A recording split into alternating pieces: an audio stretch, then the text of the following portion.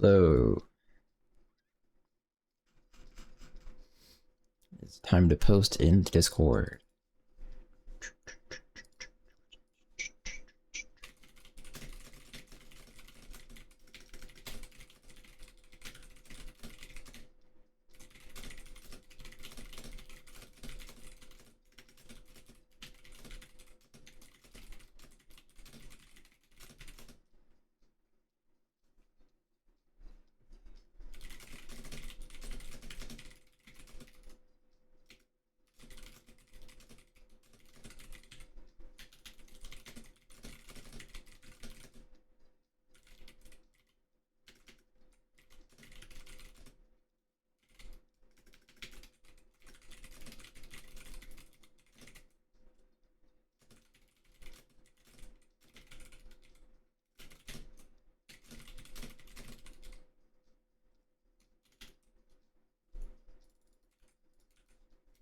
All right. Posted. Chatterino.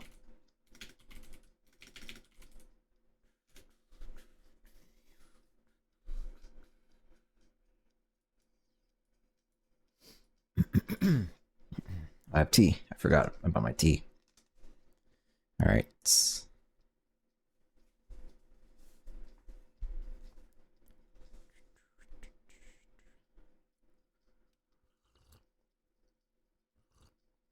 This tea tastes really bad. I don't know why.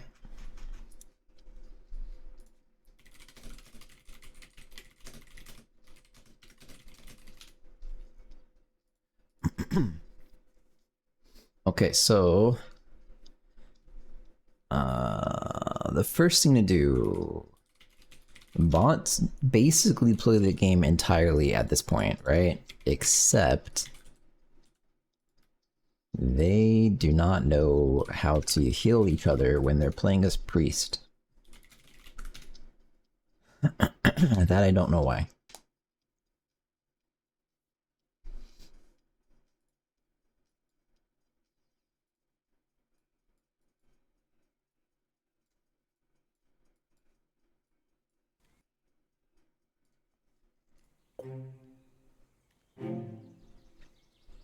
Okay, so I am a bot. Feels laggy. Oh, it's because I'm recording. Alright. It is because... It is almost definitely because I cannot target him. Why? Aim target seems to not be affected. Aim target should be here.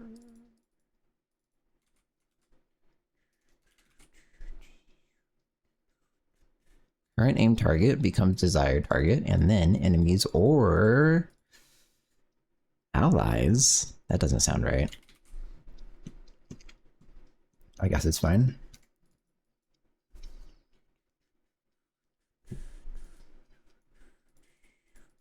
So when you're locking on,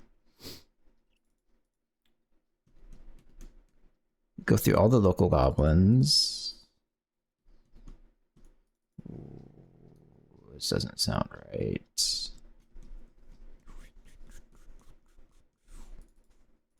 Am I? Okay, I think I see the problem.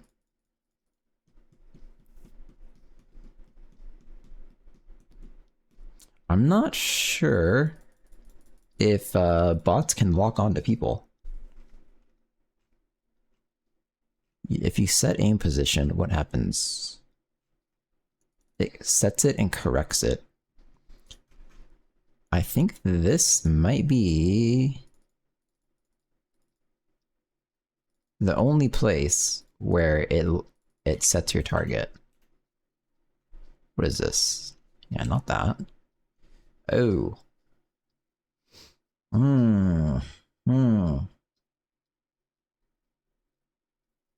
That's interesting.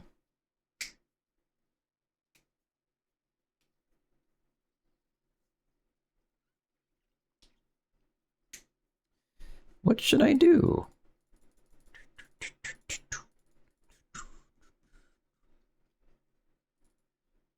I guess I could do different stuff for client and server. That's not that bad. I guess.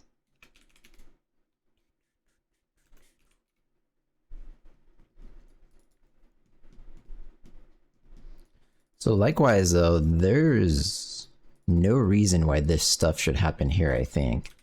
This should just happen here. This is validating the target, right? Except get target ID is... Okay, I see the problem.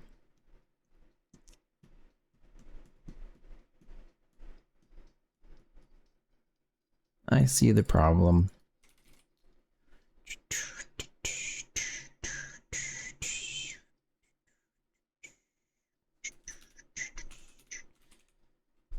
So I guess that can basically only happen on the client, actually. So otherwise, if you're the server, I guess we will just try and lock on to nearby targets or something.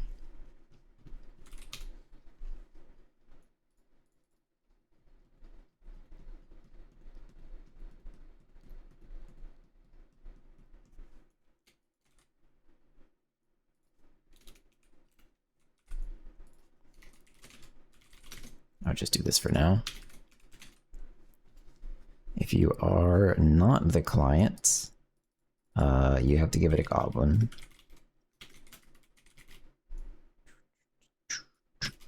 Get server target goblin ID. Okay. So we will not do anything with the aim ray. There is no such thing as an aim ray. So you don't have an aim bounding box, which is already, that was already sketchy to begin with. You go through your potential goblins, validate. Let's get rid of all this shit.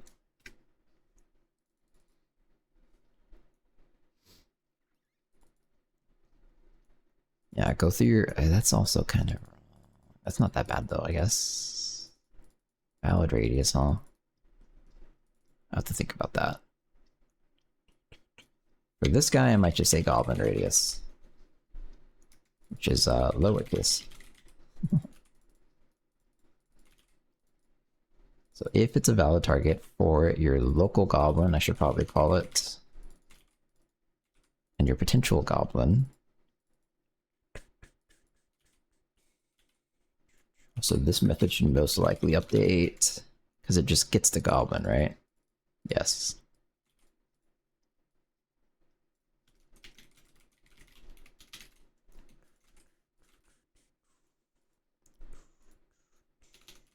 Turn is valid target goblin target A.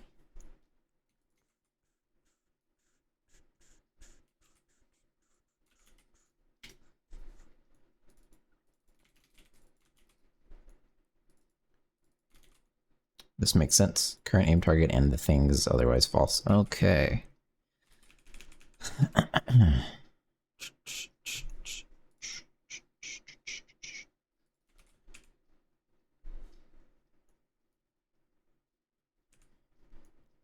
You potentially skip this guy, and likewise, I can actually optimize this by using this better.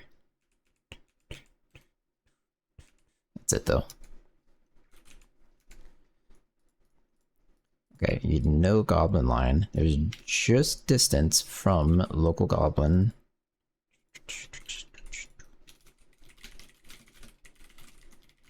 Local goblin aim position, potential goblin, last position. This isn't right. That one's light. It's right here. The camera distance doesn't matter for this guy. Don't care.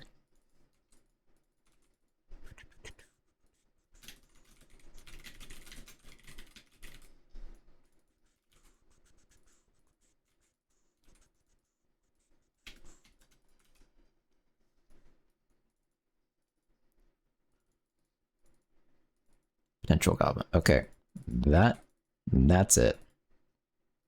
That one's done. So now when you're on the server,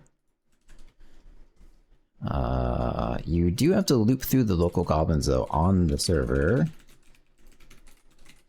And actually one more thing, I can optimize it really fucking easily. Potential ABB.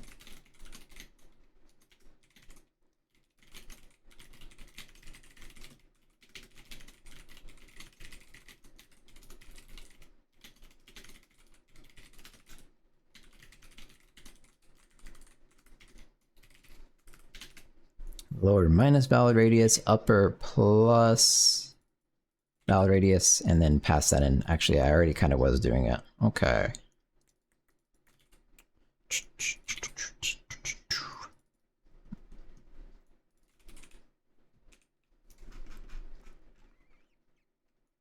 So for every local goblin, you have to validate that they are not aiming at a weird speed.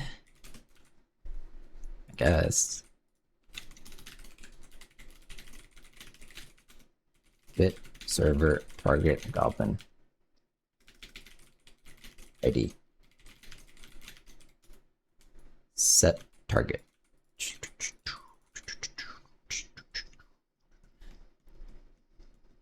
This is fine, I guess.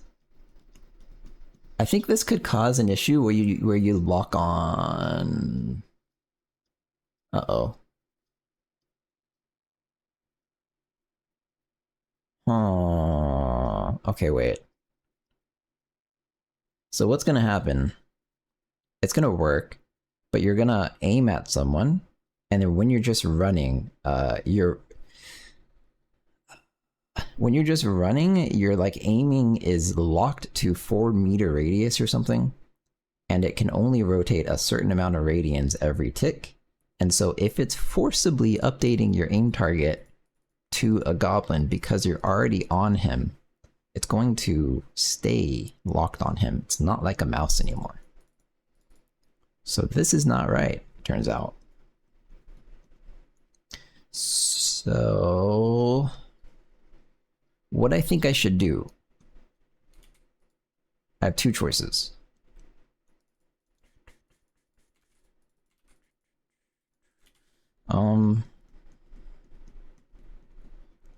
I guess when does this actually get called? Let's see.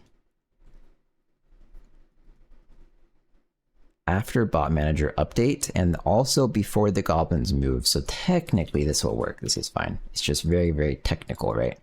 So when you get the server target goblin ID, I can actually verify that the valid radius can be like 0.01. That's fine. Yep. Because in the bot manager, when you're fighting someone,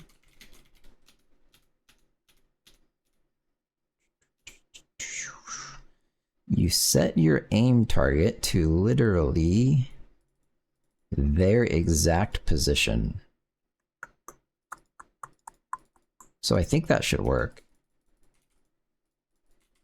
We will see. Except, oh fuck. I don't know if I'm gonna be able to heal them though. Because I'm not a bot. The Freljord shout! Wait, great. Now I have mana. The enemy has captured an outpost. Giving my life to Goblin He has captured an outpost. Jesus. The gates. I can fix it. It's kind of hacky. But this valid radius should be like if exist fake bot ID. Is that it? Yep.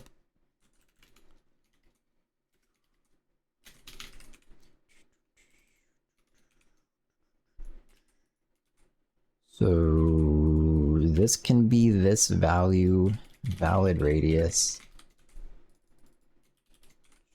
And then if it exists and local goblin ID is fake bot ID, valid radius can become like 1.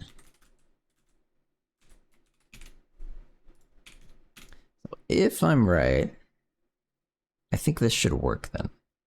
This will lock on my bot goblin that I'm controlling on the server. Pretty sure.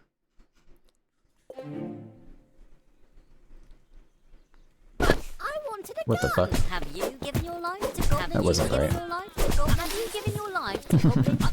Okay, they say way too much shit. Goblin Jesus? Oh, crashed. How? Cannot add a client packet without setting the local goblin ID. Channel heal manager.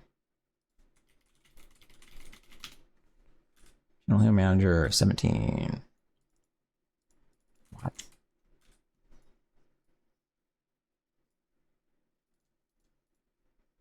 Well, one of these things is adding packets.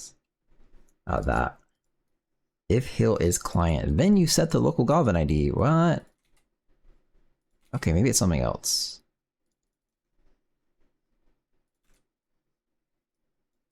It doesn't really tell me at all though. Channel manager update. Is it potentially destroying it? Nope. Well, fuck.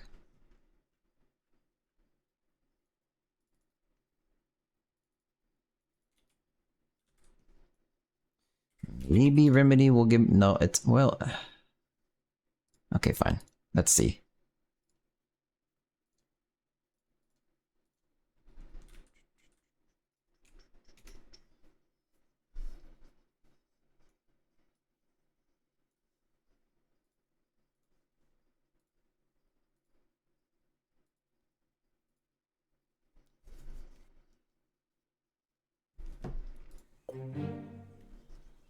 Prepare a debugging stream. Hey, what's up, Evan? Anyone got a light? It'll be a normal stream. My staff is on Kind of. fire! Hey, took my hat. Life to Goblin Jesus. I don't know why this is happening though, but is this gonna tell me?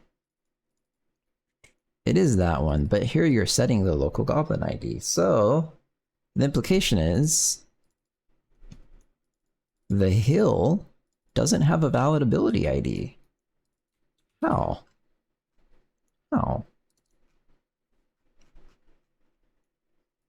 The bots basically totally work, and they can use, all of them can use their basic abilities except priests. And they can capture the princess, repair doors, break doors, fight, gather resources, upgrade buildings, all that shit.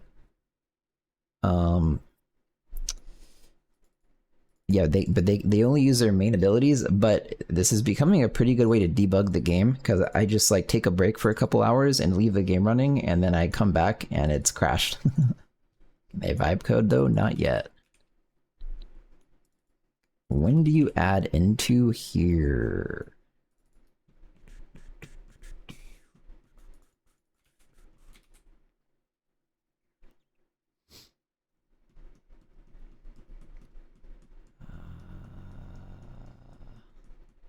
Ah, wait, this is a problem. Oh fuck. Probably every single ability in the game is a problem. Whoops. Every ability in the game has a local next ability ID thing. It needs to be in the context. Whoops.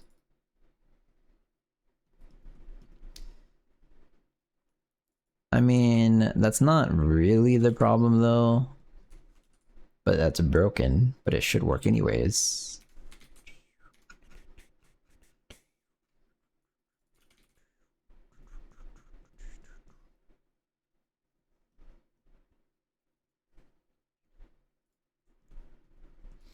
Priest ability ID to do bad, yes.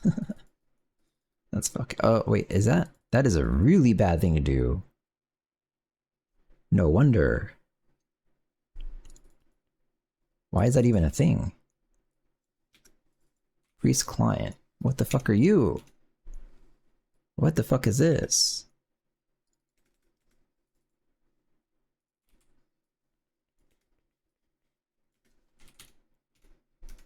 Okay. I don't know why this code existed. But anyways.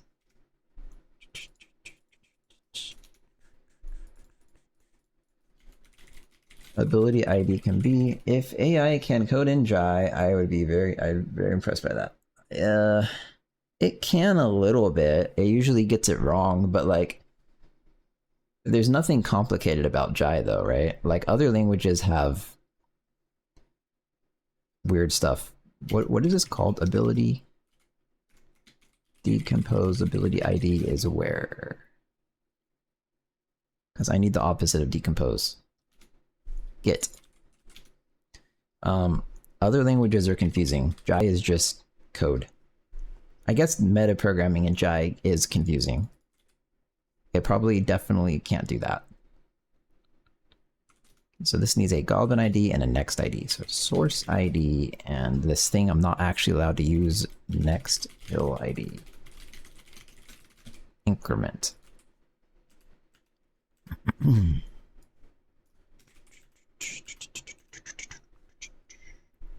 So then client is local source ID. Boom. Now what?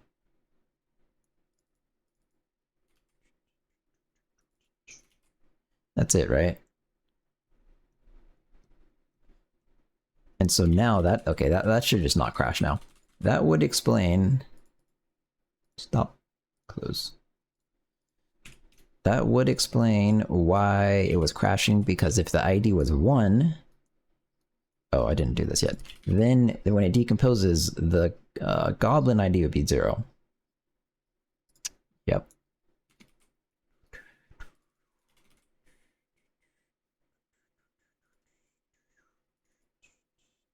Set heal.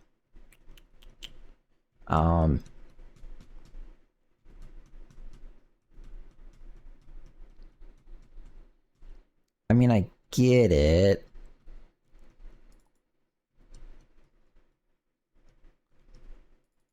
Okay, the implication is something like this is one method, and then you need another method to explicitly create one with an ID.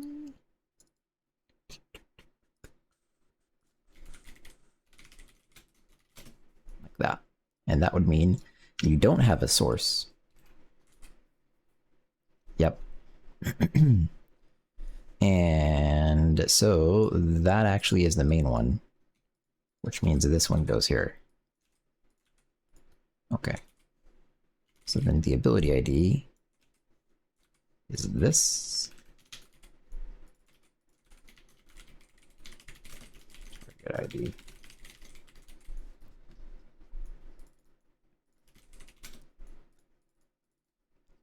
So now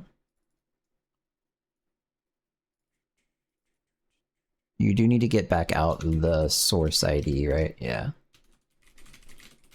Decompose ability ID. Ability ID.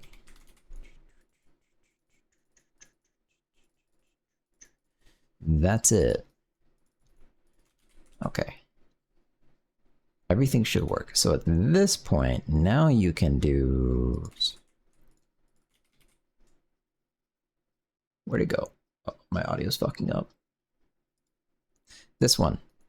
Set heal with the ability ID, and you do that. You exclude the source. You don't say whether or not it's a client. You don't care.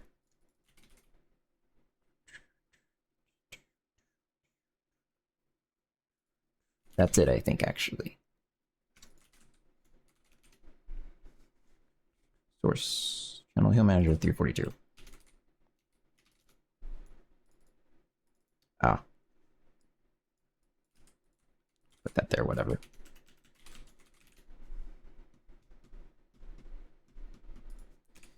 Yeah, if the fact that it's crashing though means I'm probably locking onto them now, which means I can probably heal them now.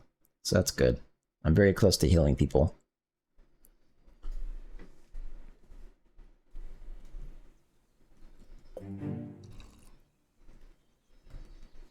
Have you your They're not supposed to spawn like Anyone this. got a light? Goblin Jesus. Have you given your life to Goblin Jesus? Capture Given an your life outpost. to Goblin Fuck. This is bad code, but for the replay system, this must be true. What?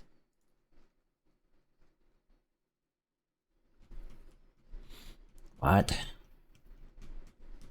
If hill client and source goblin and source body.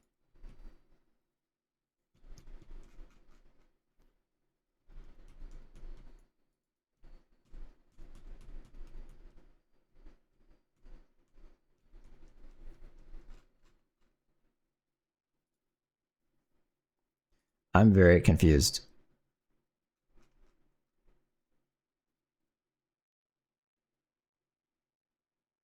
If hill is client and there's a source goblin and the source goblin has a body. I get why that needs to be true for the replay system actually, but how can every single hill be a client hill?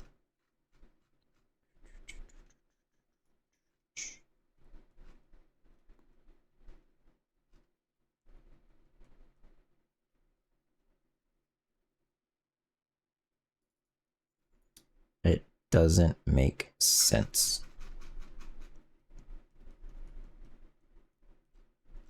I think it's no longer true. Who wrote this code? Oh wait. I think it's no longer true. Because you're now passing, when you're a client, you're passing the render positions, which the replay system would pick up on. I don't think that used to be true. Skipping this. We'll see. I mean, I don't even use the replay system now. Maybe I'll want it working again when I have the playtest, but it might have. Have you given your life to Goblin Jesus? Okay, I am... Oh, crashing. Channel Hill Manager 407.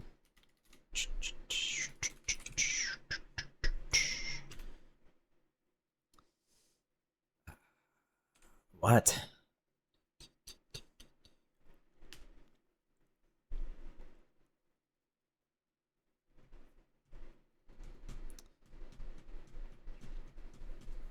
Should you have bodies, even if it's not a client? Actually, maybe. Even if it's not a client hill, yeah, it does make sense to have bodies. Doesn't it?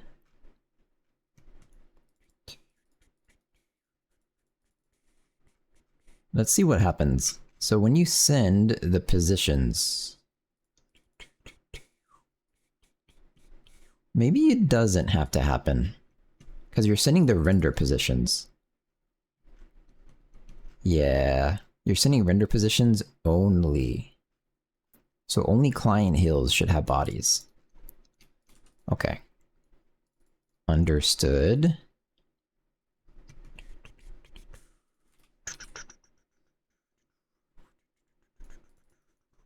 So that is a fixed thing. That's a fixed thing. I can probably do it like regardless, like if body. This feels pretty bad. Oh well.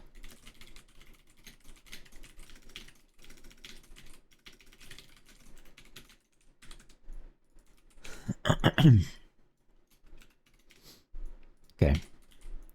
Remove break. Sure. Remove hill client. Wait, why is it called client? Uh-oh.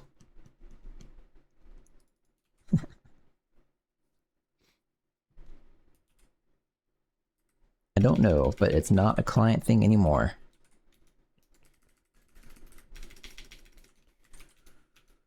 Okay, problem solved. So also, I need to, yeah, everything else that touches the body or bodies or something needs to be only client. Let's try and be sure that's client. Client, client, client, client, client. Okay. Looks good.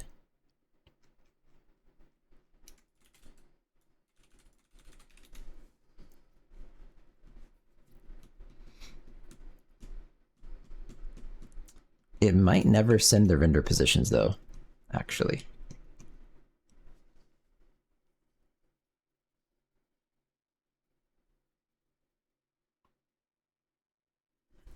Like, I'm guessing those are calculated in the render method. Maybe not. Have you given your life to Goblin Jesus? Have you given your life to Goblin Jesus? Okay. We have captured an outpost. The enemy has captured an outpost. I'm healing myself. That's not supposed to be possible. Morning soup. Prepare to rescue our princess. Okay. It's like 50% working. So...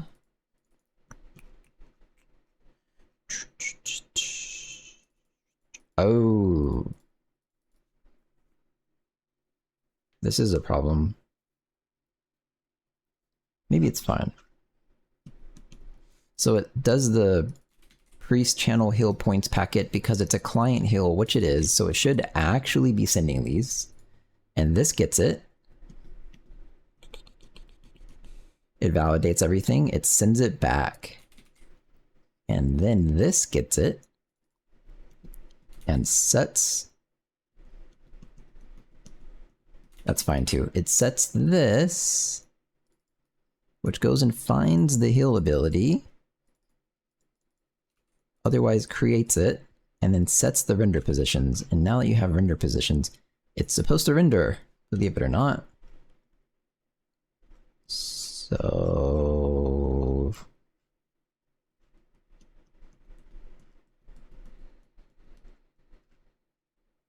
Okay.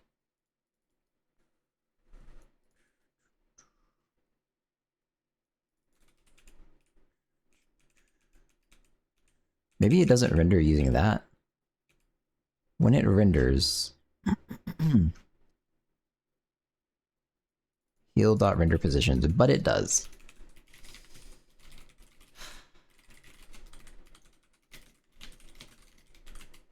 Okay.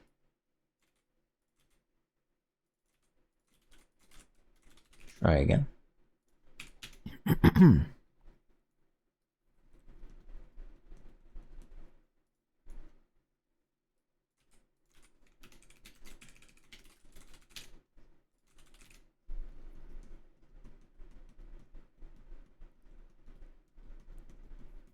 I am not very sure where this could be going wrong.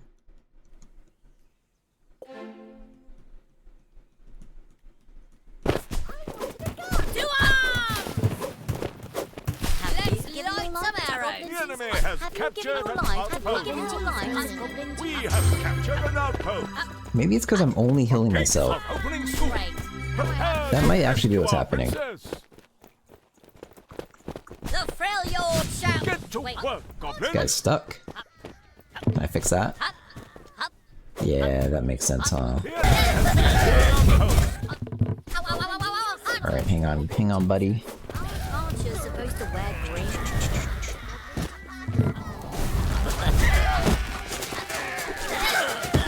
Why is it fucked up?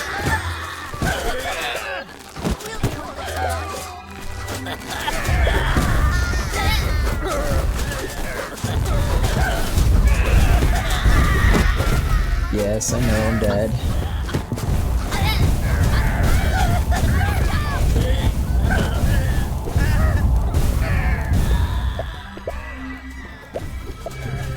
It's so laggy. Okay, we're over here. That's totally different.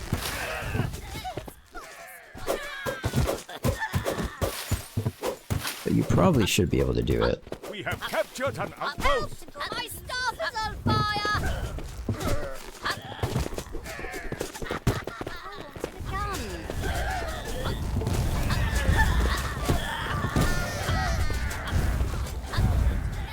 How's this gonna work?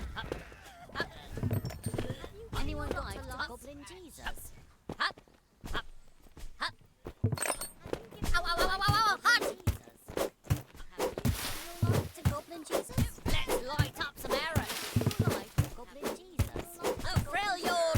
I need to. Okay, the voice lines. I haven't. I guess since I made the voice line system like months ago, I never tested it with actual this many people, and it says the shit way too much. The enemy has captured an outpost. My anti-spam heuristic is not working. God, it's so laggy. I need to be in performance mode. The enemy has captured an outpost. This looks okay. That's probably will work. Just make you jump. Looks right. Probably. Save. Wait, We have captured Save. an outpost. Yay. Where am I? We have captured an your life outpost. to Goblin gun. Not gonna heal? Have you given your life to Okay, Goblin can I heal Jesus? him? Have you given your life to Goblin Jesus? Nope, I can only heal myself. Okay, fuck me.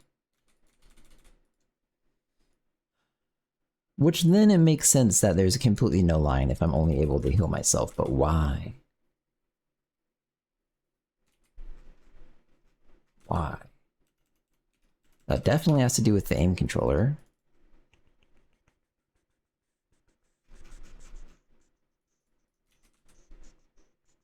Let's stop spamming this for now, because I now kind of understand the problem.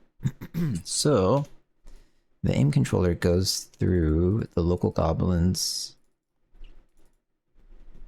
This should more or less be... yeah, this should be true. Local... oh, wait, well, that's not... okay, let's just look at the code.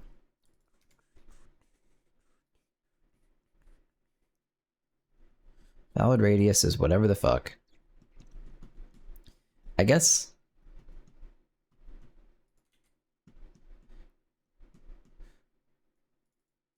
Why is he even allowed to target himself?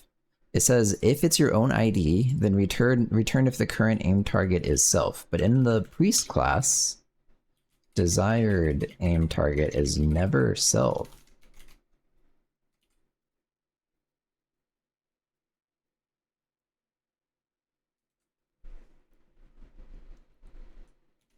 This kind of leads me to believe I accidentally mixed up something, actually.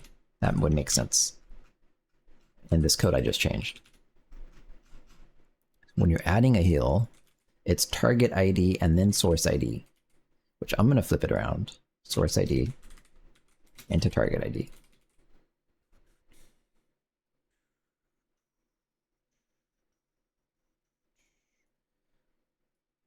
Which is, in fact, this.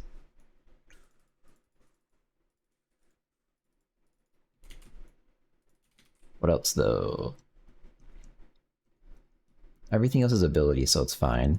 But when you do this one, where does it get the target from? Packet target ID? That's fine.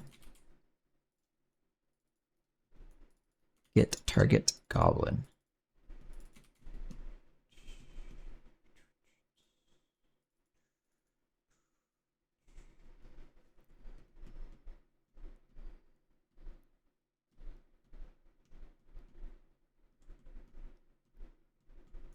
If goblin team... what the fuck is this? If the what the fuck? Get the target goblin. If the goblin's team is the same team as this guy, then just return him. Fucking what?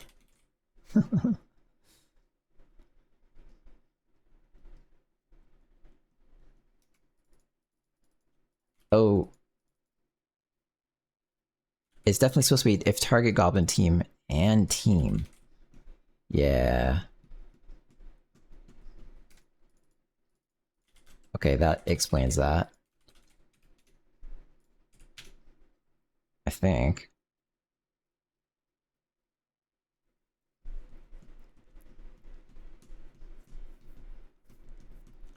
Alright, I think I can heal now.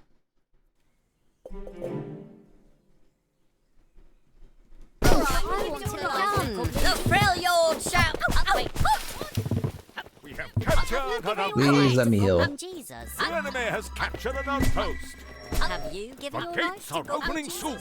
No. Prepare to rescue I noticed that our even in debug princess. mode, I can get huge improvement by not spamming the console. Windows console, yeah, it is really fucking slow. Get to work, goblins. I'm not worried about the performance of this. This is too useful right now. If something goes really wrong, then that tells me like exactly what. Okay, hang on. That was kind of working. Have you given your life to Goblin Jesus? Given your life to Goblin Jesus? Let's light. And also, that's being spammed once per bot per frame, which isn't that bad. But yeah, it's too useful. If I do remove that though, the performance will go up a lot. The Windows console is shit. It's not even just Windows console though. Print is just a hard function. Thanks for the follow. Yeah, print's just slow. Like, it's hard to print things.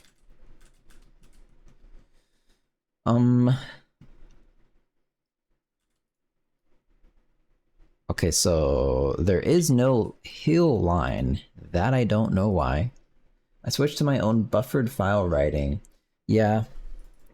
I was thinking about doing that specifically for bots, because there's so much information I want to spam, and then I want to filter it. But, eh. And I mean, in Jai, it'd be super fucking easy, because I'm pretty sure it literally just used to print to console is the string builder. So I just make my own print function, write to string builder, and then write to file. That's it. But, eh. I don't like files. I'll never delete them. Look at this. I have a system that every time the game detects a freeze, it saves logging information about what the scope that it freezed in was. And as you can see, I never delete it. So, yep. I should make that like a no check-in or something. Wish I had Jai. Jai is very good. Okay, so why isn't it rendering? I'd like to know. I'd really, really like to know.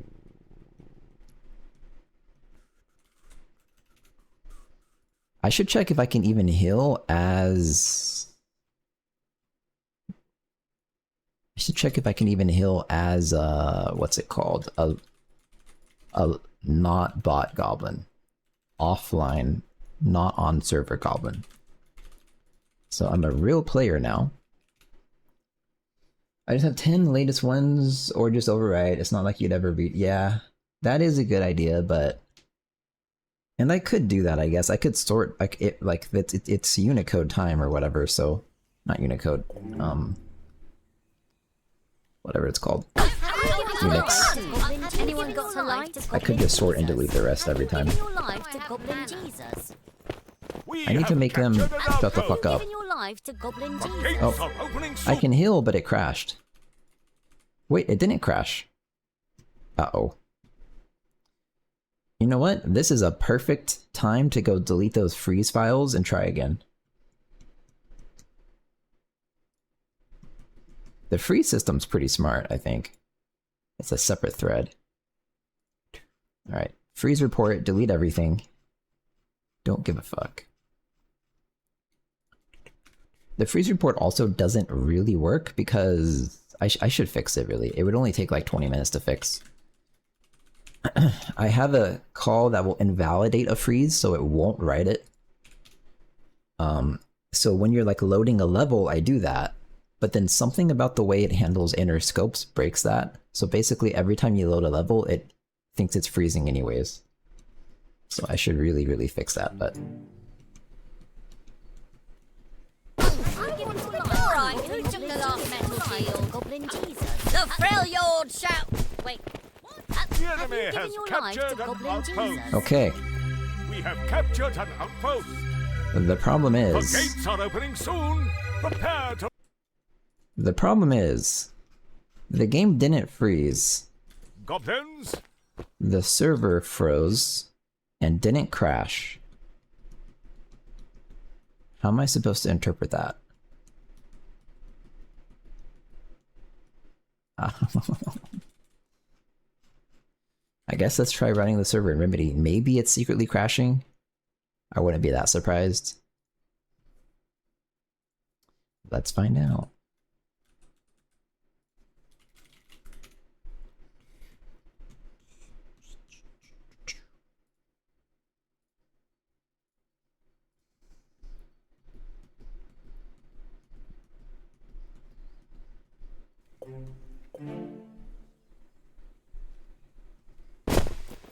Anyone got a light? Have you given your life to Goblin Jesus? Have you given your life to Goblin Jesus?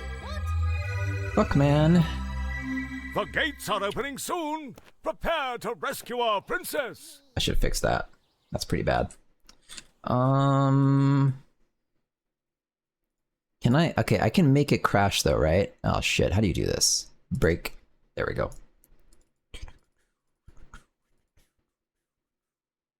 That's not helpful.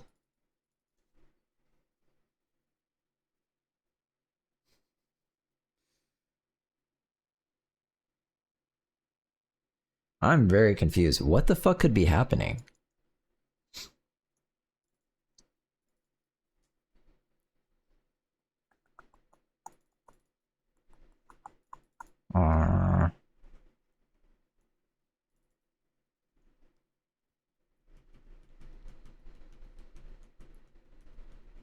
Maybe, oh, it's a separate thread. Okay, wait. But the separate threads don't exactly have... Fuck. I think even if I do this, this doesn't tell me the actual call stack of the threads that are crashing. Fuck. Is there a way to get that information? I don't know. It doesn't even have a process packet. Wait a minute. Process packet immediate. Okay. The wait for doesn't matter. The sleep milliseconds probably doesn't matter. The process packets immediate could be bad.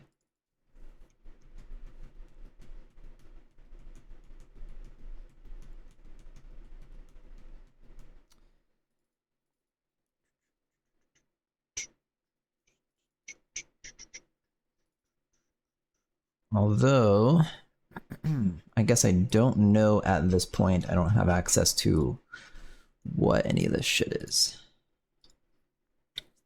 So it's not that helpful. Yeah. I'm not very sure what to do.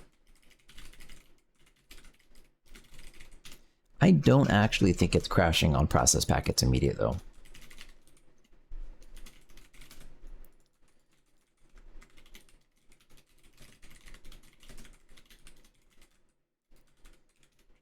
Let's see.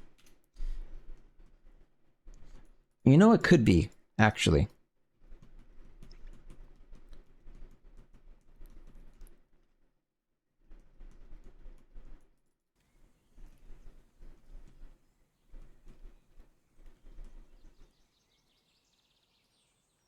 If the packet size is 0, I wonder. This is gonna scam the fuck out of me. The packet size is 0, then somehow, which makes no fucking sense.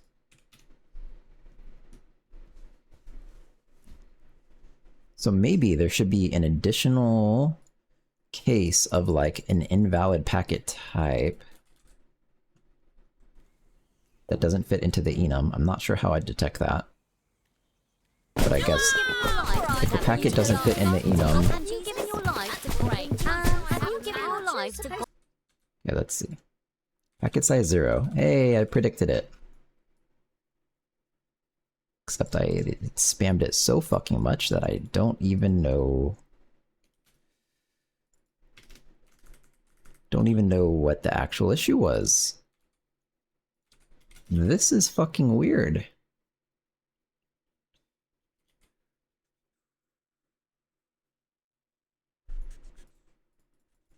So, maybe what should happen,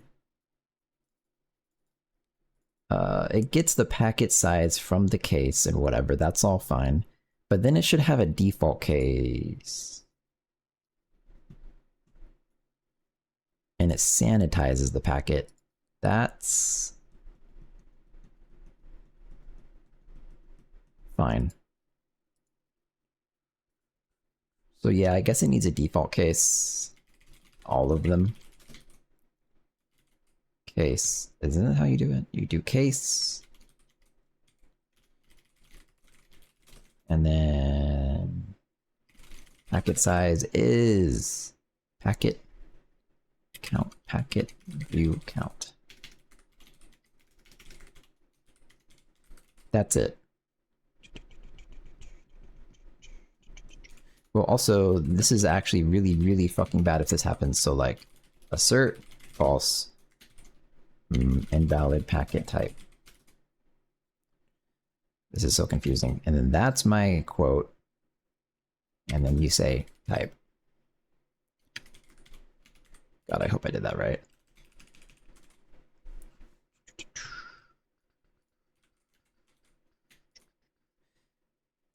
I wonder if you're even allowed to put a thing inside a complete. I don't know. We'll see. Technically kind of illegal. Case, invalid packet type, packet size is count, so it skips all this shit. You shouldn't even do that. You should just break, right? This is just in an if complete, so then if you break out of the packet view...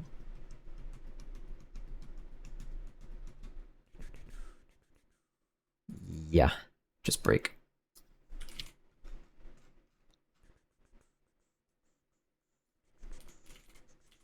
Why are there two brackets? Did I fuck up? Yeah, I did.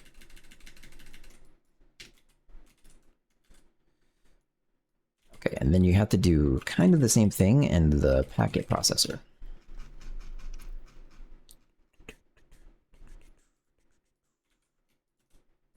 Case, default case, assert false, invalid packet type, type, break. Please compile. Yay.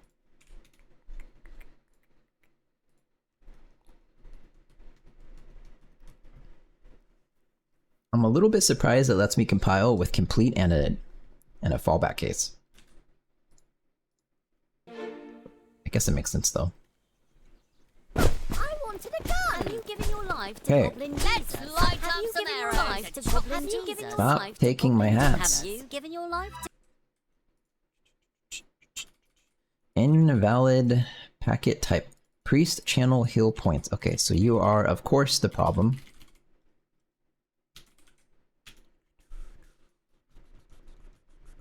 I don't actually understand why, though. Everything is a line 1. It's no padding. This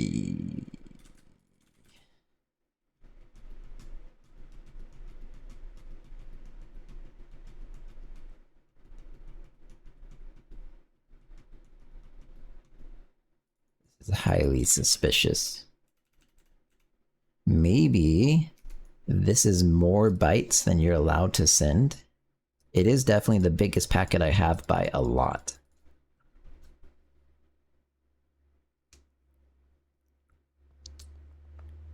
I doubt that's it.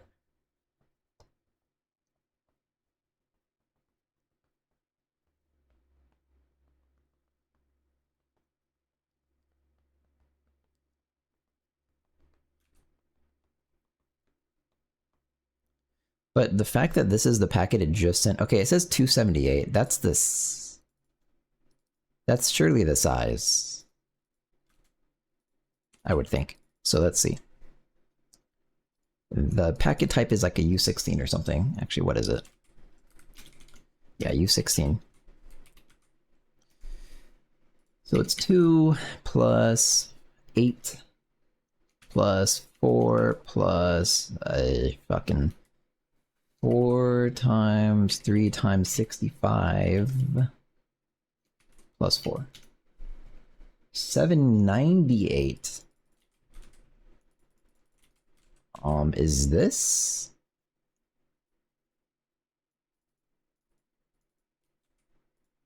Is this potentially... There's no way this is a Jai issue, so what the fuck is happening?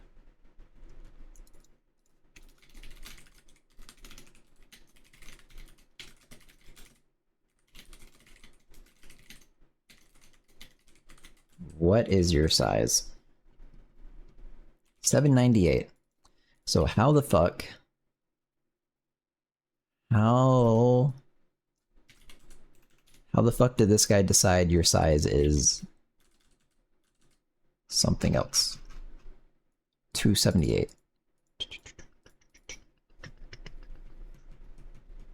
That's because it came from the client, and the client... Okay, so let's check the client.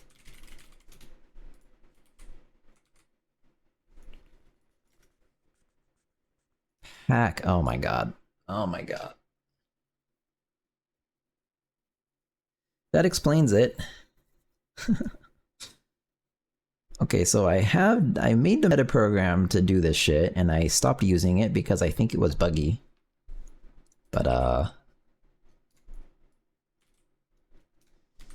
okay, let's not use that. Problem solved.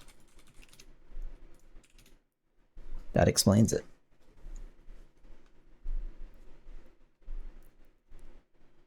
Forgot to stop using the meta program on one single field on one single struct.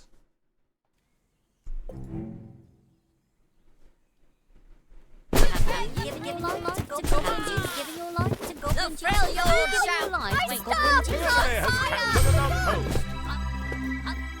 gates are opening soon. Prepare to rescue our princess. My staff is We have captured an outpost. Are we Havoc yet? Hey, not that line. Get to work. Unfortunately, Where it is at all The times. enemy has we're captured quite a few subs away from Havoc. Where it isn't.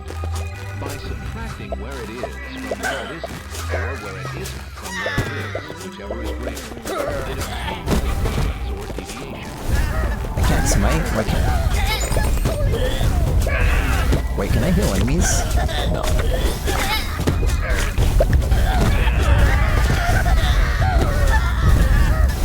Jesus.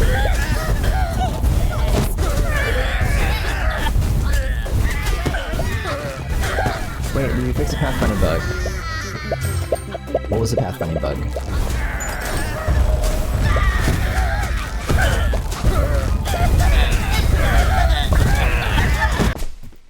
Have you given your life to Goblin Jesus? I'm sure I did. I do not know which one you're talking about though. Hey, why is my character jittery? Uh-oh. I hate the jittery bugs. I'm actually jittering. Oh, fuck. Not like Anyone this. got to light? I mean, the goblins got stuck sometimes. Oh, there is a bunch of that. Okay, let's close out of this. There is so much of that. This looks really good. Is it your own engine? Yeah, it is. Thank you. So the first bug was that it tries to project your goblin straight down onto the nav mesh and find what you're on, but you can technically be like 1 pixel off of it, and so it would detect sometimes the nav mesh that's under you, like if you're standing on a bridge. That was a problem, so that's fixed. That I fixed by like allowing you to get a nearby edge of a nav mesh. And then it was a problem that when you're jumping down, the nearby edge is closer, and that's going back into the castle, so you can't jump anymore. And so that I fixed through like I changed the algorithm again. There's a bunch of shit. And the last thing I did last night was only 1 goblin every frame actually pathfinds now, 1 bot. And it stores your path, and you keep trying to follow your path, and that, since you're not actively finding the path every frame, that caused a bunch of issues. I fixed most of those issues, but there are still some. C# custom engine, cool. What lives do you use for that? None. I'm using OpenGL for graphics. I'm using GLFW for window management. And then I'm using Fmod for audio. And then I was doing my a custom physics engine, but I swapped as the game became more focused on dynamic physics. I swapped to PhysX And those are the only libraries I'm using, I think. What was I doing? Oh, I was going to play as the bot. Okay, now we have to see if the bot can heal people. Probably not. Really cool. Why did you choose to make this in Jai? I mean, whatever I did, I was planning on doing it custom anyways, for a variety of reasons. But Jai, ffmpeg liar, that's true. From my video recording library, I used ffmpeg, believe it or not. Anyone got a life? Have you given your life? Jai given your life to Goblin Jesus? is just nice to work in. We have captured an outpost. Okay, I still can't see it on the fucking bot. God damn it. Let's try and find out why. Why the fuck? I don't know what could be happening. I'm curious, why did you decide to use physics and not other physics engines like Jolt or Bullet? Actually, I used Bullet at first because I think Bullet is a more simple physics engine, which I want. And Bullet's like good enough, but Bullet is not robust actually. And they tricked me by they have a thing in their library called like character controller. And if you actually like dive into their character controller code and start looking at it, a lot of parts of the code are like, to do this doesn't work yet. And shit like that. It just doesn't work. So if you want a decent character controller, you basically can't use Bullet. Jai's really cool, dude. Also, is a good one. Very convenient for gaming. Yeah, those are both good. Okay, why the fuck isn't it drawing? I don't understand.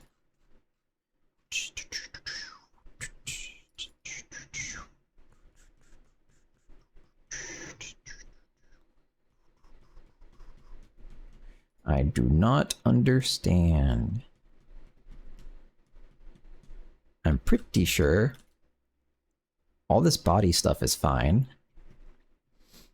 I guess I should be sure I'm updating the body correctly.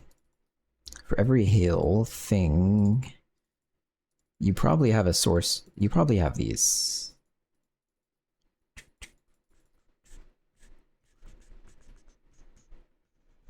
Cool, now I'm really curious, how does your game architecture look like? Do you have nodes or game objects or something else? No. Maybe if I wanted to really plan this out as a multi-year project at the beginning, I would.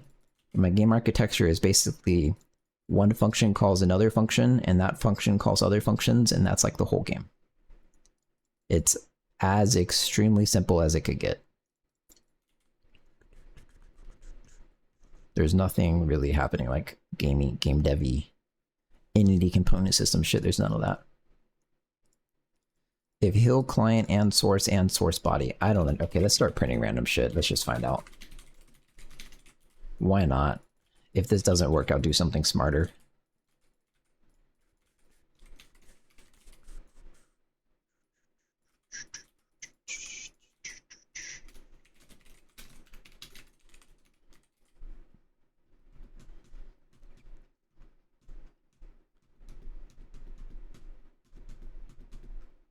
All this should work, though. This could be broken. I could very easily see the source position getting broken, which... I don't know.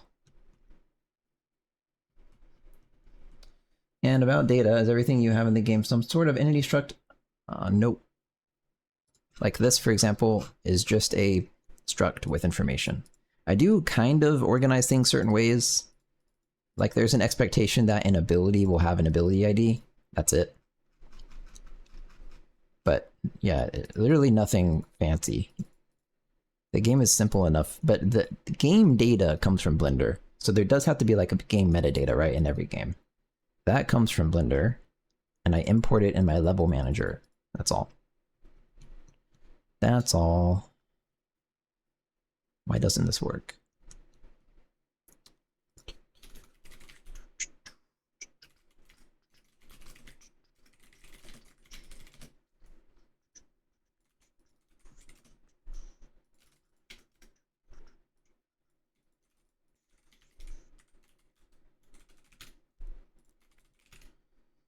Awesome, wishlisted, good luck. Thanks, man. Appreciate it.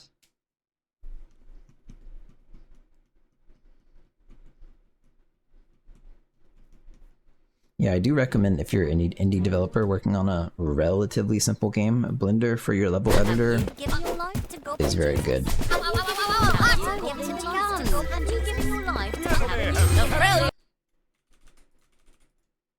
Okay, so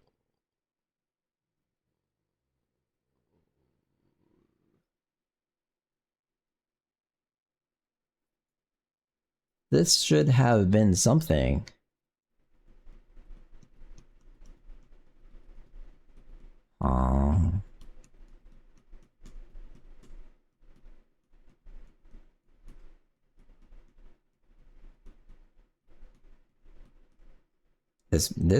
Fuck, I guess I do have to fix this. Oh man. Okay, let's look here now.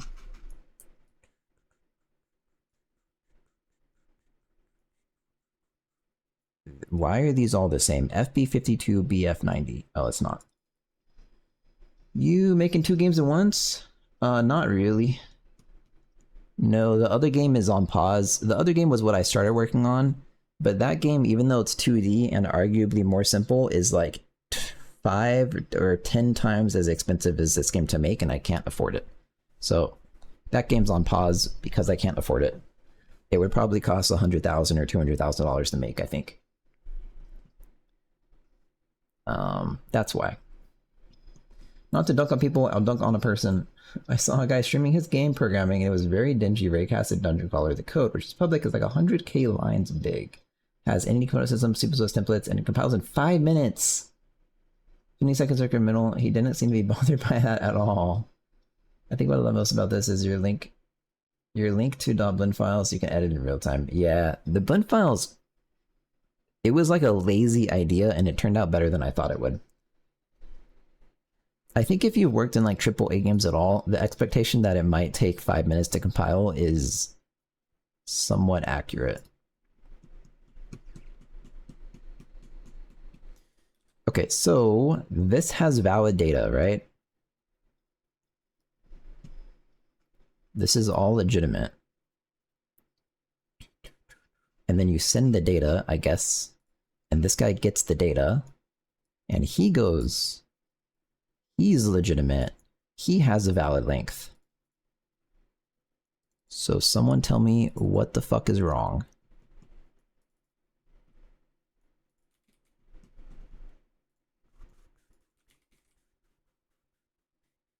I don't know. Don't C++ AA games have like 30-minute long compiles if you touch a header file? Probably.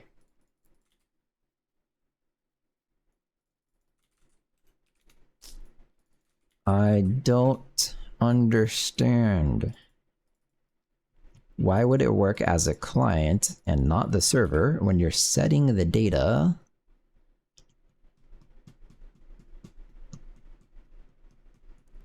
I guess I can print it here, but I shouldn't have to. I could render doc. I don't think that would help.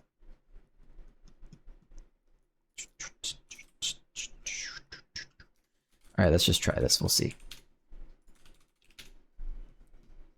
But they do hot swaps, yellow summon. Probably they basically all do, but I don't know, it depends. I wouldn't say that's a guarantee. To arms! Are there swords big enough? Anyone got a light? Are you giving your life to goblin Jesus? The enemy has captured an outpost. Giving your life to goblin We Jesus? have captured an outpost. Where is my Of opening soup. Prepare to line? I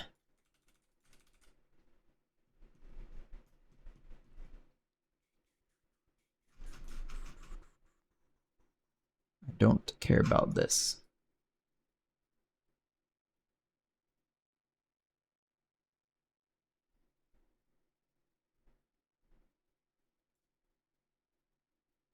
Render. Oh, okay.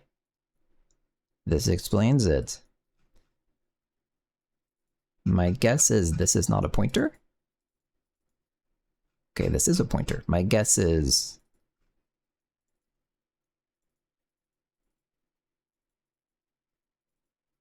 that's also a pointer. My guess is I'm very fucking confused still.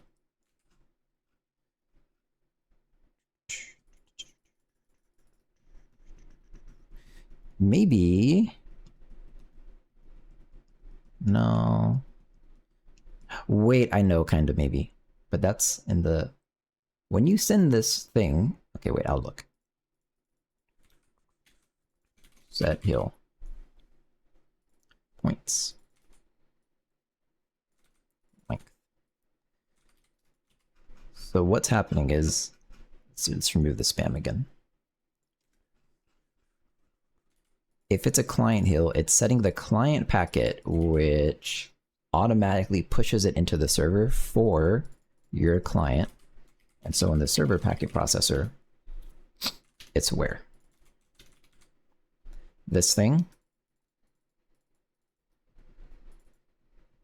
This could potentially be wrong. Found this.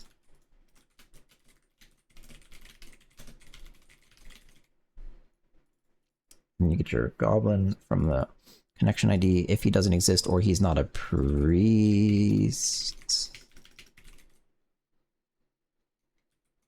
Let's just print random shit.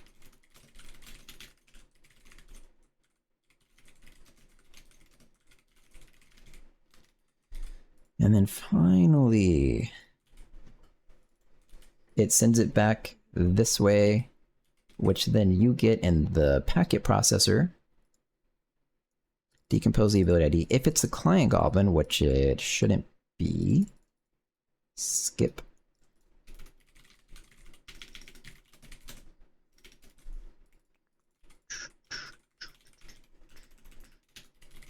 Client setting, boom, boom. Let's see what the fuck it's doing.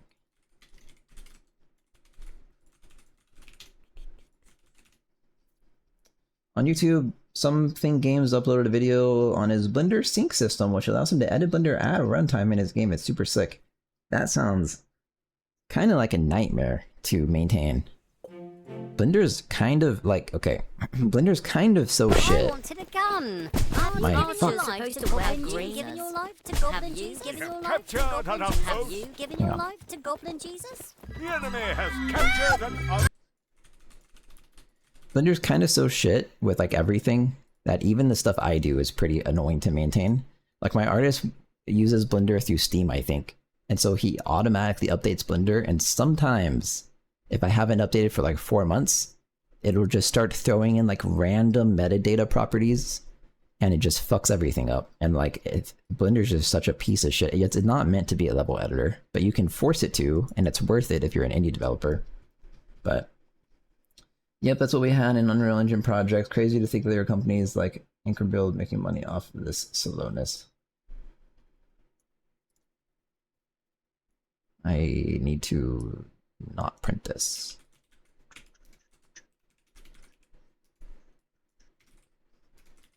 Okay.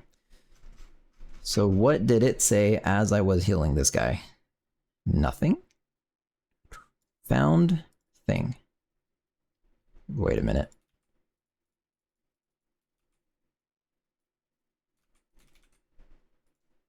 That's fine.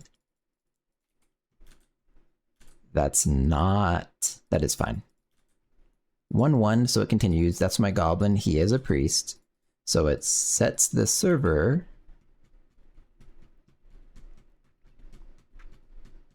Is this fine? I think so. It sends the server packet back. That's all it does. And so presumably that sends the right data. And now got this thing setting this random shit. Why is it -4?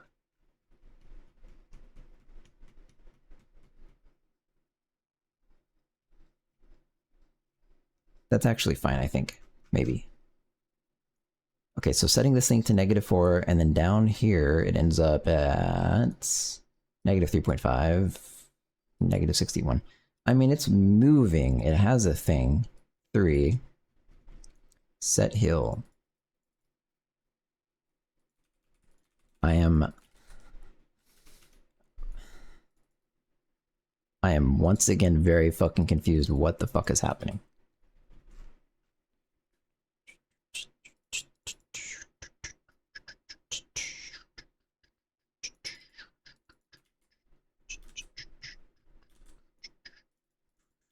So it did actually get to set hill, and it's setting the found render positions.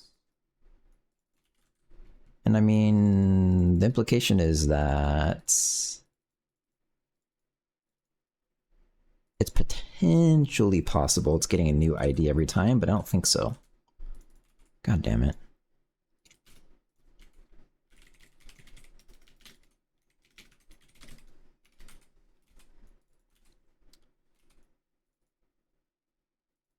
So it's setting the render positions of this hill that it either found or created, right? I don't see any reason why this wouldn't work. And then it's going to, at some point right after this happens, render it. It's possible, actually. You know, this could be happening. It could be getting removed immediately.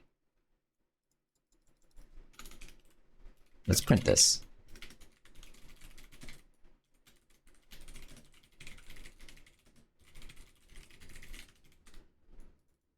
Yeah, we'll do this.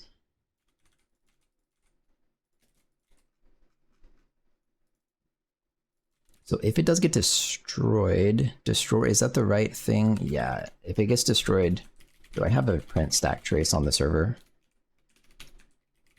Destroying hill. I have a suspicion now it's getting destroyed every single frame. Which would be something the server would do.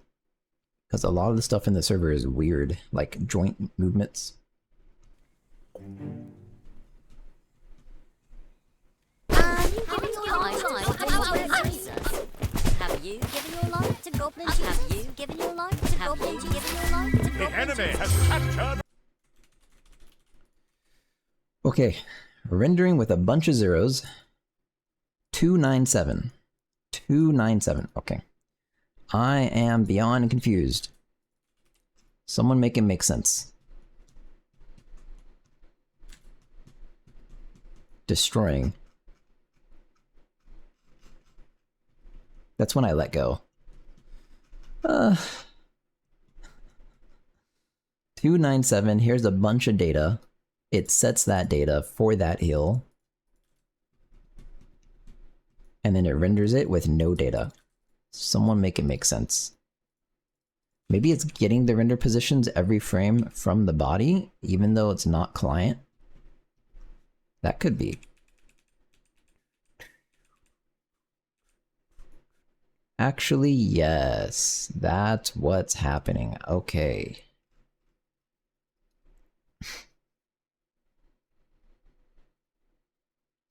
So, the question is, do you need to do this? I don't fucking know.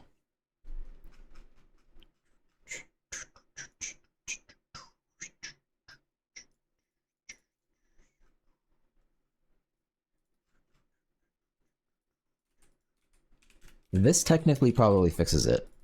So it's I think the logic of this thing was it was expecting that the physics runs on every client, regardless of whether or not it's a client running, like it's a client physics. I don't know if there's a benefit to that.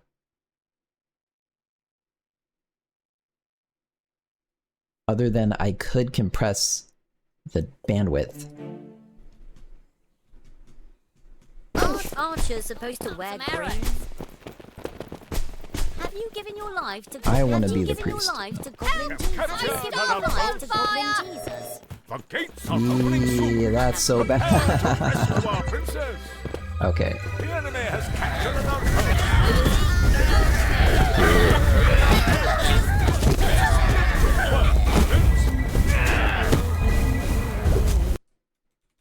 Okay. So it works.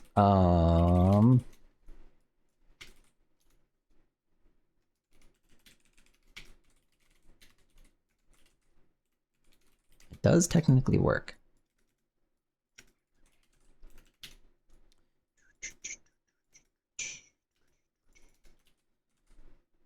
So I guess the two ways I could, even if I were to do the physics locally, it doesn't exactly fix the problem.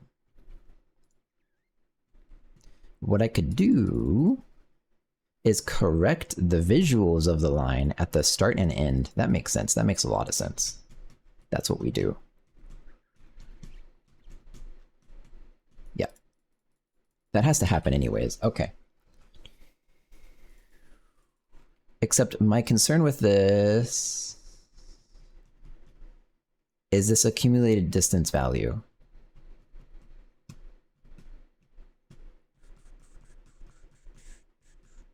I don't exactly understand what this does. It goes into the render length, which goes into U length, which is used by whatever the shader for this thing is. Priestline shader. U length, what the fuck do you do? Wave progress.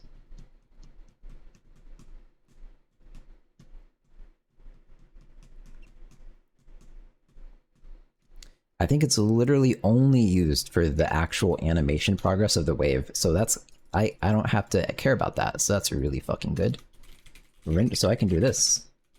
Channel hill correct render positions.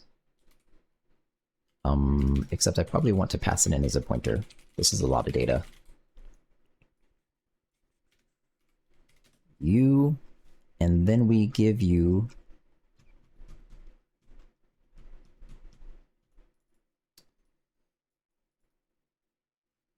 I'm still in the loopy thing, right? Yeah, I am. So if you have both of these values, I guess, if target and source.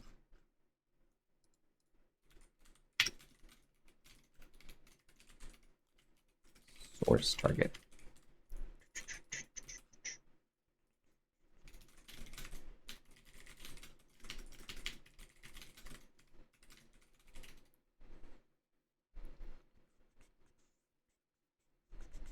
How should this work?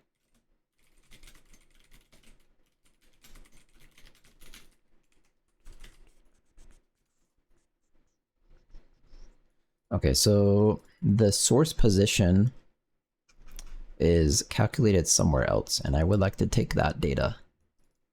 What does this mean? Target first. What the fuck does that mean?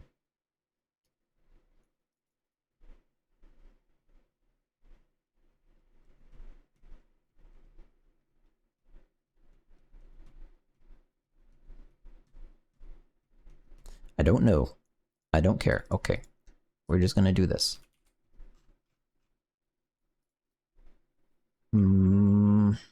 So I think you always have the same amount of points. So source position is thing. Target position is like the center of their body or some shit. This one. Why does it care about velocity? That doesn't make sense. Down there? Okay, whatever. Target render position. And then actually what you should say is maybe if it's a client, you do this or some shit. And actually, no. You do this in the render method, believe it or not.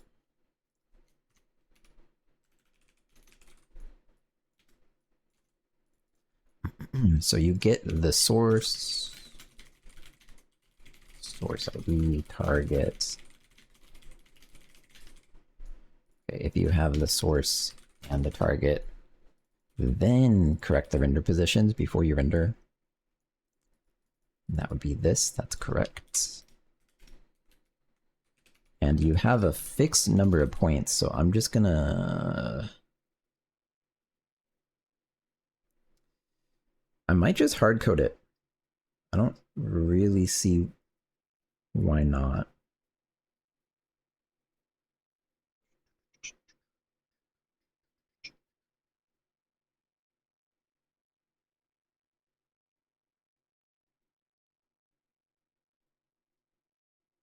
Wait, I know what to do.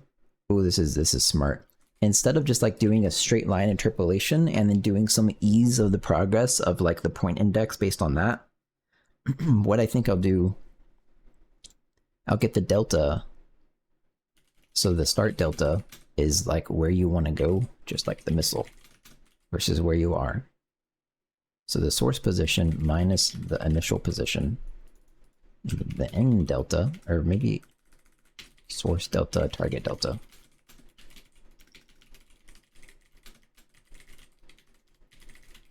So that.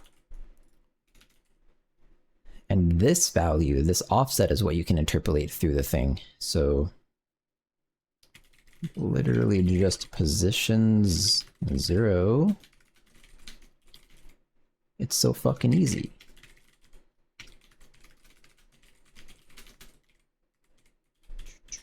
Six, 4, 2. Boom.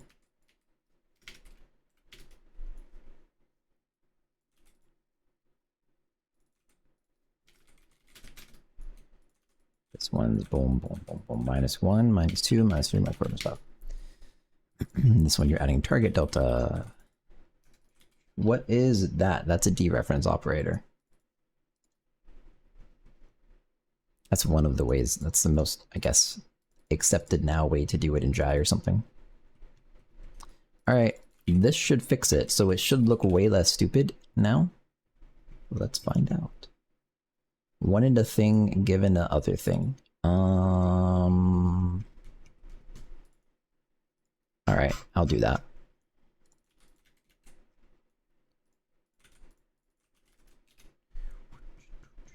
AI injector, AI completes the rest of the code.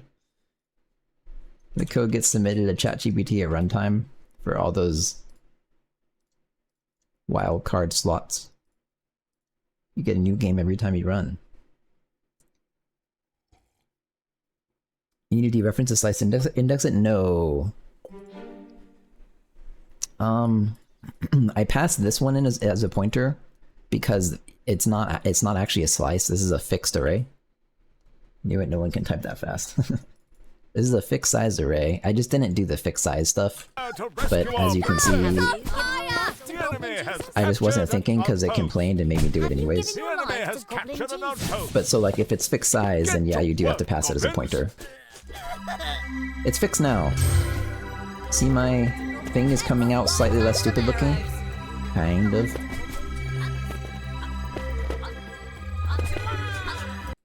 I should probably interpret the delta throughout like half of the things though, so I guess I will interpolate.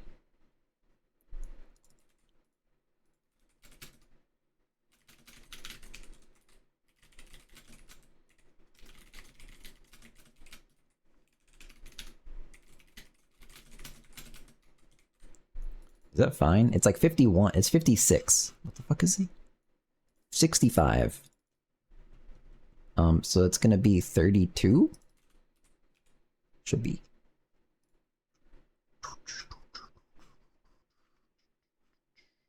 Where did the code go? There it is. Okay, 32 things. So you're going through 32 things, and the progress is this.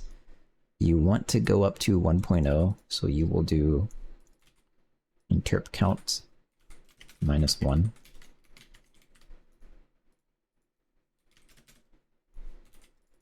That's your strength value. So then positions, I better do this right.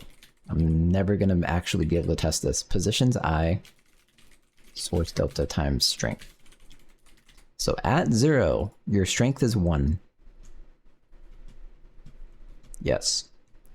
And then positions count -1 minus I.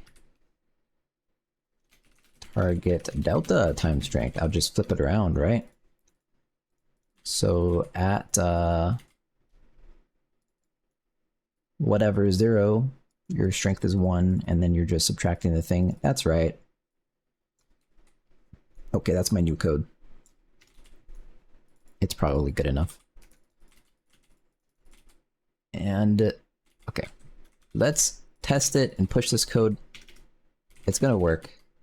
I guess let's test it anyways. For range is not an integer. Oh, that's this one.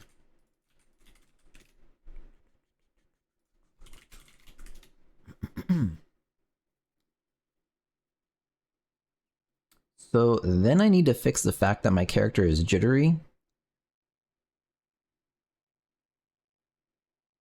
These types of bugs fucking suck. I hate this. If maybe I'm a server goblin right now. We'll find out. Get to one. The enemy has captured an outpost. The gates are opening soon. Good. I can heal again. Okay. So am I a server goblin? Yes. So maybe. If I become a client goblin, maybe I won't lag. Maybe.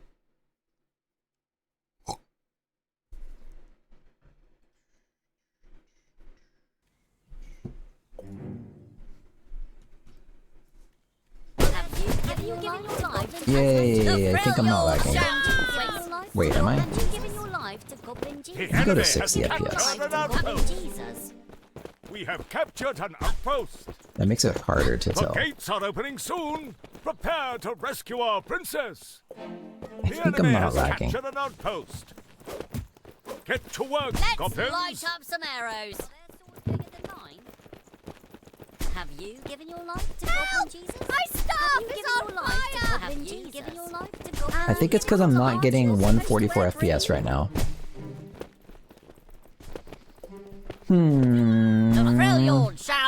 Wait, what? I mean, if I can plow in release mode, it's probably fine. Have you given your life to Goblin Jesus? Have you given your life to Goblin Jesus? No, I have mana. Have you given your life to Goblin Jesus? Ow, ow, ow, hot! Have you given your life to Goblin Jesus?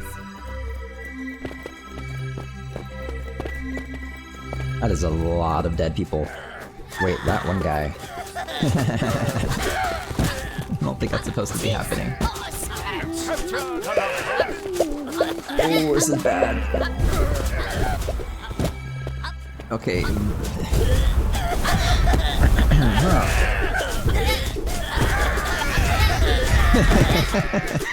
There's a big stack of wood you have there.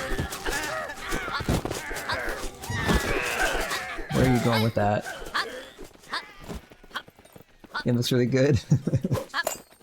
I could see that compliment being either sarcasm or real right now. Where is he going? Oh, you fucked up, man. He's faster now, though. Where are you going? Okay, that's fine. So, the priest abilities aren't undoing themselves.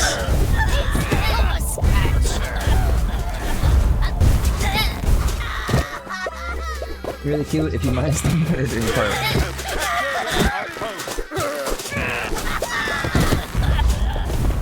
Playing with this many people is also making me realize... Just a flesh wound. The camera is not actually very good. The camera is snapping into existence a lot of the time, like that. It was kind of bad. I think I know why though. Like that, just then.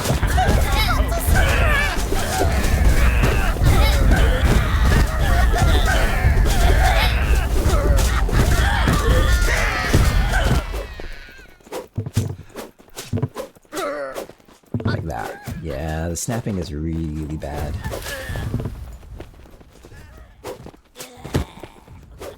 And that, okay. Interesting. So... the priest stuff is not going away, but because I added this code to correct the render position, it's rendering it like infinitely.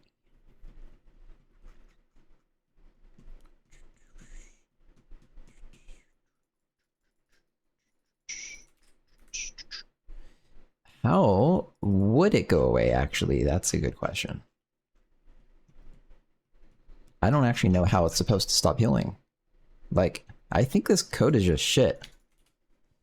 I did change the heal entirely, like very recently, to add physics. I don't think it has a way to stop.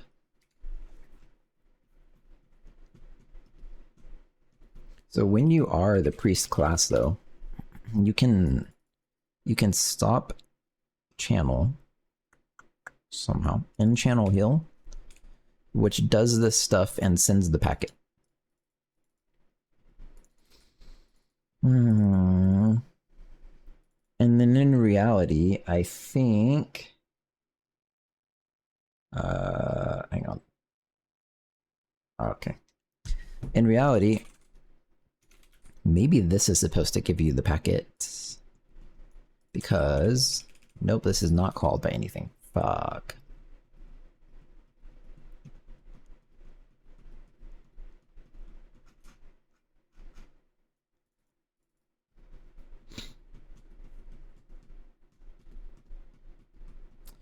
What do I do?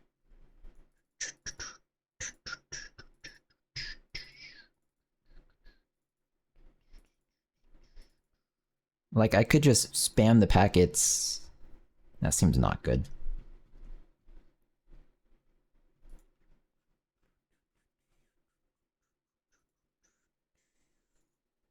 How about this?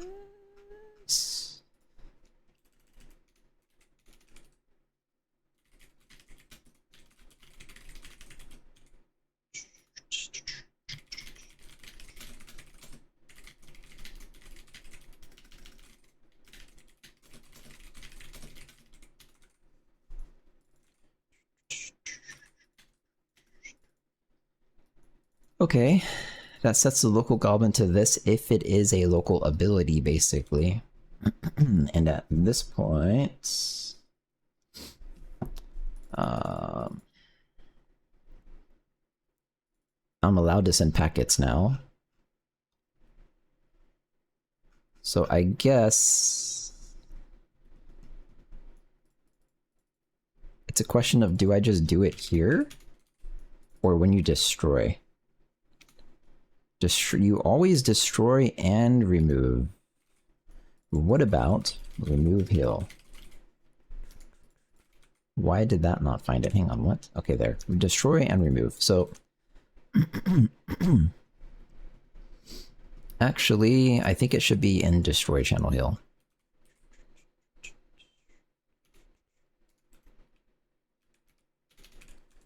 I'm gonna do the same thing. It's gonna be,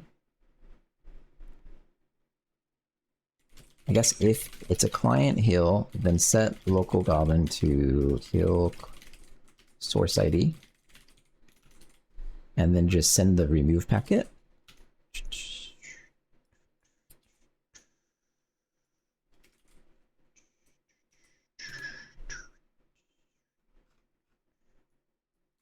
Seems kinda weird.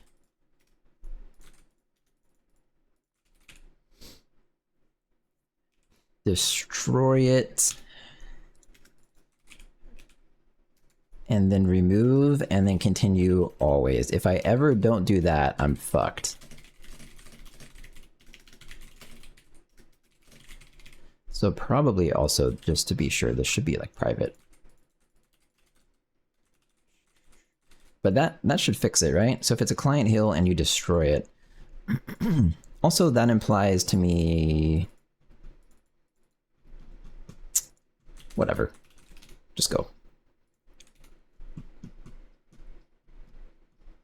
It might work.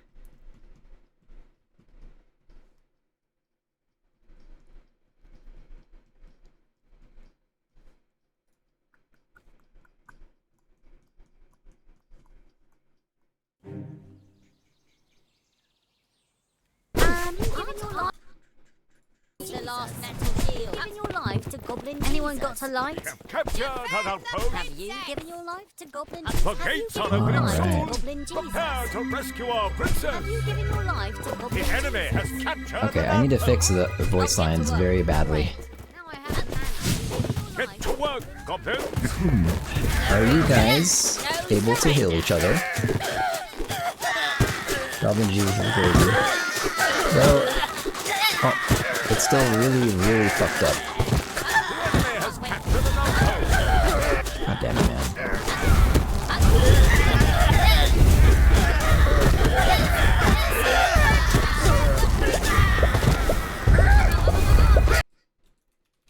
I don't understand why it's doing this. I don't understand why the hill line is going into random directions, and it's like it doesn't have physics, actually. It really is like it doesn't have physics. Yeah, I'm gonna fix the voice line stuff. So that voice line is funny. I like that voice line, but they're supposed to say this shit like not that much. They're saying it a fuck ton. Don't know why. Haven't you struggled with heel lines like a lot already? The reason they're all fucked up is because I had it originally set up so it just draws it was only visual. It was really nice. It just draws a straight line to the goblin you're healing, and that's it. And what would happen was people would jump off the map in the last playtest and just heal people while dangling off the map without dying, which is kind of a fun mechanic, but it's also incredibly overpowered. So the solution was the heal lines are now physics-based, which makes everything infinitely harder. So that's the problem.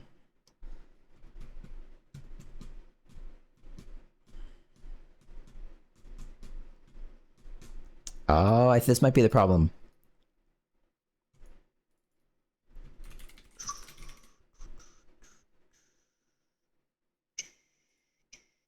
Wait, it says it is valid. Uh-oh.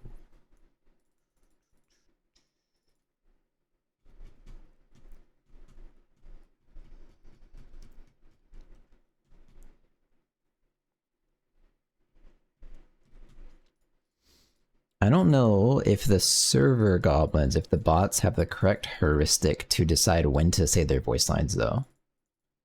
Like... recent event... wait, that's relevant. Okay, let's see how it gets this. In the recent events. Some max distance shit, I don't know. I have to look at this. Recent event wait.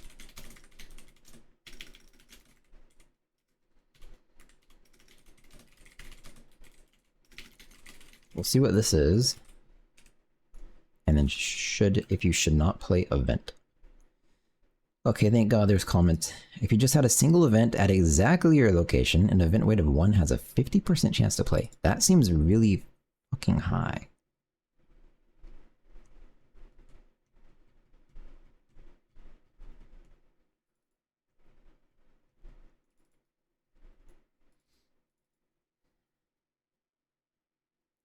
This is confusing. Event chance.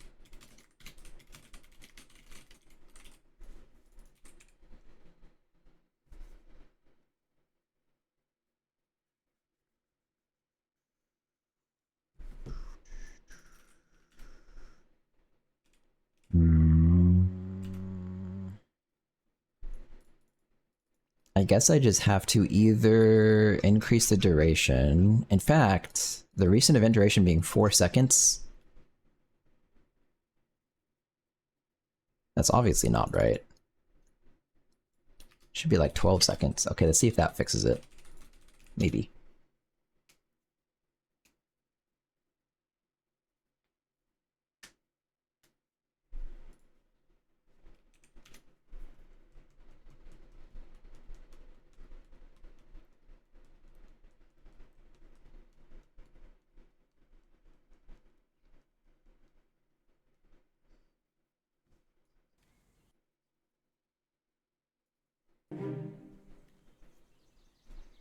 This is for some reason the best song in the album.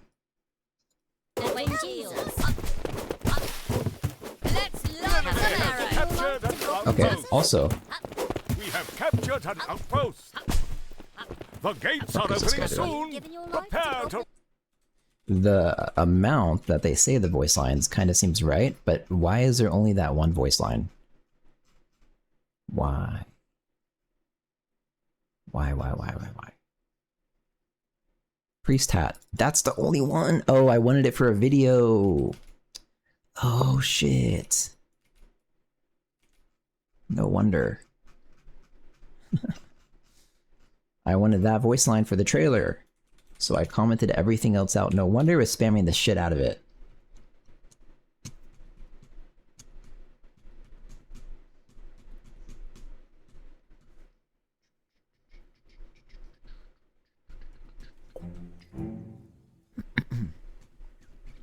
The Freljord shall...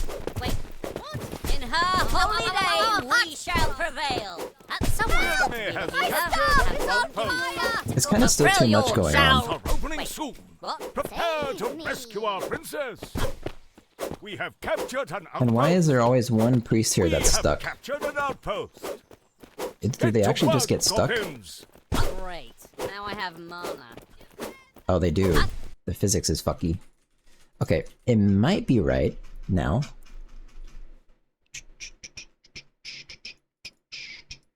I can maybe lower it to 8 and increase the radius. I think radius could be raised.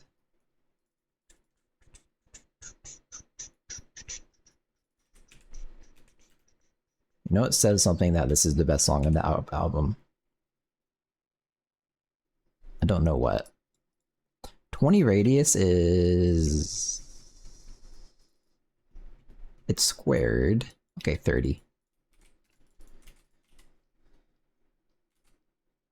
Alright. And then I'm gonna fix that physics issue. I should really do something like if the goblins haven't moved in, I don't know, like 10 frames, but they're trying to, they jump. That seems obvious. Make a note. If the goblins haven't moved within 10 frames, but they're trying to, then they should jump.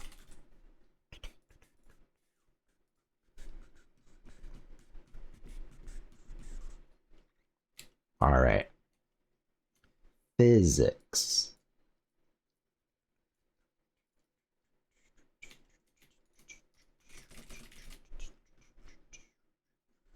You are walkable and you look good. That looks good to me. You are absolutely the problem, so let's see why you're bad. Actually, I don't know. This looks good. Fuck. Uh-oh.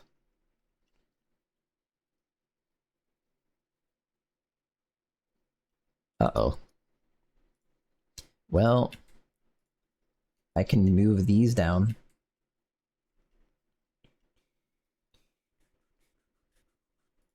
I can move them on the normal, the Z normal. I can't see what I'm doing.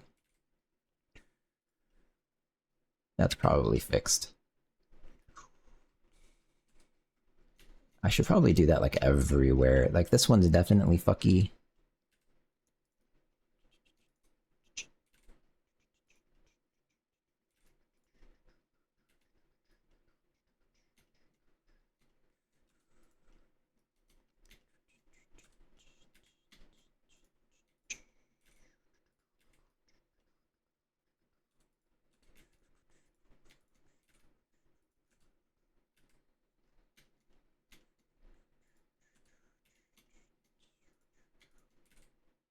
Why does that one have like a double thing?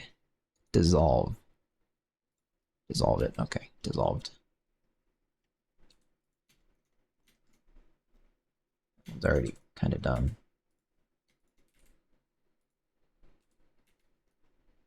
Cool.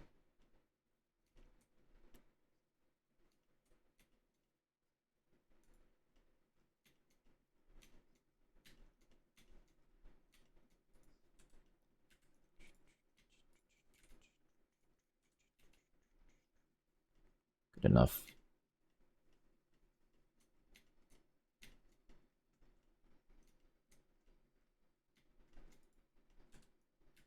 I think it's an issue when the vertices are too close to the ground that you're standing on to begin with, so that's what I'm trying to fix.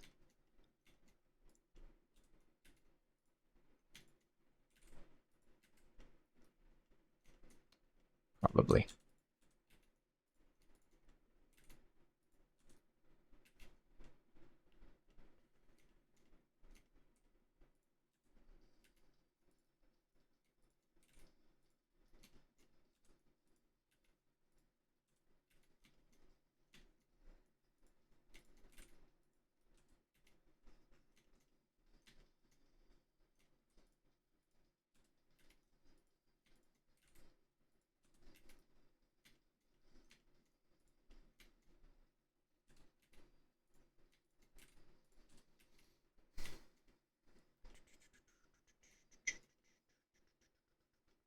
Okay, fixed, I guess.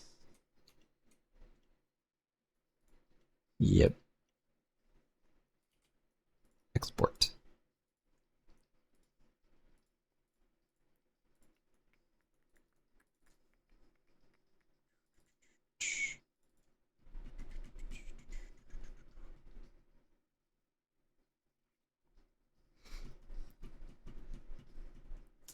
Okay. And then back to the hill lines.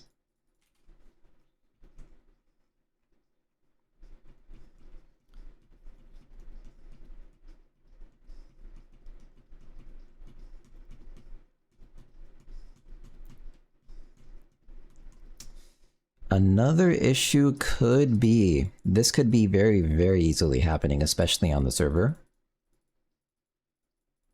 It might, I think on the server, the healing lines might be colliding with things they're not supposed to. Because I don't have the group set up exactly correctly. The mask, like the physics masks and physics groups. And so...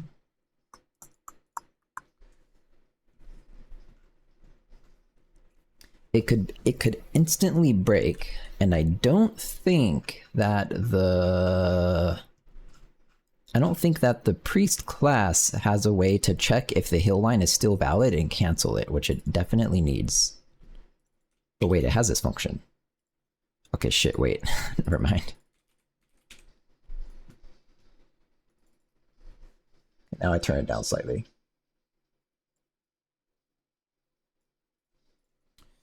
So it is ending it when it doesn't have a hill, and then it says remove. And the remove doesn't inherently do anything, and that's fine. Yep.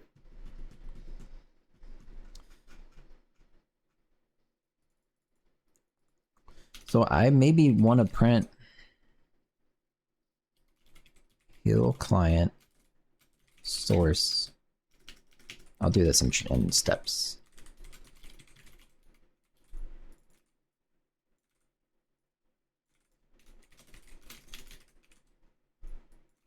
And you print source body.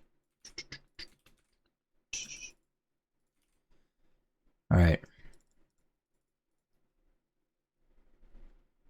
I think getting the staff position should be relatively fine. The target's position relatively fine.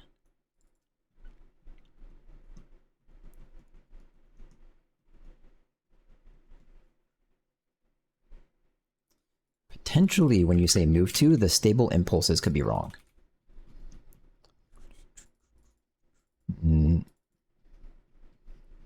No. This is really complicated, but that's basically right. Well, shit. So then... I don't think it sets... Yeah, it doesn't set heal on the server, so I don't care about that.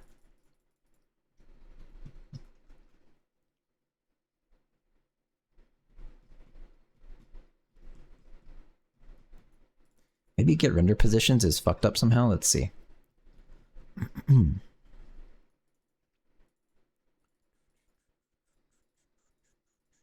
This is weird code, but whatever. And it has the positions. It probably has the positions correct. I guess I should check that too.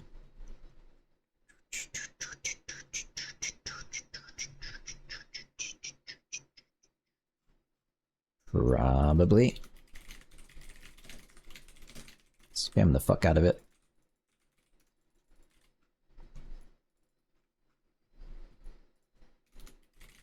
And then two more things. Local and client, which should be the same value, but I'm skeptical.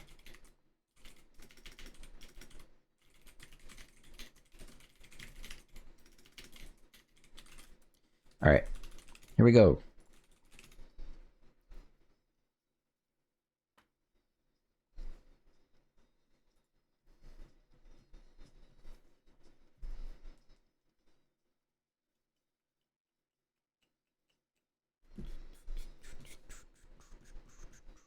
Oh, it has to regenerate the physics. Okay. Great! Now I have mana. They're stuck. Did you know that We goblins... have captured an outpost. The enemy has captured an outpost. Prepare to rescue our princess. Goblin Jesus! Someone needs to heal someone. Get to work, goblins. Captured an outpost.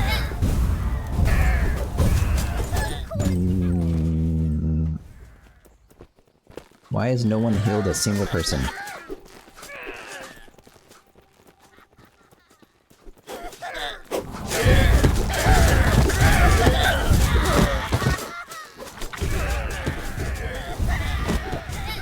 Okay. They're healing and it's working.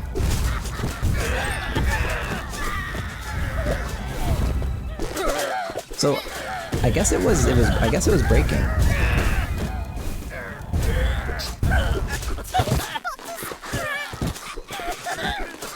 The enemy has captured an outpost. Where are you going? Where are you going?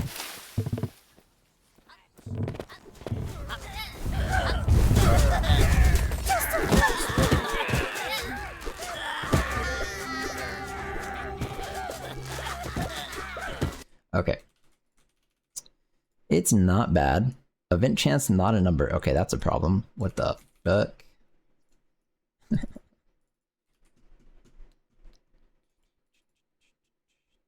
How?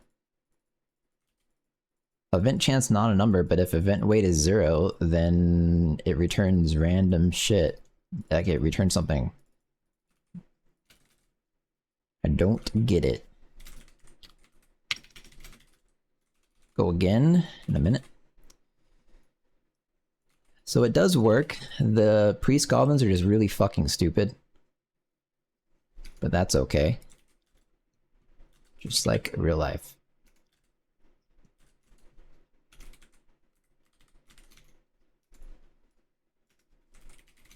They're just like real people. I guess I'm kind of done with the priest healing then. I can move on probably. Hooray!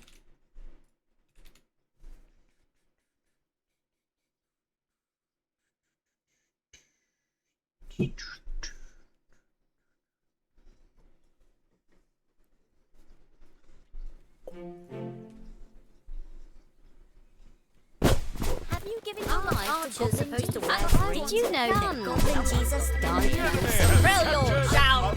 Wait, There's still too many voice lines, isn't there?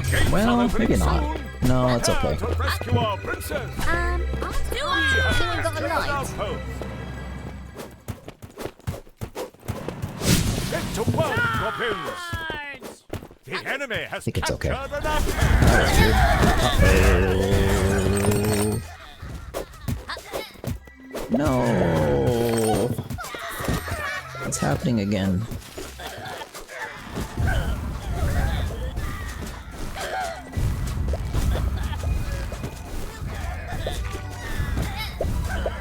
I don't get it.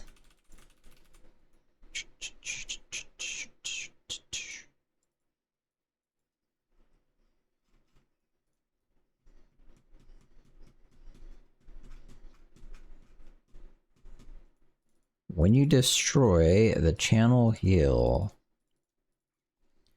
it could destroy it on the server for your that doesn't matter. It's the bots. Okay.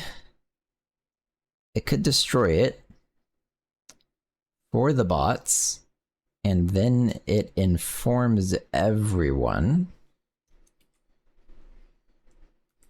Because it's a source client thing. End channel heal. If you're ending the channel heal, I don't actually care if you're a priest. And I don't care if your goblin exists, actually. Just do it. That is kind of important.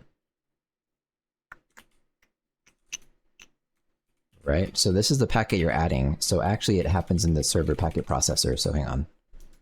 And then you send this back. If it's local.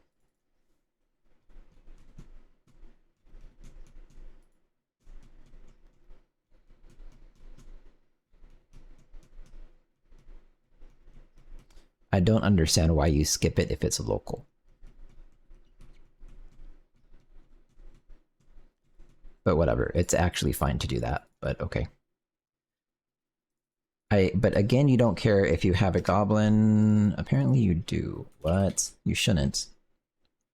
Hang on a second. When you end the channel heal, the packet struct contains an ID for a goblin, so that's what I really need to pass in. Priest. Yeesh.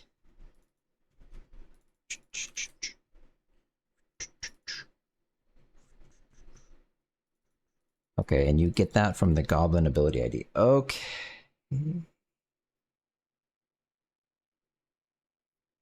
So the packet's wrong. The packet's wrong. Fucking... Where are the client packets?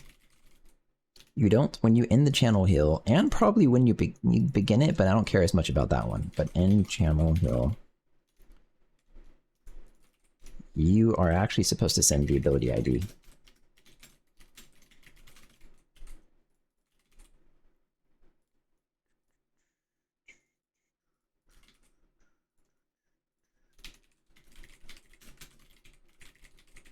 And that gives you both the source ID and the ability ID. Okay, now you can process that. God, it's confusing. Ability ID becomes packet, ability ID.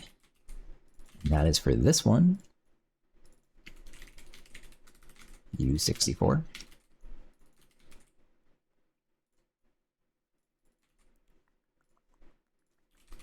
Compose ability ID to get back out the goblin ID. If it's a local, skip, I guess. And then you end the channel heal.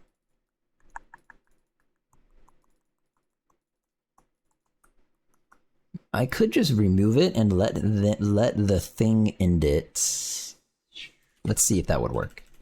That would be nice if I can do that. If healing and not clicking. Otherwise, if you don't have a target and you're healing. Otherwise, I'm gonna skip this one. What is this? This is only if you're a local goblin you're allowed to do this. So fuck me, can't do that. Ugh, bro.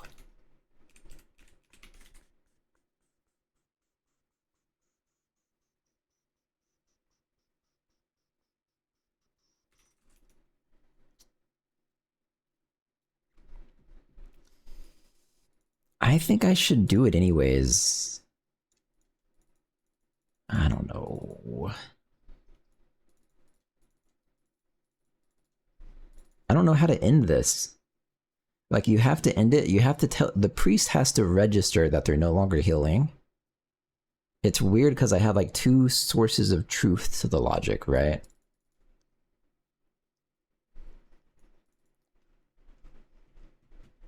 I don't think it's that bad to just move this down here. Like this. If you're healing, no matter if you're a client or not, and you don't have the heal, this might actually be a problem.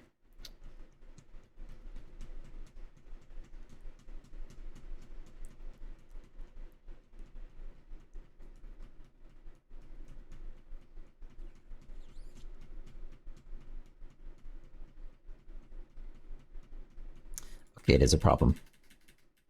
Because this is parallel code, it wouldn't even let me do that. Okay. So we'll get the goblin. Get the goblin. This feels really fucking stupid.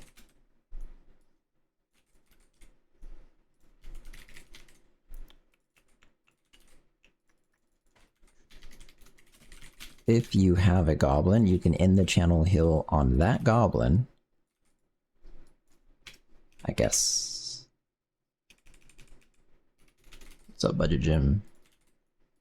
And otherwise... Actually, this should already be taken care of. I was thinking about it the other way around, where ending it in the manager would have to end it in the goblin.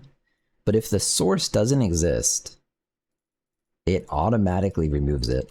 So... Raiders here, Dev. Hey, thanks for the raid, man. Gaming.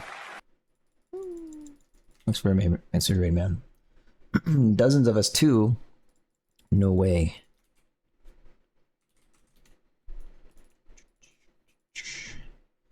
Hope your stream went well. I'm fixing really fucking annoying bugs on this thing. I don't know. I'm almost done though. But then I'm doing, I think, more interesting stuff. Welcome, people.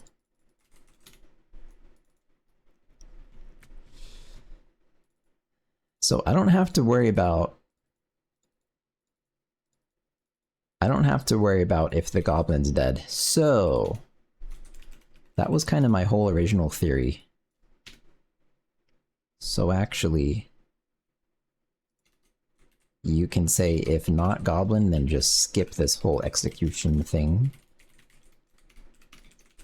And then do this shit. So this does not explain why... this does not explain why some of the channel hills are persisting forever. I don't fucking know. Well, let's try again. Maybe I fix it accidentally.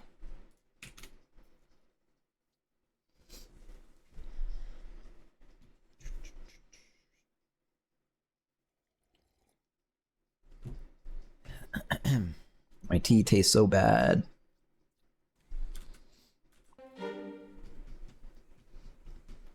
My stuff is on fire! See, they talk too much. I need to fix that. The enemy has captured an outpost. Uh-oh. The gates I'll are figure it out. Okay, I gotta wait for them to heal each other. They are not healing each other. In fact, where is everyone? Why are there... goblins? Oh, that's interesting. That guy tried to go that way. Goodbye.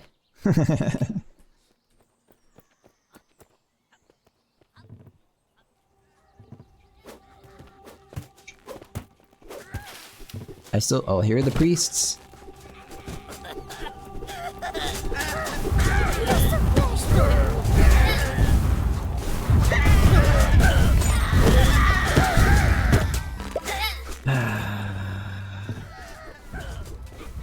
I mean, there's no issue yet, but that's a problem.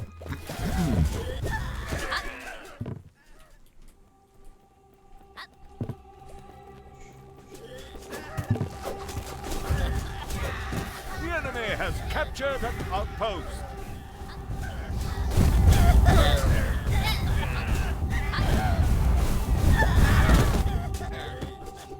There's still no issue. The enemy has captured an outpost. These guys.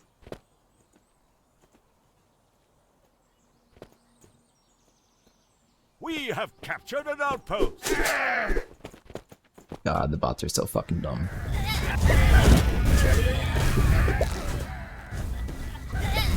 I might have fixed it. I think it was maybe the server wasn't forwarding the packet to tell you the hill line ended in the event that they were already dead on the server, which might have happened before it ended. Out of order, so that might be fixed. We have captured an outpost. We have captured an outpost.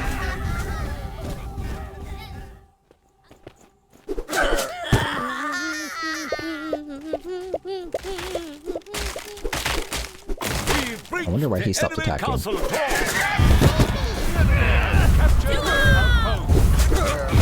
We breached the enemy castle.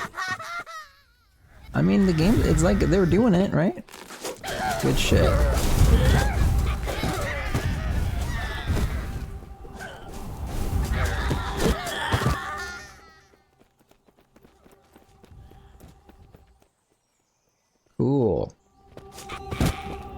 Oh, you're capturing the outpost. We have I really captured don't an have outpost. that much of a problem with how the goblins play now. This feels kind of okay.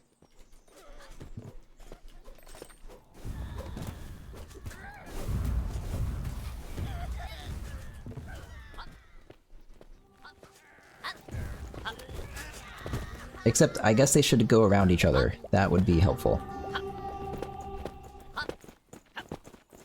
Where are you taking those? Goodbye. The enemy has captured an outpost. And they actually, the doors were like broken at one point, and they did repair the doors, so that's working. They can repair doors.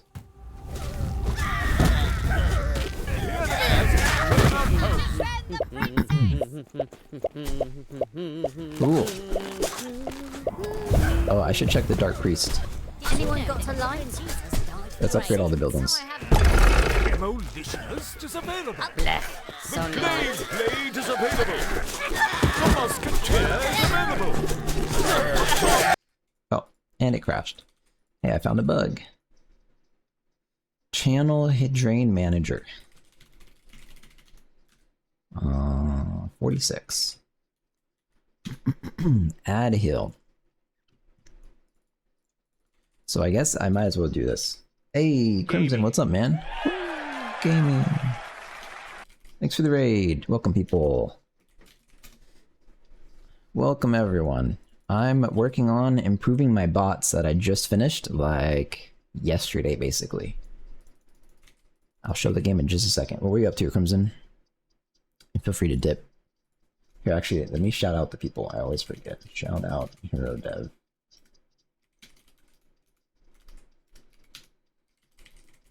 Shout out First Crimson. You're being rate limited by Twitch. Please try again. Shout out First Crimson. You're being rate limited by Twitch. I'm sorry, Crimson. Twitch refuses to let me shout you out. Enjoy. Been painfully working on character clothing, but gonna grab some food. Take it easy, dude. Yeah, thanks for the raid, man. Have a good one. Welcome, people. So, if right now I'm trying to, well, I have my bot set up so they could do a bunch of shit. Sometimes they don't do shit correctly and things crash. So that's what I'm trying to fix. Having bots is apparently a very good way to find bugs.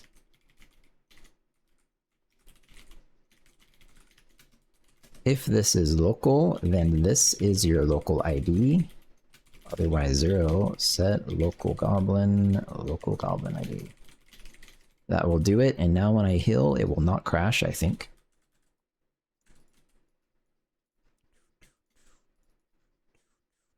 Let's just remove this. Okay. This is the video game. If it will launch, let's see.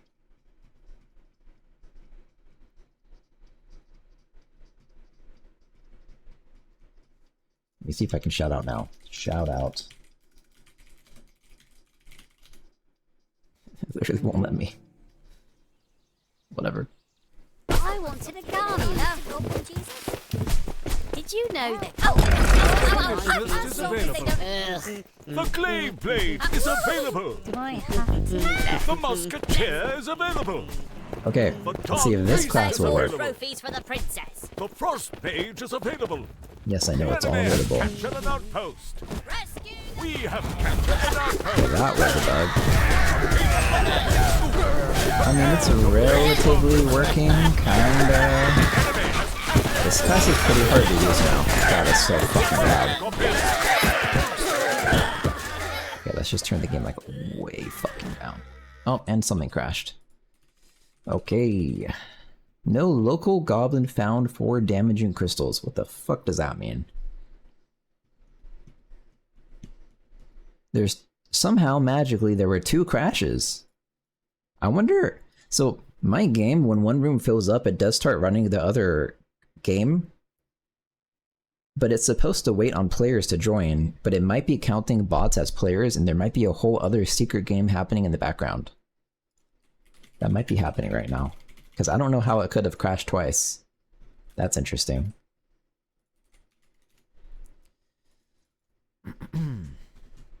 Maybe damage crystals. Well. Oh, this is all one crash. It's just as weirdly formatted. Okay. So you maybe damage the crystals from the local goblin ID, and that comes from Bomb Manager. So I'm gonna do... Actually, I don't know how the fuck to do this. That comes from a bunch of places, which is an issue. Fuck. This has to change quite a bit. Game development sucks.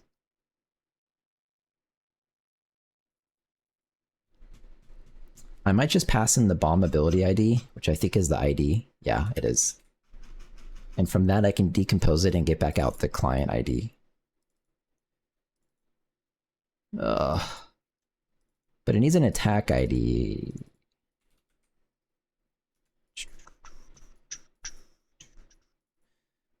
So instead of time is stupid. Instead of time, I can pass an ability ID, I guess. Or just a bomb. Why not? I don't see why not. Like, because all this shit just comes from the bomb anyways. Bomb team, large bomb. So I'll just say, like, team is bomb team, large bomb is bomb, large bomb.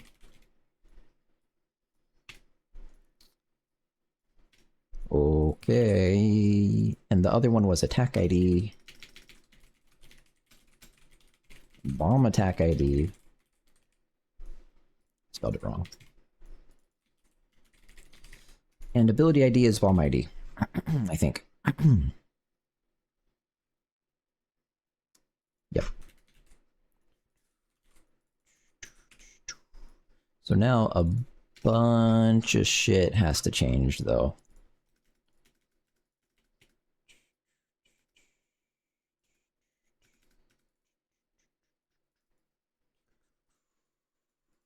Wait a minute. What is that? Large damage? Oh, that's a damage amount. That's fine.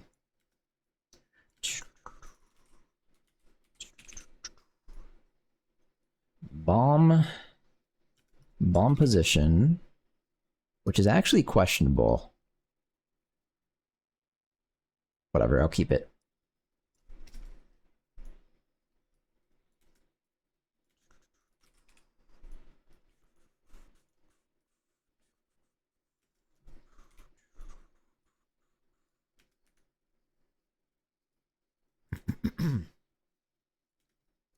Okay, this should be about good, maybe. Yeah. So now I have the bomb, and I have the ability ID, and this is where it's crashing. So I can say local goblin ID if is local hang on. Source ID.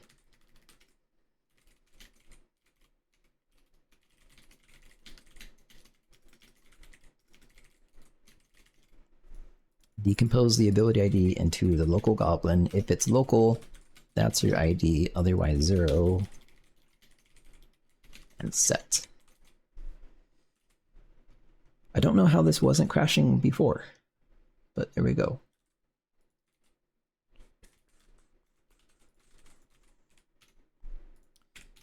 So the other thing I wanted to do today, like I've probably fixed enough random ass bugs. Actually, let me commit what I have.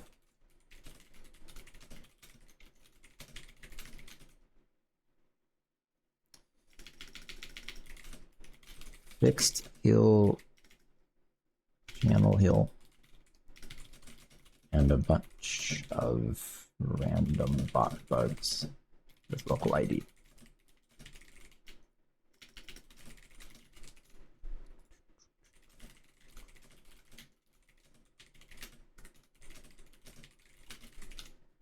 Okay, so okay, the next thing to do.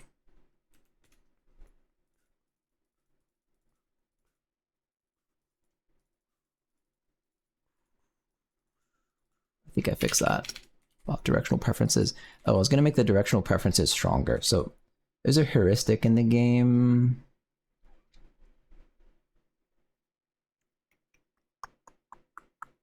I guess just in bot manager it happens. When the bots are dead, it resets their directional movement heuristic thing, movement preference.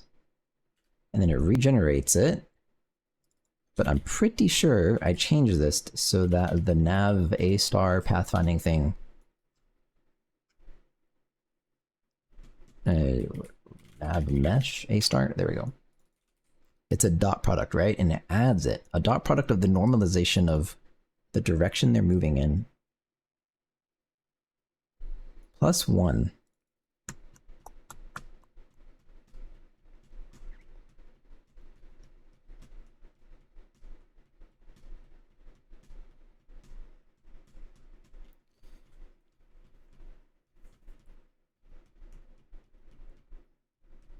Is it a problem if their heuristic value ever goes below 1? Because it could.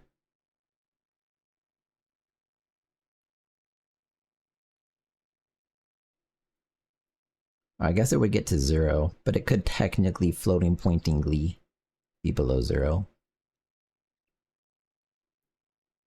I guess I don't see why that would be a problem. So, whatever. Okay, so I'm going to make it even stronger. That is how it works, so I'm going to do like 0.9. So they sometimes randomly will really fucking want to go in different parts of the map, like through the water and stuff like that. But only sometimes. Okay, what else did I need to change? Did that. Kinda did that. Using one path every tick. Did that. I don't know if I did that or not. Watch for like 1 minute. I haven't done that.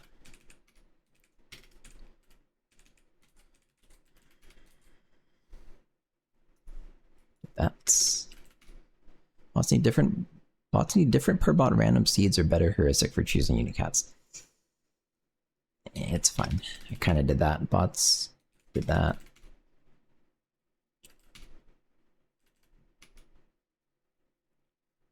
I fixed that they don't get slowed down when carrying things, but bots don't get rooted by Frost Nova. That's a new ability. That's a new issue. Bot attack chance goes up with distance to each other. Huh? Bot attack chance goes up with distance to each other. What did I mean by that?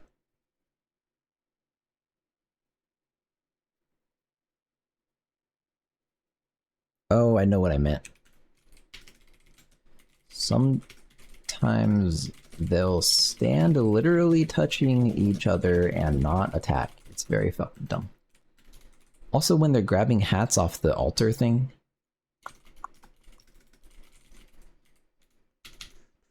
they go right up to it, which is not right.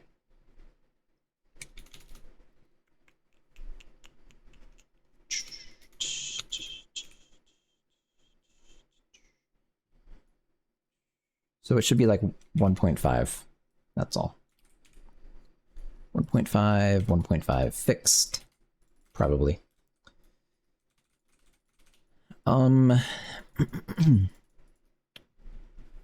Okay, technically one of the things I need to do next is bots for the dragon fight so I can record a video. Yeah, I really, really fucking don't want to do it. I think I have to. God damn it. God, I don't want to do this so badly. Okay, it's time to do it. I have to compile the game in optimized mode so I can build a new nav mesh. Actually, yeah, and let's also turn off bots. So If true, this goes to if false.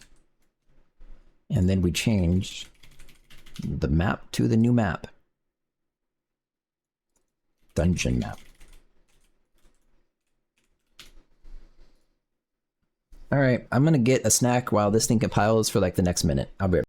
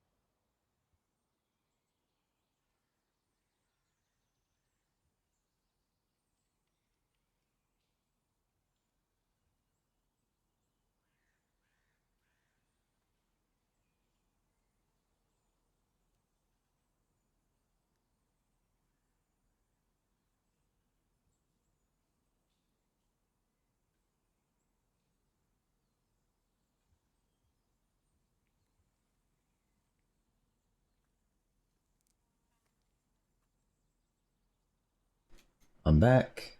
Hello. This playlist has clearly ended. New random playlist.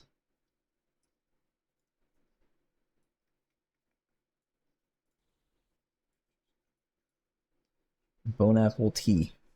I got an orange.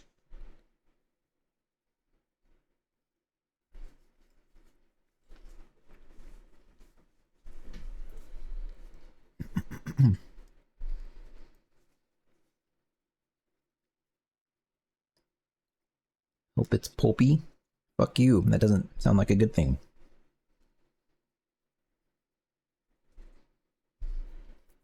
Is it?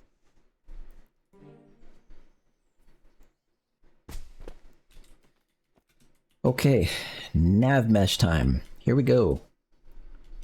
You mean, of course, it's a good thing. Is it? The gates are opening soon. Prepare to rescue our princess. I would die on that hill. Not an orange juice. Get to work, Goblin. What is the pulp then? I don't know how you would use that word, not an orange juice.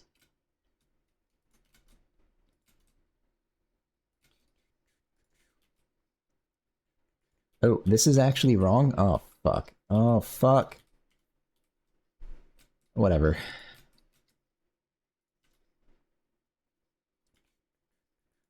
I'm just gonna kind of assume I know what I'm doing. So, I needed to draw these vertical things always, but I didn't write that code, and if I fix it now, it's gonna take another like 4 minutes to compile in release mode. So fuck that. No way, I thought you were having orange juice. I got a legitimate orange, okay?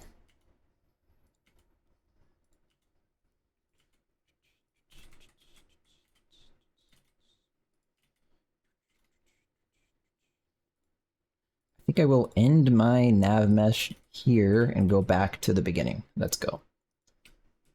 All the way back. Man, I haven't made a nav mesh in so fucking long now.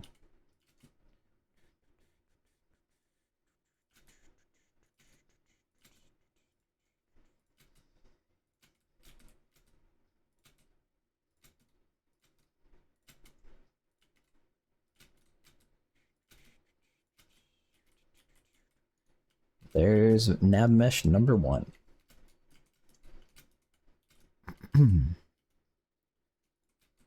I really want to get rid of these draw things too. Okay, let me do that. Fuck these draw things. Aim controller. Something render somewhere. Cube model. Do not... No, that's actually right.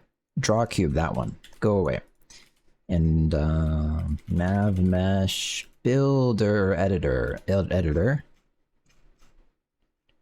It's supposed to draw the mini toruses, I guess they're called. And what condition? Where the fuck is it? Thought it would be here.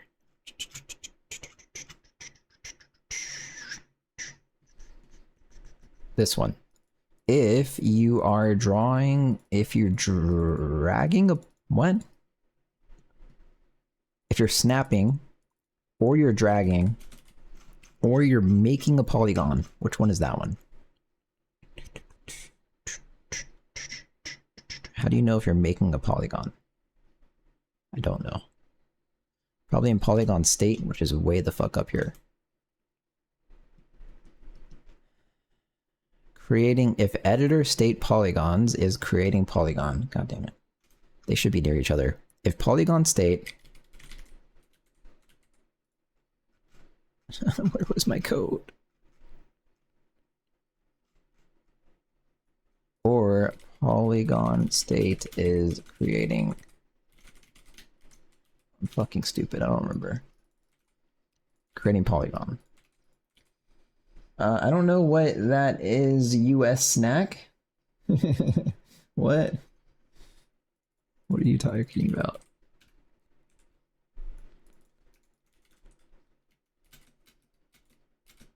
Cannot tell if this is a joke.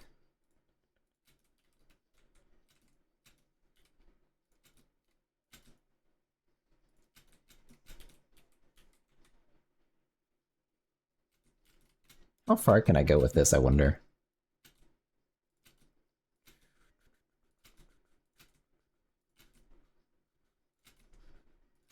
It probably shouldn't lag, really, because there's nothing else on the map yet. So I'm kinda good to keep going.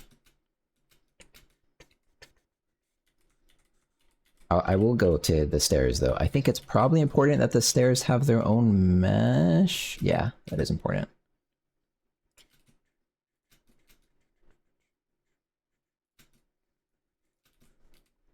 Back this way, and then around or something.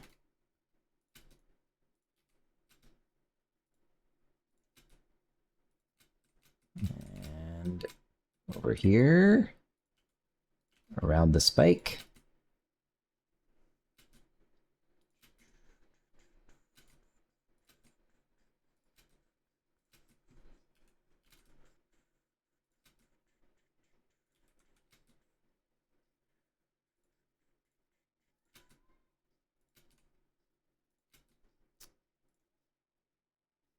Boom. Nav mesh. Just like that.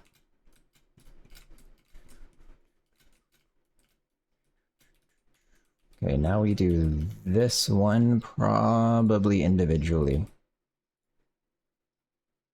Like this.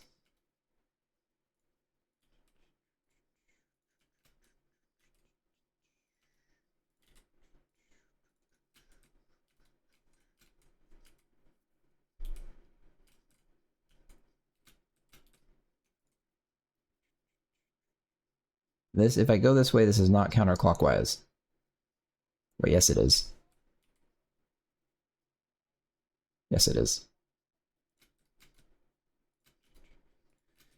Okay, I have no fucking clue how I'm going to do this part of the map, though. This is going to be very, very new to me. I don't have this concept in the game.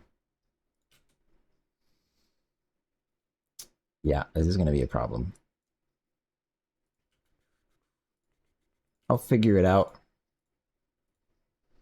We'll see.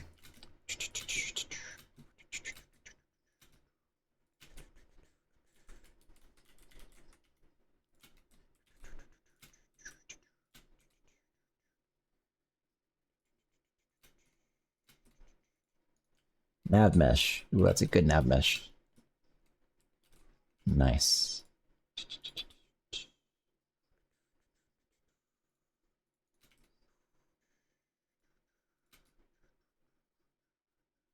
Maybe like that actually is fine. Whatever.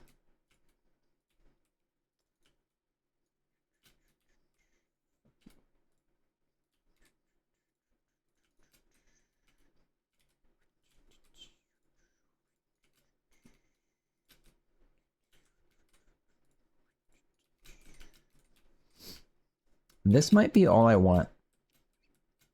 Yeah, because they're just gonna spawn here somewhere, and they're just gonna run into the dragon fight.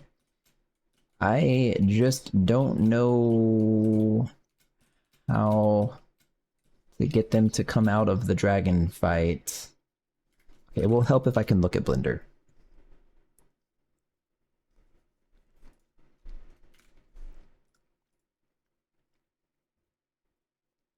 Dungeon.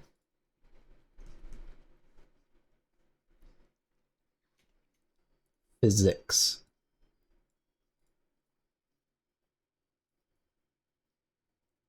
Where is the physics? There it is. Okay. This is gonna be very, very close to impossible. Uh-oh.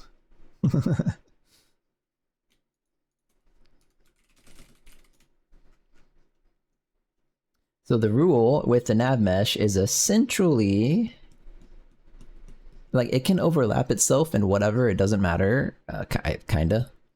But like the goblins have to understand there is a path from that node to the node above, even if they don't know how to walk it.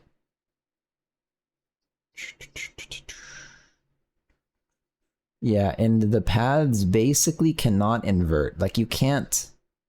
That's a rule that I have for essentially no reason. It just made the math easier. You can't have a nav mesh that flips upside down and it be expected to follow it. So this is gonna be fucking hard, basically.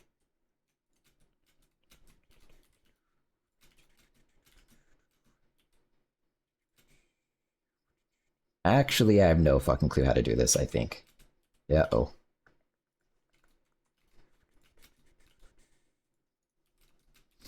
Okay, so far these are all probably valid.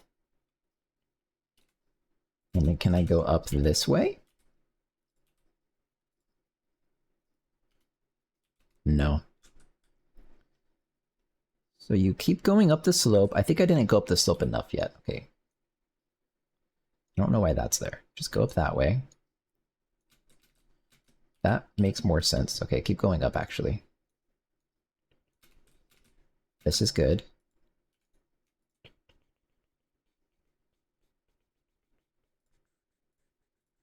Is that vertical? Okay.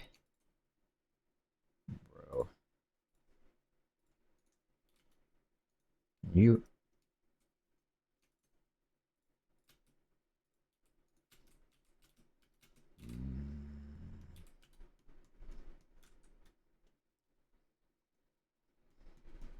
This might literally be impossible. It might actually be impossible.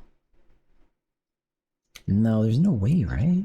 No. I think I know what I have to do. I think I have to start curving hard to the right around. So the face of the polygon has to always point up. I think that is a rule. So like technically y has to be positive of the normal. That's it. And I think I'm getting it. Okay, this one's extremely not that way. Okay.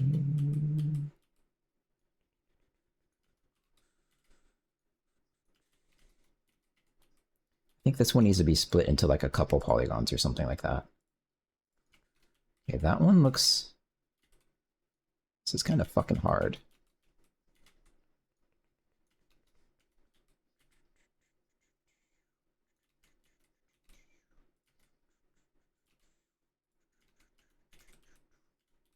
Technically, this is valid. Okay. Where do you come out? This is so dumb.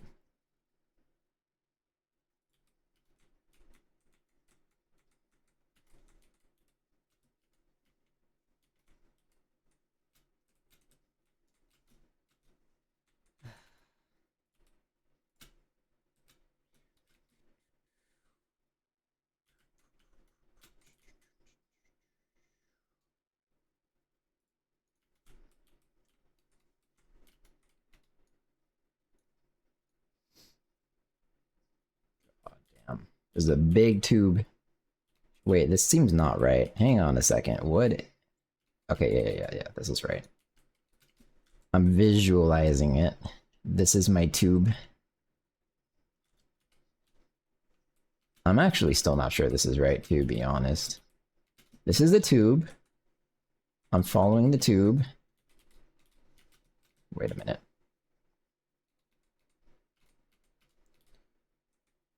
Okay, I think it's right. Damn, do I wish I could see what I was doing. That sure would be cool. Now, how do I keep this thing going up in a way that's vertical?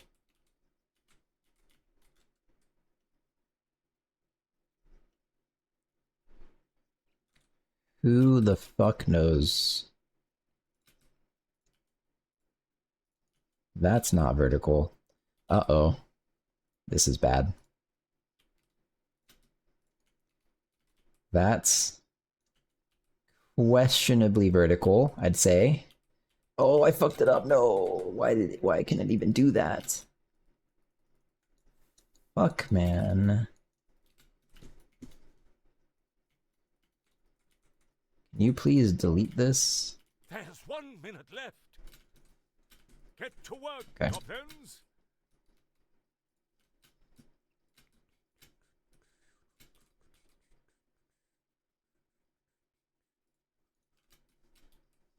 Alright.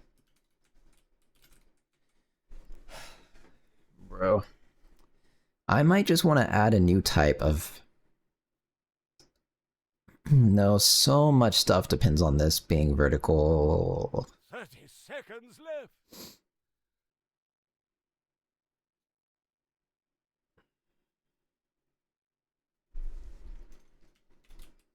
Yeah, so much depends on it being vertical. It has to be vertical. I don't know. That's technically vertical. I'm doing it. And then what about you?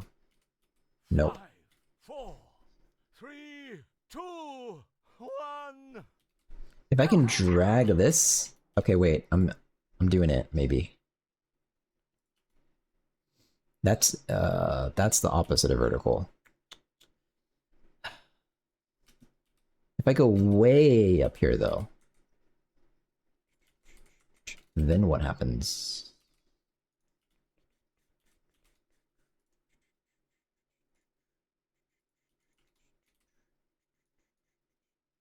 Back.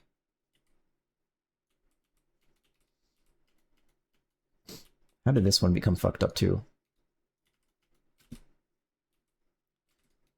This one seems not actually inside the tube. Need to grab it. I need to grab it, but I can't. Oh god.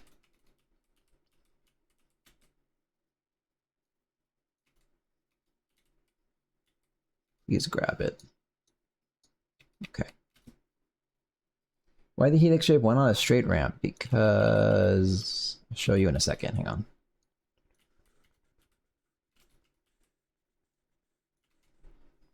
Don't know if this one is valid either now. It's interesting it deleted that one out of existence. It has to go from here, and then trajectory-wise, it has to shoot you out of this mouth. So, logically, it kind of has to curve you, right?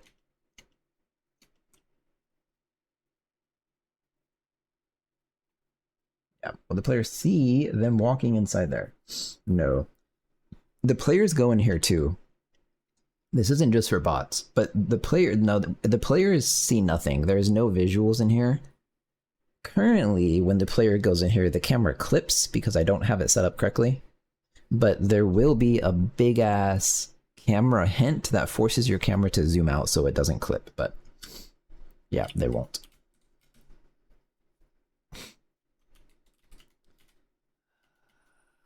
I don't know how to do this though.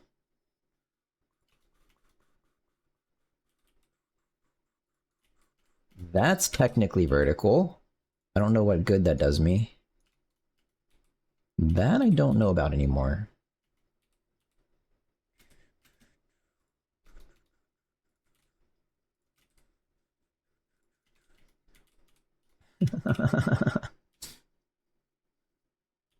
I feel like I should be able to grab this guy.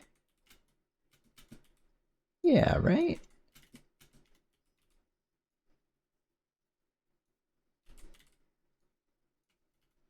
That's not vertical. This is impossible. Fuck. You know the real answer? I need to be able to place vertices not on physics objects so I can move it in space.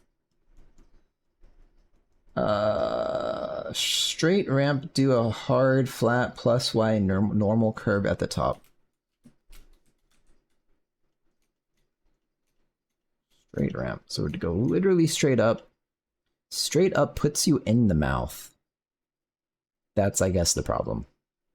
Or do level straight 100 or normal ramp. Like, okay, if I can get this working, it is better. Because there's actually tubes of, like, velocity preferences in the level metadata all throughout this. I think it's, where is it? Here? I don't know where it is.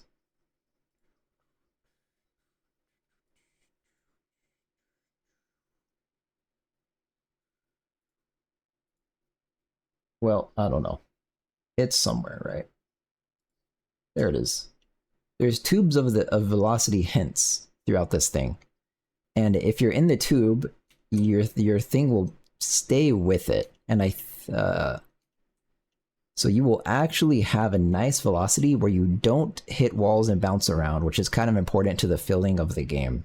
So it'll push you out and then up and then around and shoot you out. Yeah, this thing currently works. I can do it right now. Hang on. Let's save the nav mesh. If I'm not a bot, I don't know. I'm not. Okay. I go whoop. There I am. It worked. Very uneventful. And looks really bad without the camera hint. But yep. I am a little bit jittery. I don't know why. But the bots are gonna have no fucking clue how to do this. That's cool. Yeah, it works. It feels good. There's also, I don't know if this one's done, but there's also one here. No, these ones are not done. Okay.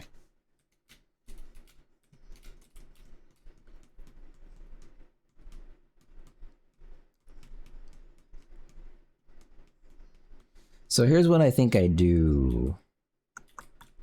I do know kind of probably what to do.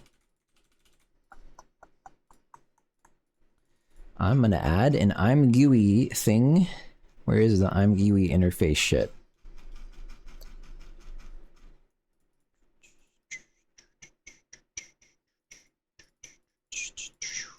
This is more or less what I need. Navmesh editor flags. Editor flags. Oh, I get it. Polygon mode. And so you have physics and fixed distance. I guess those names. Physics and distance. Okay.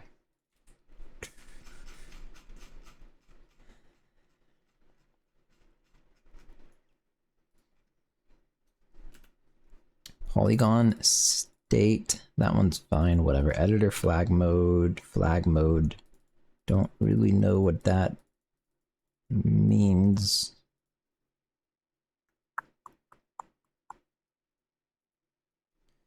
Well, whatever. And then we have polygon mode. This doesn't seem right. What the fuck is flag mode? Flag mode and wait mode. I guess by that same logic. Oh, those are the list enums. That's different.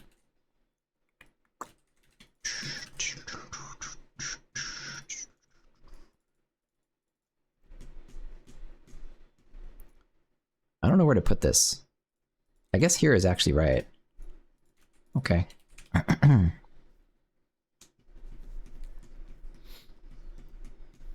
But I think I would do it as a checkbox. No, not checkbox.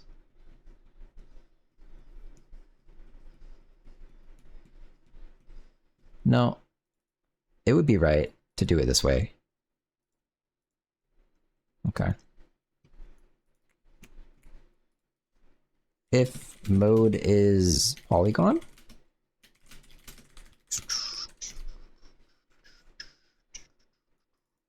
So this is how you do this stuff. It says editor flags, yeah.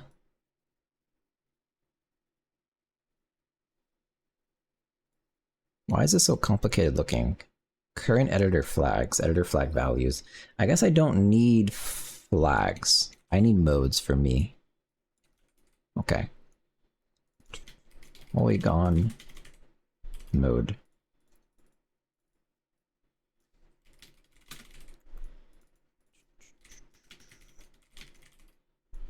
None mode is not a thing. We have physics mode. Polygon mode becomes physics.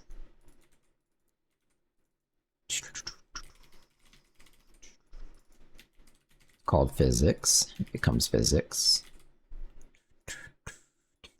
That doesn't sound right. If you click the button, oh, it's a toggle button. Okay. That does sound right.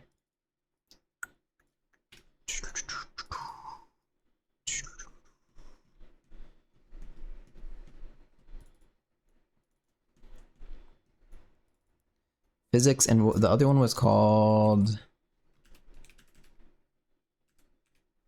distance. Distance.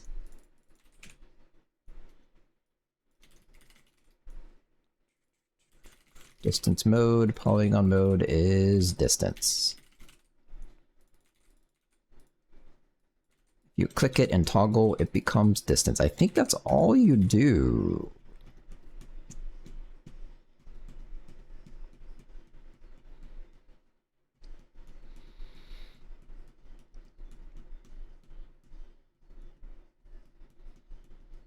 I think so.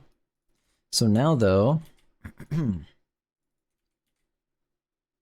when you're getting the whatever intersection of the polygon where you're drawing the point, It might be this. Just get point might be all I care about, in which case that would be so fucking nice. Let's see, so you get the raycast callback, which I don't care about. However, it depends. It depends if I'm passing the camera data, which I might be. It's been too long since I've touched this code now.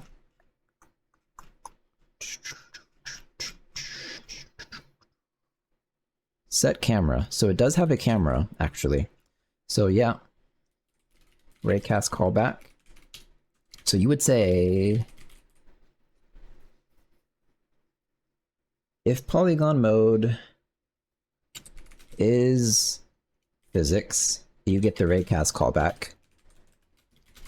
Otherwise, point is a vector 3. Point becomes camera position plus get the forward vector. Wait, what is camera? Hang on. It is. How does it have access to camera 3? Oh, it imports my graphics library. Okay. And then plus to get the forward vector of the camera multiplied by, like, I have no idea, 4? Let's see if this works. I'm gonna build it in debug mode this time. Hang on, wait, 70. Polygon is not a member of editor mode. What? I kind of think it is. Polygons. Ah.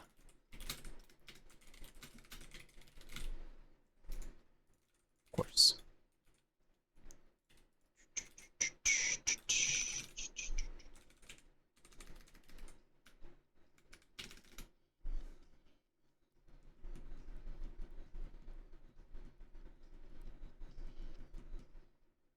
I still have my orange. I forgot.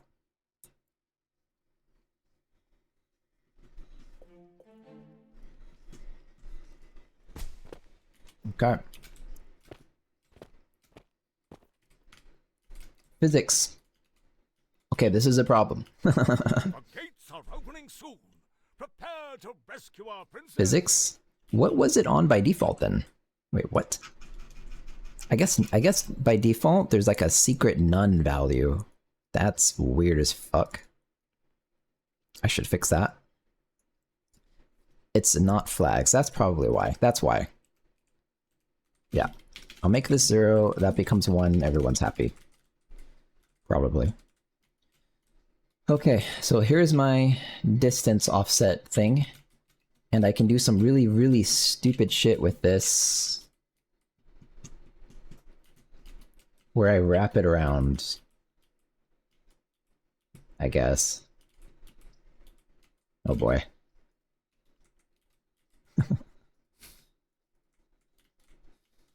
I'm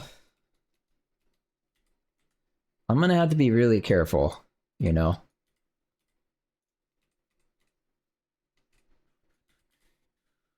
I can be extremely, extremely stupid, I'm pretty sure. Like, it has to still be inside the fucking mesh for it to make any sense at all. So... God, I have to do this twice. This is miserable.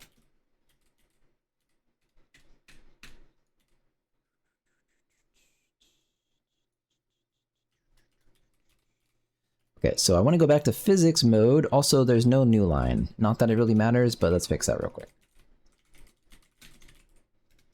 Physics. Separator, right? I need a separator.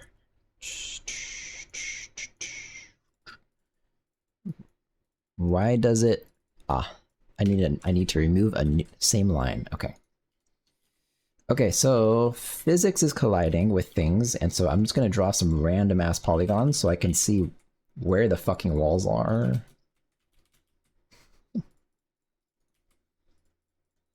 I'm visualizing.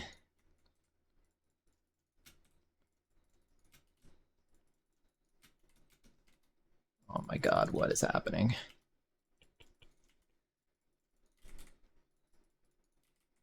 Okay. Let's do this side a little bit. This is so much work. This is my tube, okay? That's my tube. We gotta make our way up that tube now through distance. Guess.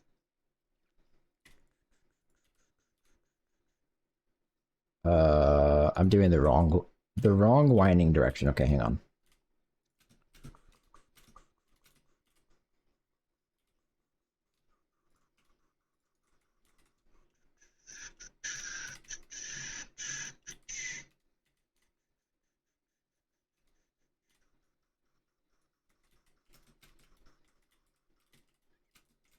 I mean, I'm assuming this is right.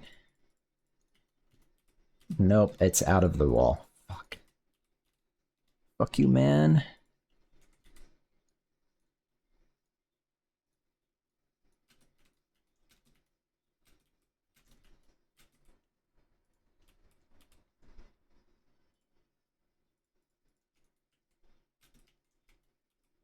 That one's good enough.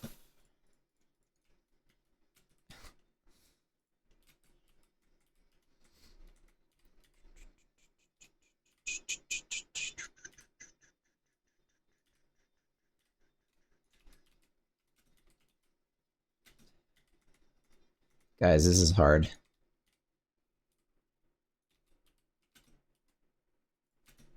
This is actually really fucking hard. And I'm doing it backwards again.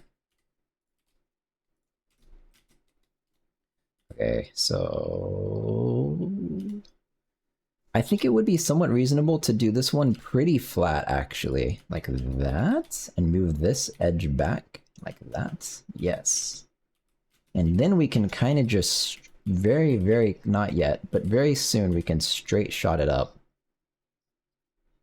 I think. I'm beginning to understand. Maybe.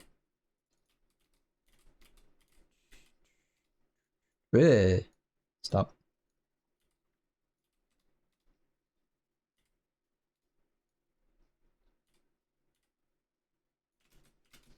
I'm beginning to see the vision now. Not yet. Why am I focusing so hard on this? My eyes hurt. Oh my god.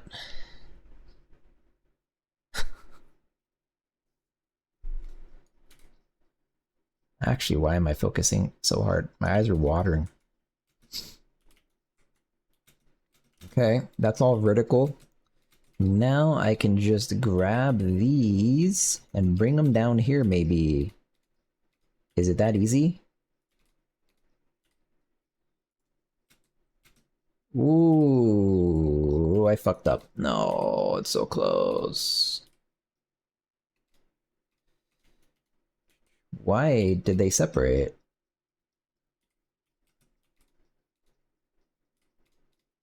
Please grab a vertex.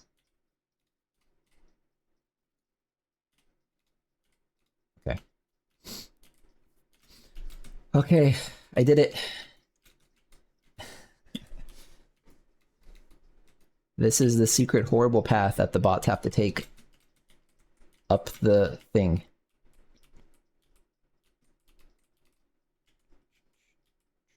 Hooray. Now let's delete all the other ones I drew already. No, I fucking deleted it. Oh my god. Okay, let's do it again, but more carefully.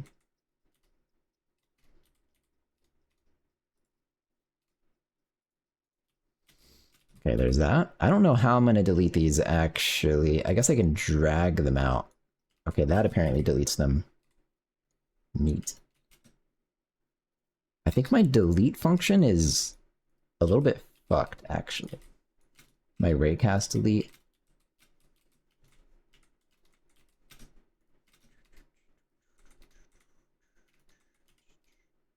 Please don't delete anything important.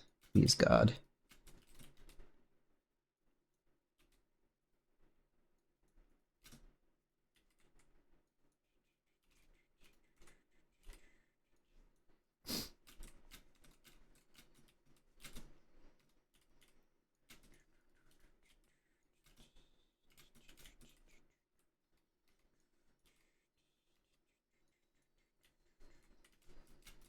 Okay.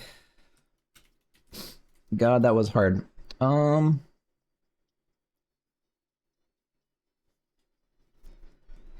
So I have some options here.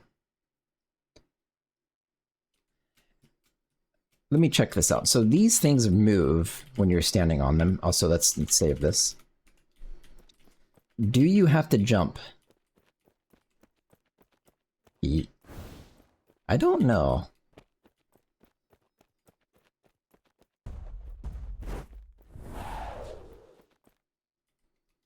I think you... I'm gonna assume you basically don't have to jump, actually. And what I'll do is just, I'll do that thing where if your bot's trying to move but he hasn't been able to in like a second, he'll jump.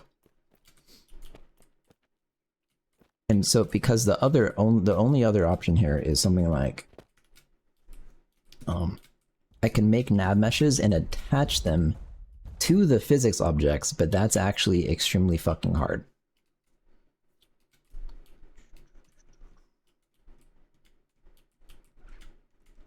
And then basically the nav meshes would move and stuff with the physics objects. I guess that does break everything because the normals are baked. Like everything is actually baked. I mean, I could though. No, let's not do that. Okay, let's do the stupidest thing possible first. That's always a good idea.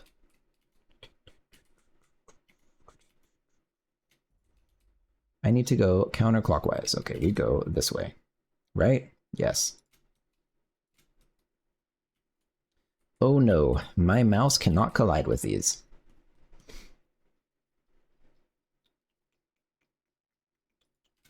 I can fix it. Watch this. You just go to distance mode. I'm a genius.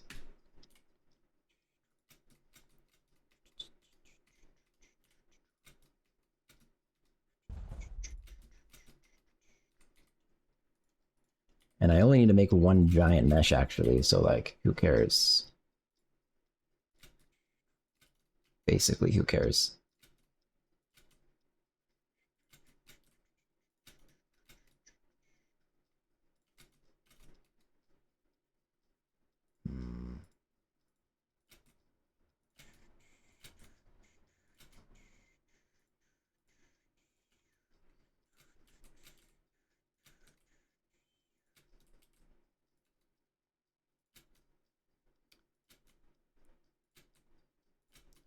Getting laggy now. It's in debug mode.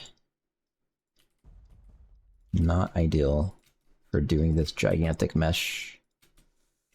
It's laggy.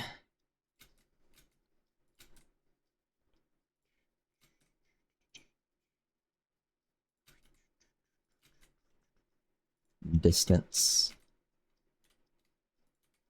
I cannot tell really.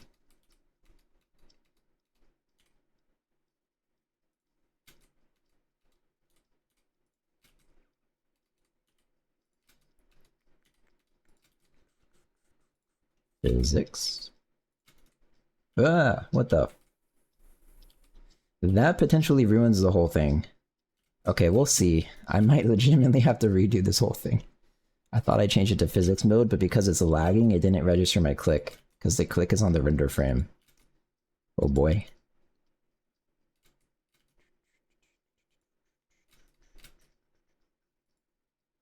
I might actually have to redo this whole fucking thing.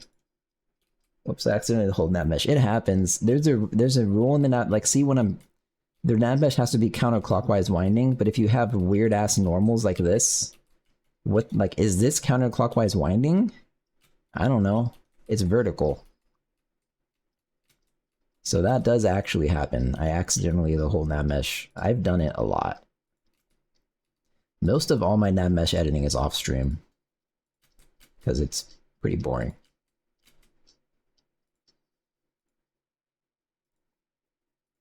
Like, you kind of want to cheese it so you get a bunch, like, nice shapes and whatever. God, it's so laggy. Please stop. But if you cheese it too much, the normals are, like, degenerate and the math doesn't work. Please stop lagging, dear God. The lag's just gonna get exponentially worse till I finish the nav mesh, though. The code is very not good. Well, it's very good. Very not optimized. Okay. I did it. Now we fix this little bit.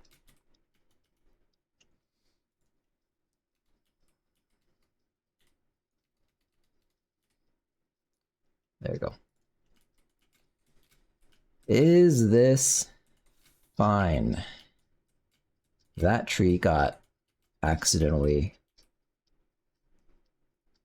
Fuck.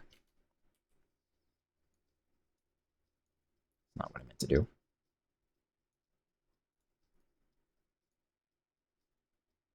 I'm gonna do it like this. Give yourself a larger polygon, and then we go back to counterclockwise winding, and... Is this right? Yeah, this is right. Maybe I should skip the rest of the song.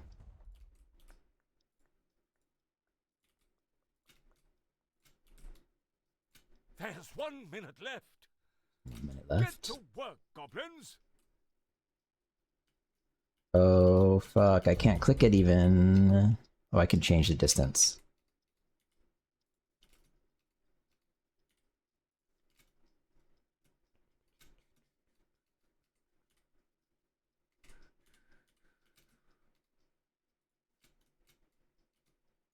There we go. 30 seconds left. Why does this look wrong? Oh, see, this is a weird-ass normal triangulation issue, but I don't really care about this one. It's fine.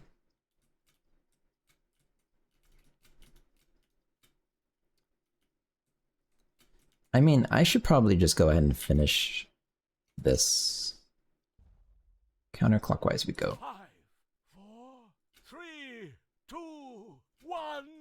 Overtime. Overtime. You know, I paid this fucking voice actor like $200 to record an overtime clip. I need to use it. That's a lot of money.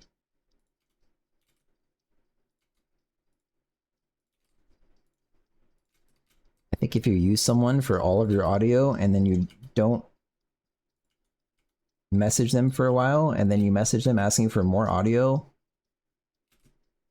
they realize you literally have to use them at that point. Where do you do your outsourcing? Reddit Games Classifieds? No, that thing sucks ass. Random websites. Artists, I use like ArtStation and not Behance. Yeah, right? ArtStation and Behance or whatever it's called. And then voice actors, I use Voice123. Stuff like that. Do you snipe the artist and whatnot mostly? Yeah. Yeah. When you let artists reach out to you, they are actually usually not really good at all. Do not recommend.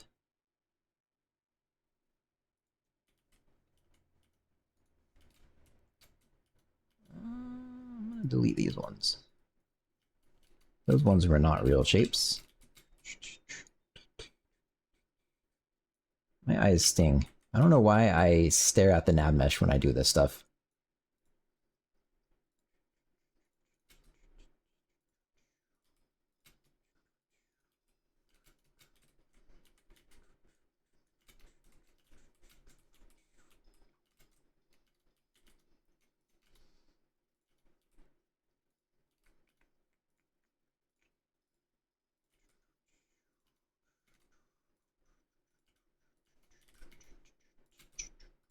It's going to be interesting to see if the bots can actually figure out how to get up here and fight the dragon. I'm going to have to fix the physics though, aren't I? Oh shit. Didn't think about that.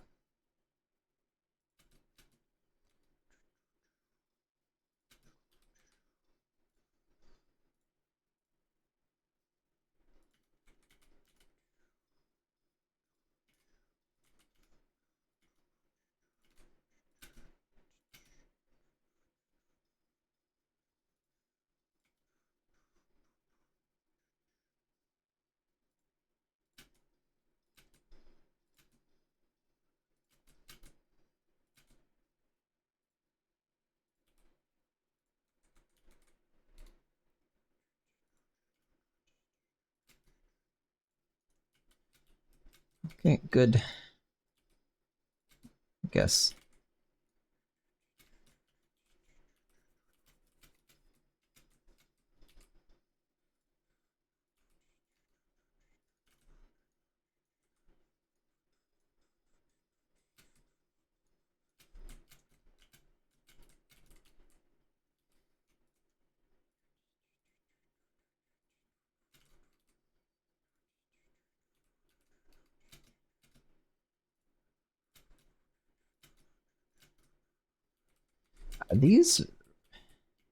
Are these rocks walkable? I don't know what to think about some of these big ass rocks, man. I'm just gonna make them all walkable for now. Maybe in the future I'll remove that, make you jump.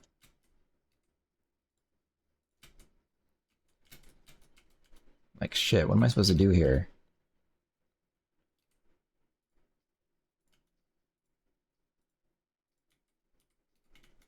Okay, I guess.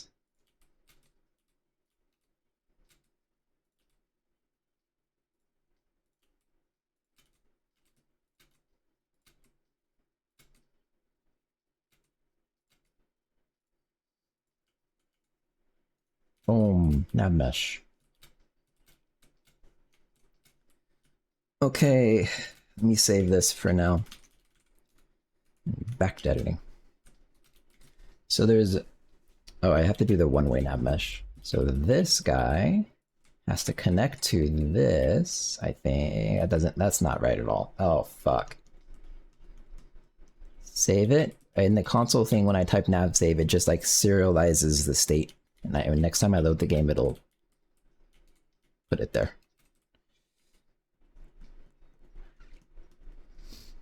This is gonna kind of really not work. We'll see what happens. I'm gonna connect it down here or something.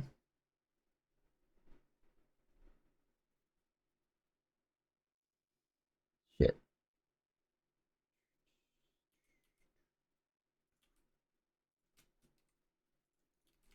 Yeah, I don't know what's gonna happen. Okay, so that's a one-way. You can only go down, which is what one-way means.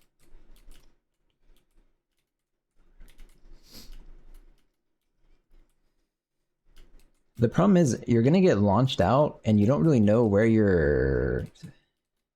Whatever, I guess he just won't pathfind. Whatever, this is fine. Okay.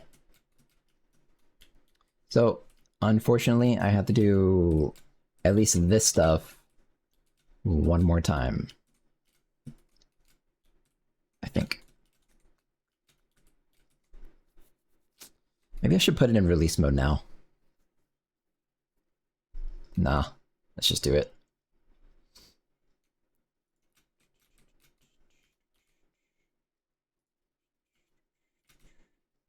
That is a physics object. That bush...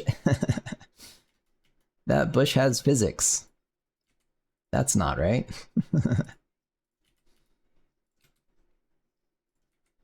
Whoops. That bush has physics too. Okay, a lot of bushes have physics in this map, and that will have to change. And this one.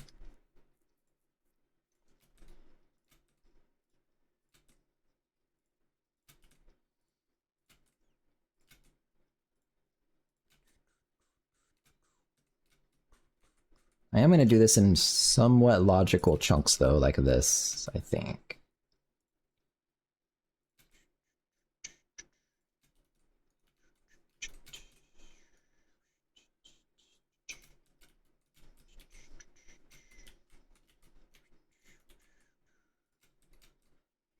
Is this Daft Punk?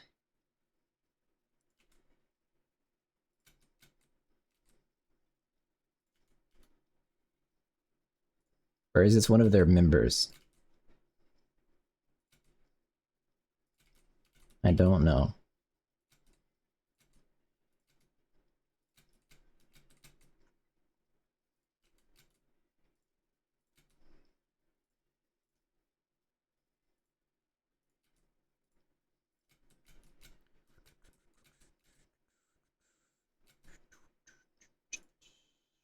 Your thingy says it's the weekend feet. Have fun. Okay, then. Interesting.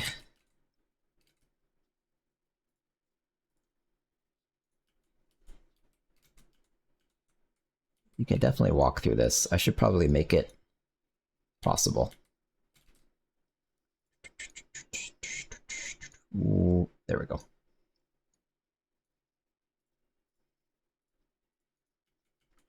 I think you can.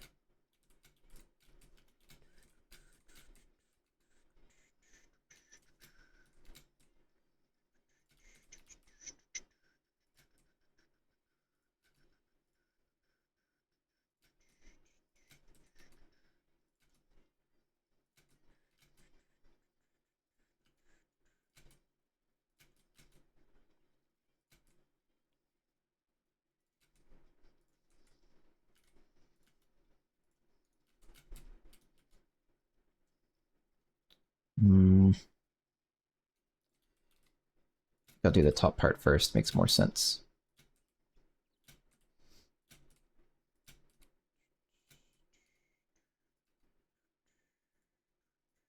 The little incremental circle outline for the goblin like collision boundaries is pretty helpful for nav mesh.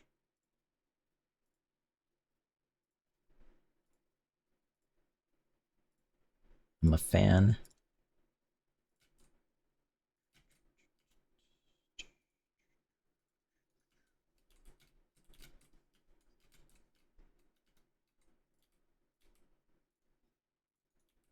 My eyes sting again.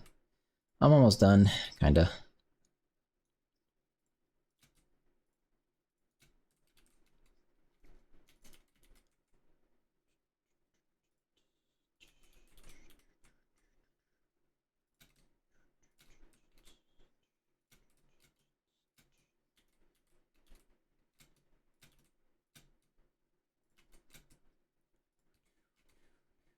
I didn't think I'd have to... I guess I should have known. I didn't think I'd have to edit the nav mesh this much today.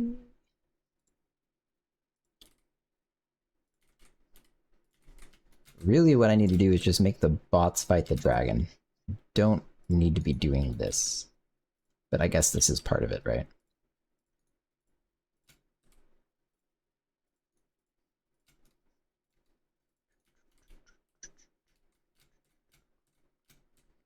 Okay, that looks relatively complete. Okay, save. Woo! What's happening? Sphere 4, dang, huge raid. Thanks, man. Welcome, everyone. Welcome. I have bots that work actually pretty fucking well. And I'm trying to make them fight the dragon because I have to record a dragon fight for my video, and I don't want to coordinate 30 people playing the game. So I'm gonna cheat and use bots. What are you working on? And feel free to dip though. But welcome everyone. Thanks for the raid. Oh, I can shout you out. Shout out. Oh no, that means I have to type your name. Thanks, man.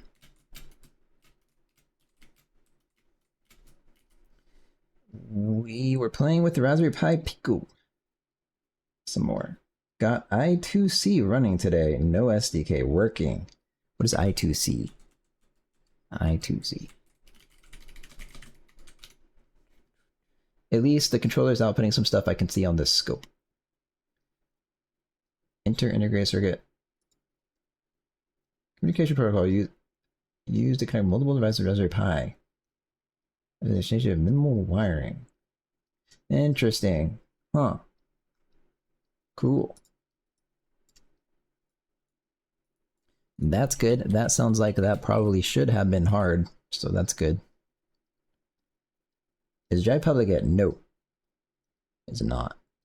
It's kind of like slow internal bus protocol. Is it slow? I would have assumed the reason they make their own shit is specifically so it doesn't have to be slow, I would hope. Jai is not public.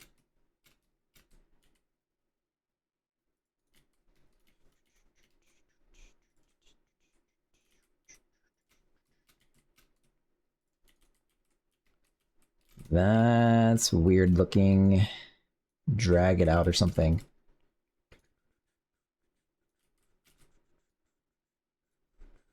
Relatively slow, it's mostly convenient. You can put a bunch of shit on the same bus and only run a couple wires. Oh, typically you see it for like temperature sensors and embedded board. Interesting. Huh. I have no concept though of how you would make something like that, but then make it not slow. It kind of feels like there would only really be one correct way to do it. But yeah. Cool.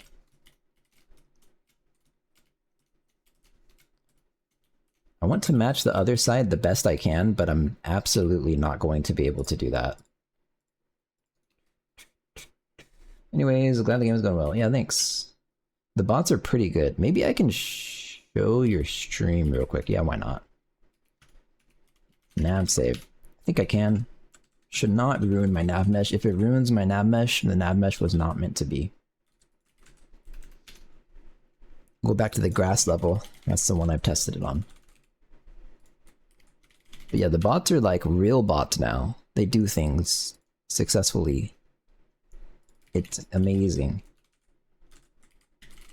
I want to be a real boy. I am, okay.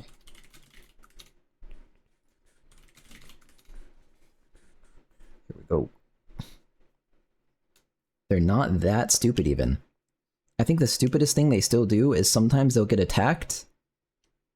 I mean, this is like a one-line change, I guess, but sometimes they get attacked and they will just sit there. Because when you get attacked, say you're a worker that gets attacked, if you're trying to like gather wood and you're being attacked as a worker, you only have like a 25% chance to fight back. But I think SM bus system management on the motherboard is derived from I2C to do a one-time boot setup. Might have seen the BIOS if you're old enough. I would not know. It does not ring a bell. But it sounded like I2C was specific to Raspberry Pi, is that not true?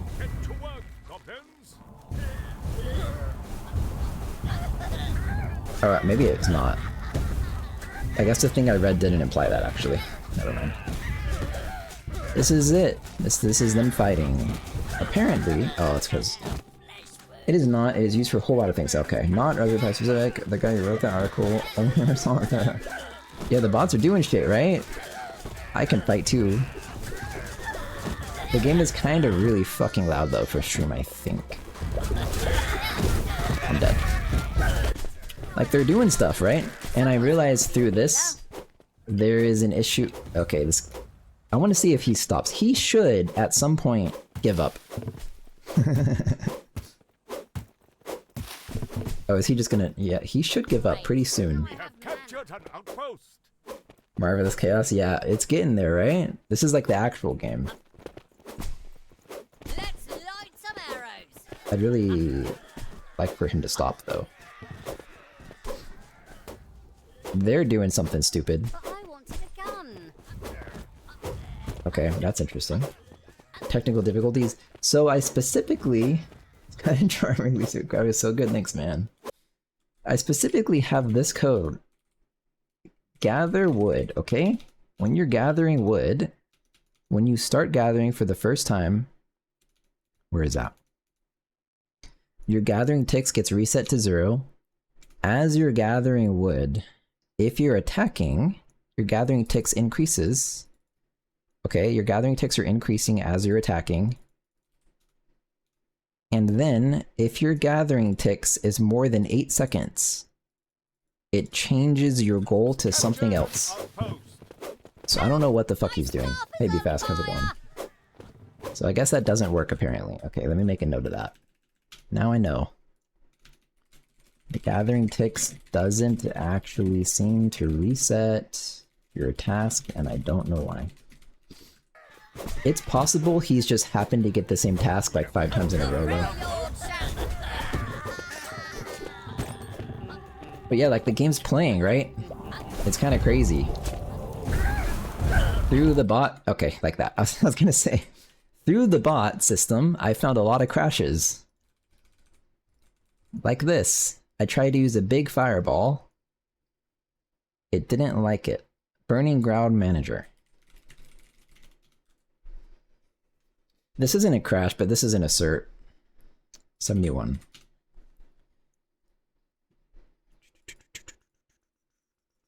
So this is guaranteeing that the Burning Ground is client, so I can get the local goblin ID as... I'm gonna do this anyways. If this, then I'm assuming Burning Grounds having a... Uh-oh.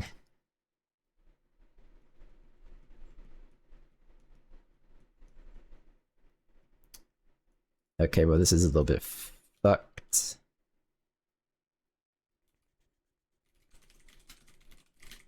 I have to have more data. Yay. Did I miss a message or no? I don't think so. So the concept of it crashed because I'm not telling it what its local goblin is. And that is important because on the server runs the same code, but the server has like 30 goblins that it owns, and so you have, when you're sending a packet, you're simulating from the client as if you're sending a packet. So it has to know which goblin is the one sending that packet. So I guess the implication is now a Burning Ground has to have a source ID inside of it, which kind of fucking sucks.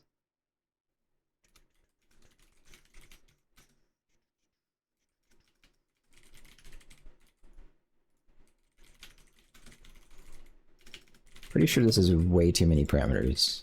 Don't think I need this, but whatever. Goblin ID, I have it. I have a Goblin ID. Passed it along. One more, please God, let it be easy. No, it's hard.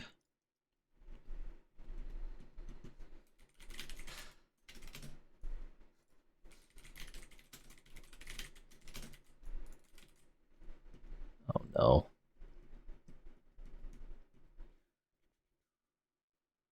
Okay, this isn't that bad, I think. Yay, goblin.id. That's it. And this has one call spot, right? Call site, yep. Okay, I guess it's fixed. Hooray.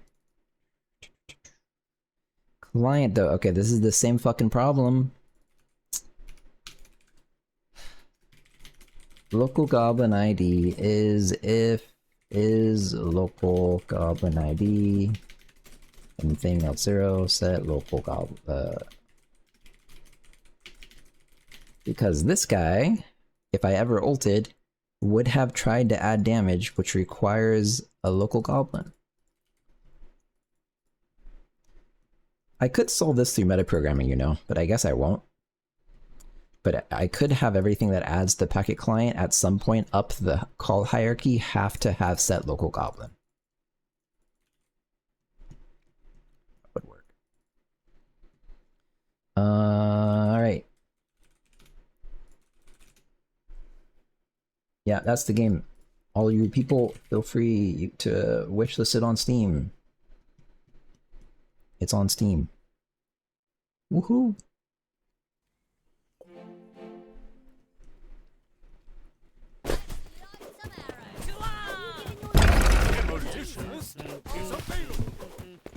Testing these tier 2 classes is, I think, absolutely gonna crash.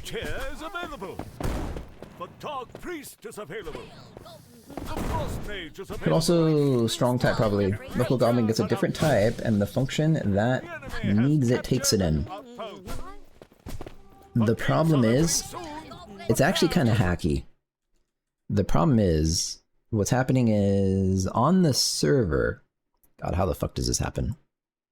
There's a function call that's packet client add packet, and it exists on the server because the server is just calling client code for the bots, right?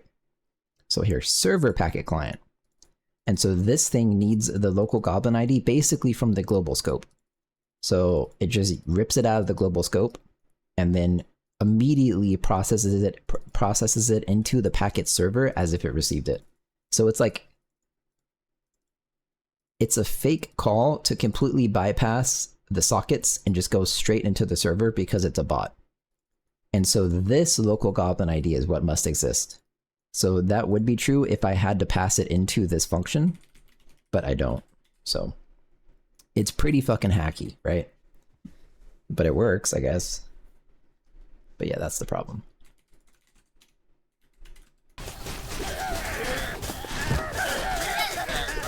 Where are my noises? Oh, they're there. I hear them.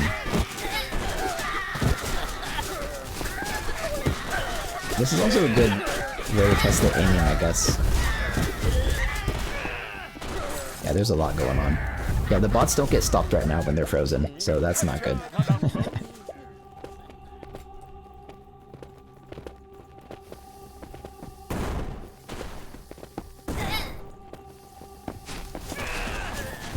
Maybe this charge up time is too slow.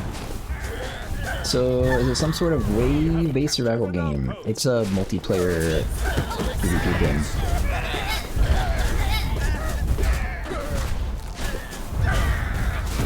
These are going to be real players. Aiming might be too hard right now. Quite possible.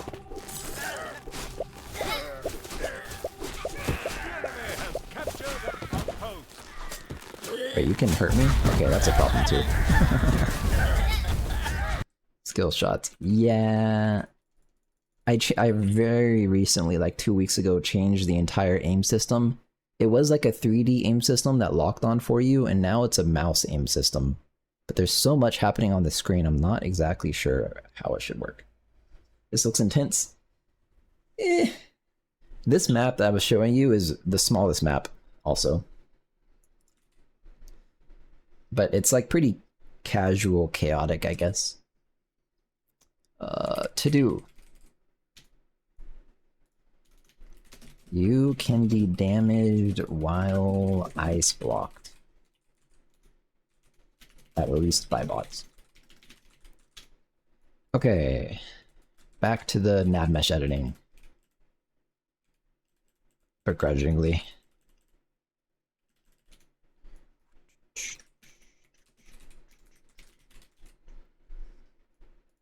So there's this, and then the server level manager.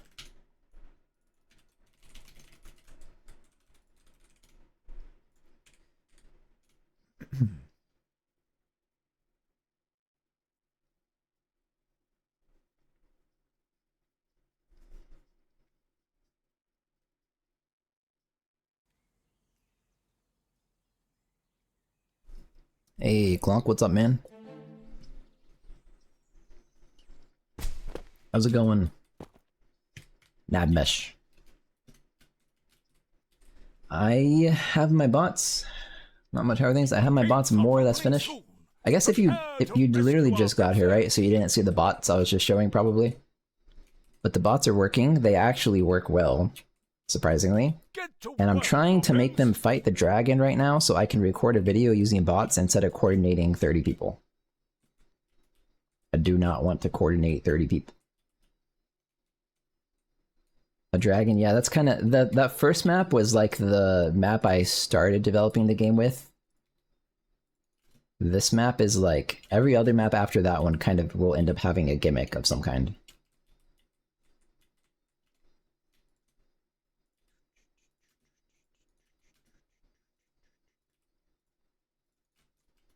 Okay. Close enough, right?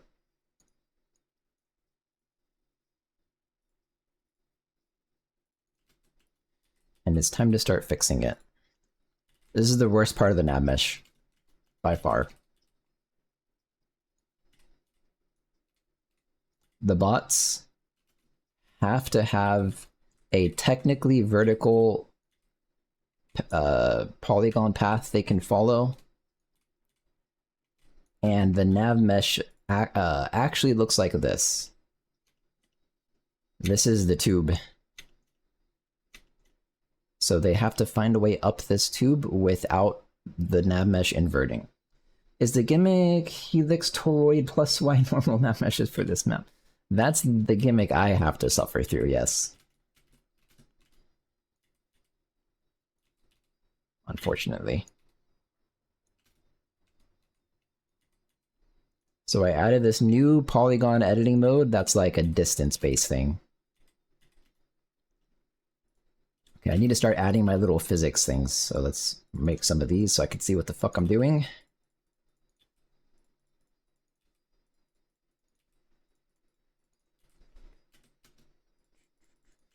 This song might be too intense. Maybe.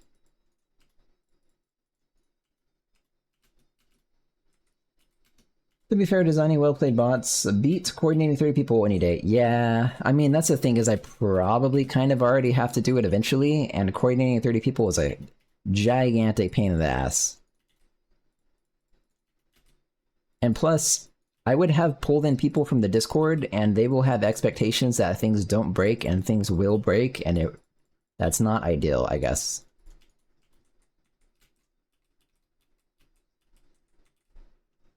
Okay, I'm beginning to see. I see the tube. I see.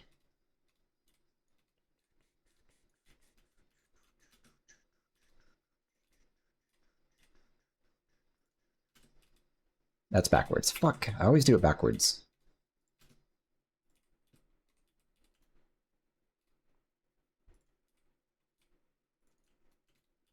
What are you up to today, Clonk, if you're still here? You didn't stream today, did you? Or maybe you did. Maybe I missed it. Okay, let's look at how I did this one. I mean, it's pretty fucked up, right? But whatever, man.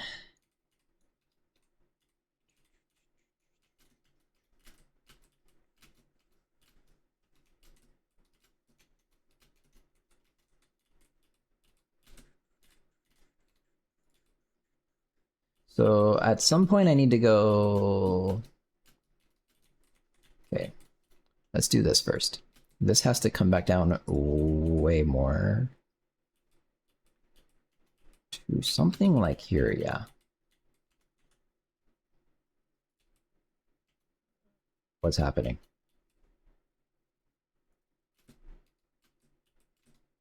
Why can't I click? What's happening? Oh, I'm in flags. How'd that happen? Click.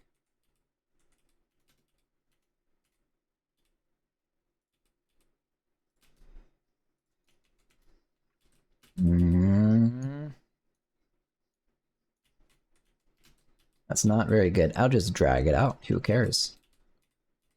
I can cheat.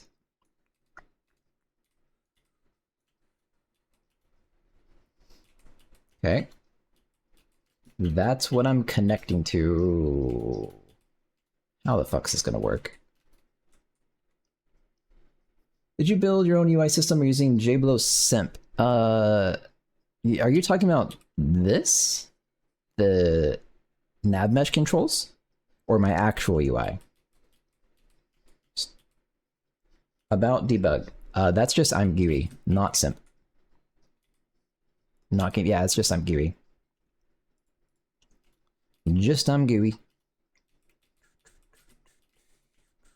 I think I can go up way more than this. Let's delete this one.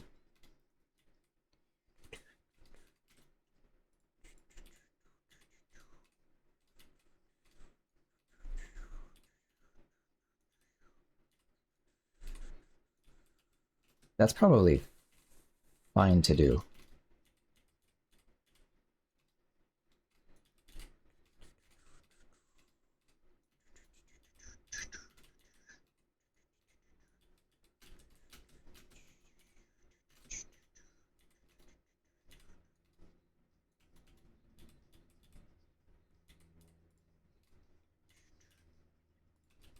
Fuck, I'm doing it backwards again.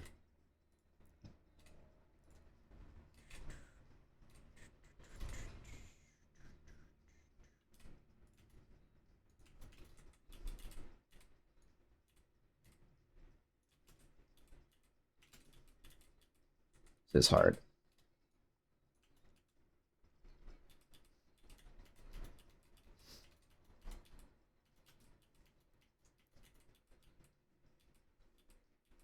How am I gonna do this?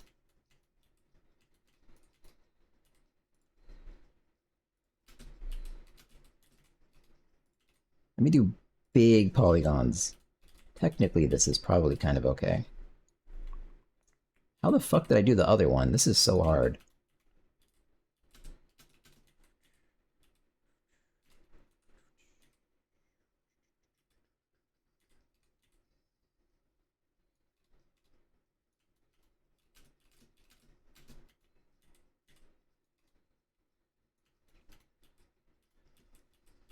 I do not think these are very similar anymore. But oh well.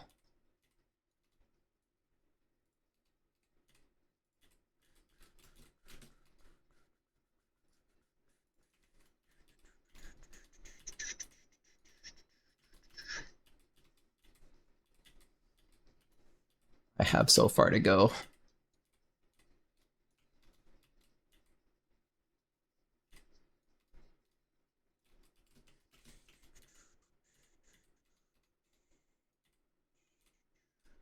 What are you doing here? Modeling a mountain play area? This is the nav mesh.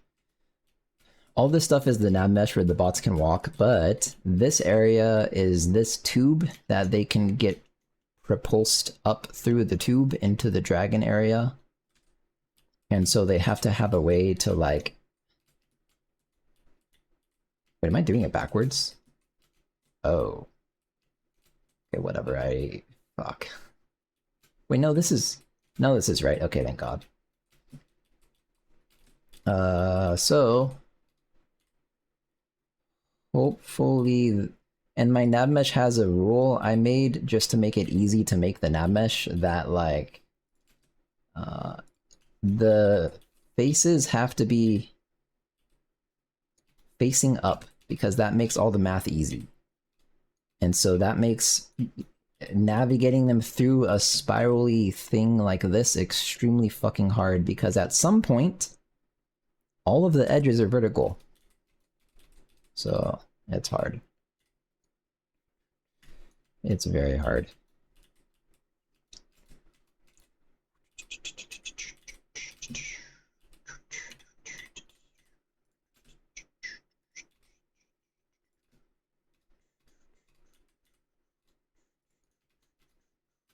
I guess I did it. I guess this is done. Kinda. This isn't gonna work, is it? It'll work.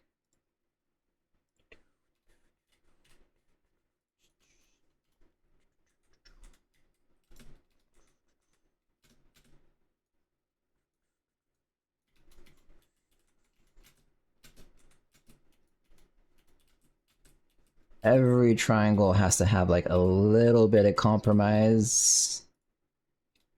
And that's okay.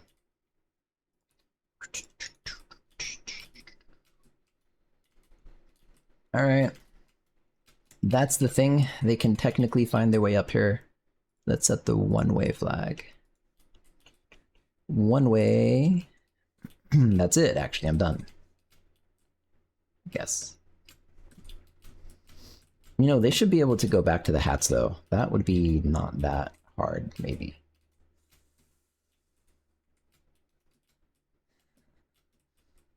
I say and then struggle to figure out how to do it.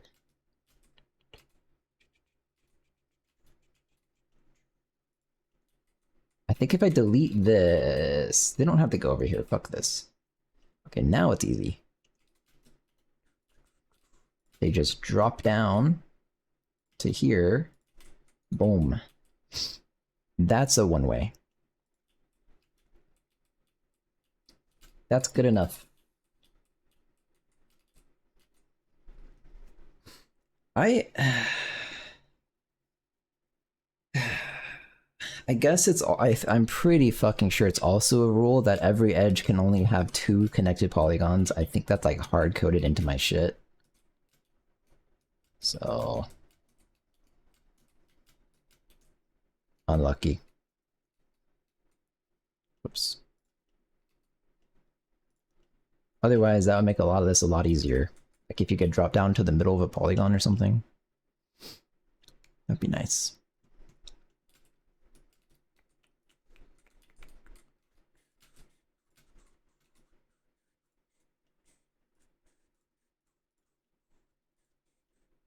Okay, there's that. Technically, the other one I did going out into this area. I'll do that too here, then why not?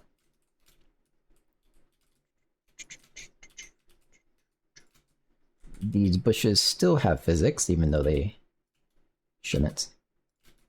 I should probably fix that.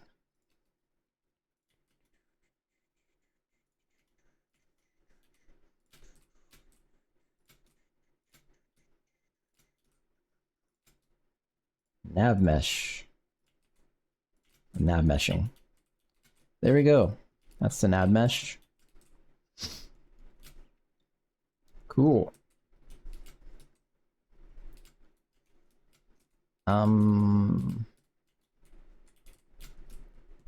It is done. Can you walk around here? You can walk through there. Okay, that's not supposed to have physics either. So much of the this map is fucked. This is not getting done today. Unfortunately. Damn. Fuck.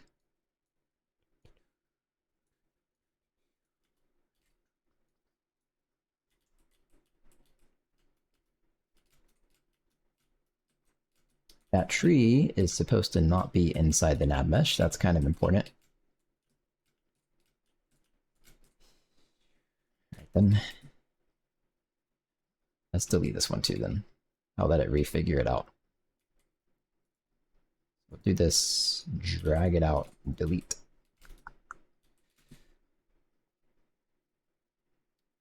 And you can probably become smaller, so it hopefully stays convex, right?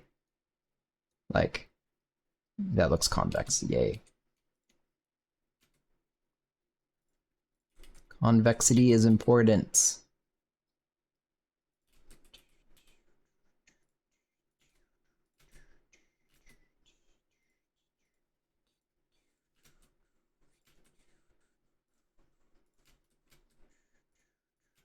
There's 1 minute left. There's 1 minute left. Get to work, goblins. All right, nav mesh.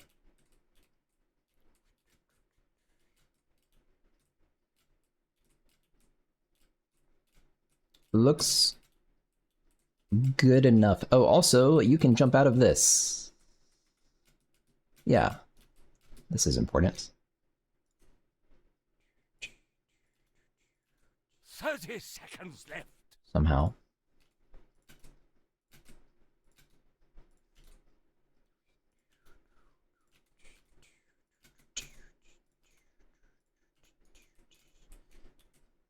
And then here.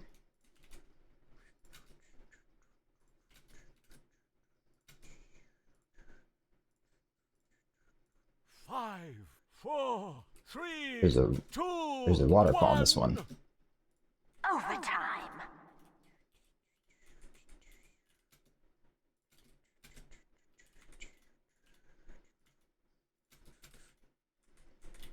I cannot tell if you can walk under here. I don't know. Whatever.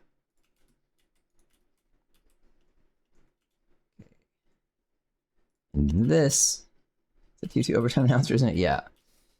That's what I was using for a long time before I got the one I paid a ridiculous amount of money for.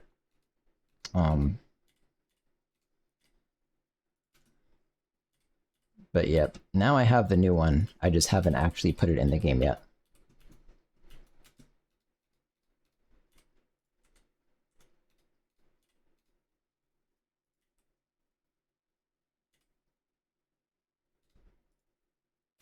Am I doing this right? Some of these, I'll fix it later.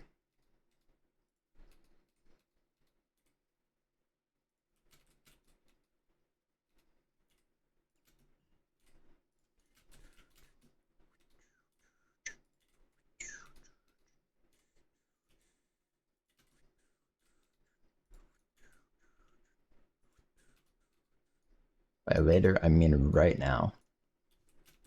To drag these out. My room is so fucking hot.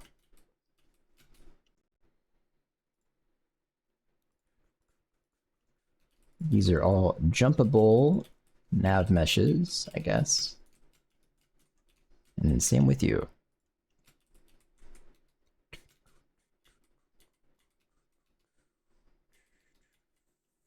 Distance. Wasn't there one over here where the distance was fucked? Oh, this guy. Yeah, that's not right.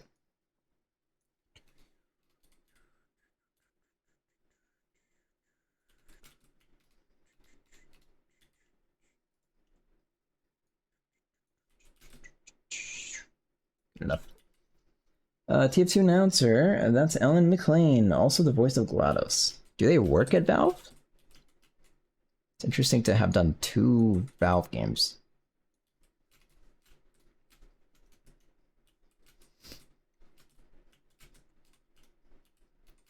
This is also needs to be skewed out quite a bit. I kind of fucked up. Assume there's contractor work. Okay.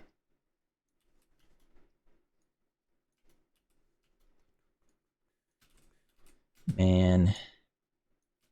Voice actors charge a lot.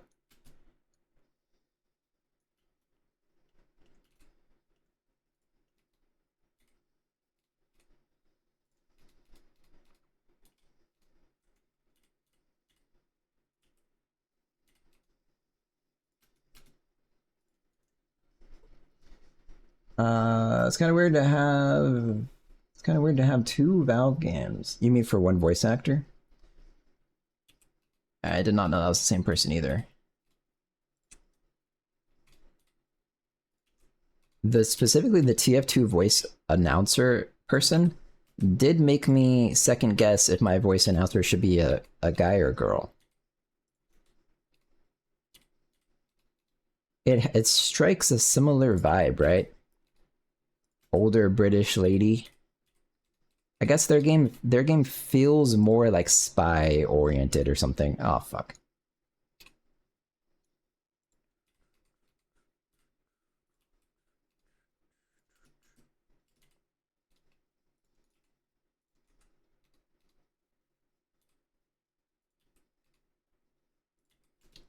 Bro, building the nav mesh by distance because I can't collide with these things in my raycasting callback, which is... Actually, I should have just fixed it, but... is so fucking tedious. Okay, this all looks decent. Almost.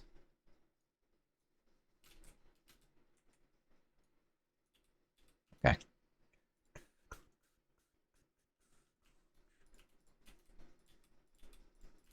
Believe it or not, I'm not very sure how, but believe it or not, you can jump out of this pit. It's jumpable. I think.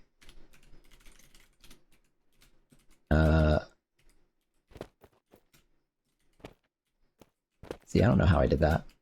Oh, there's a little ledge? Or whatever. Okay. I guess that's it, right? Technically I could put the bots on the game and they would fight. Is that true? It might actually work. Okay, let's see if I can even walk over there without being human though. Like if I just don't jump ever. Most things are fine. That one will, I guess, work most of the time. And they're gonna try and go back, and then they'll... Alright, I might try it. Let me check the level metadata and be sure the spawns are set up correctly. Looks like they are. Yes.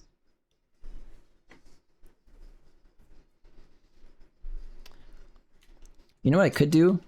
Is move the princess spawn. Nah, let's just try it. Like if it technically has the data, which it might.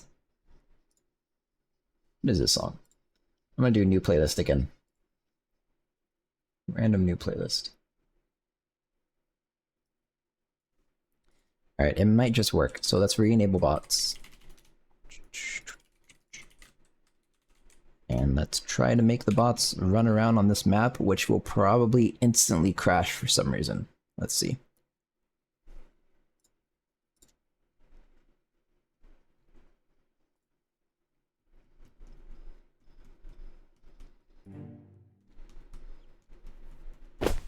I will... oh.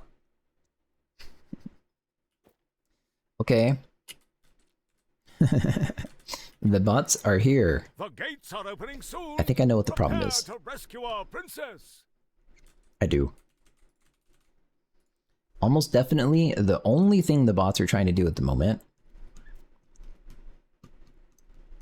is rescue the princess. Fuck.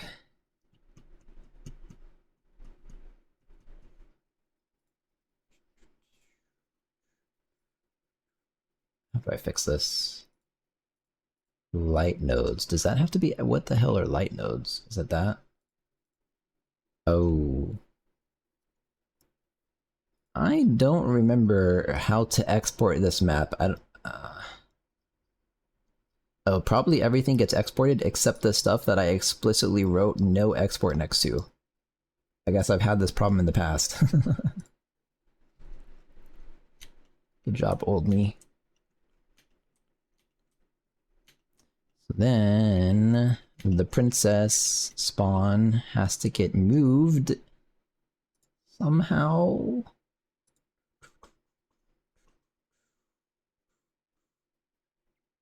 I'm just gonna do it. It's fine.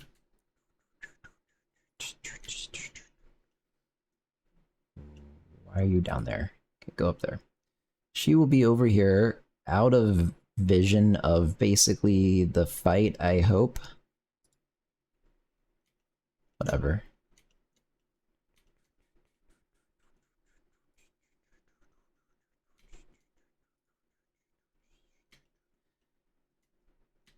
Yeah, there's gonna be lots of issues, to be honest. Like, they're also gonna want to attack the doors, and they have no way to get to the doors, because that is a whole nother physics thing I haven't done. And then what? Well, whatever. Let's try it out. Export. Correct. Assets raw, maps, dungeon.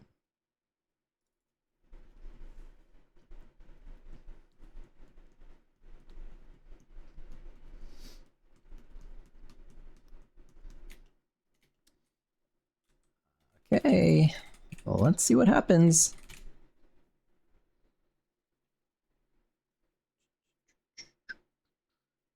Actually, I don't think they ever decide to attack doors on their own. I think they only attack doors if the princess is inside the castle.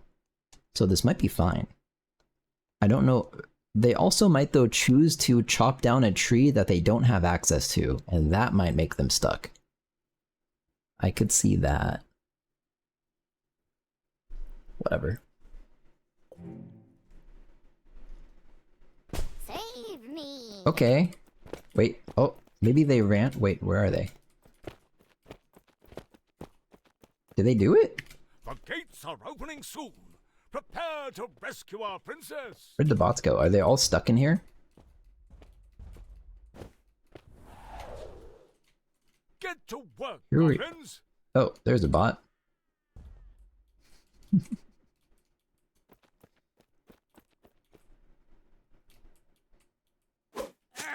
The bots are very particularly stupid on this map.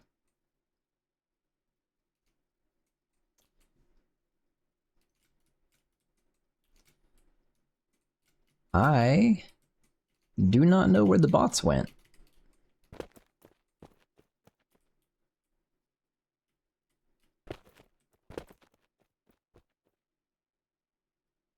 Where is he going?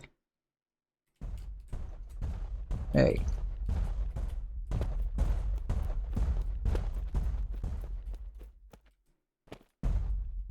Okay. I should fix this though. Event chance, not a number, infinity 0. That doesn't seem right. Not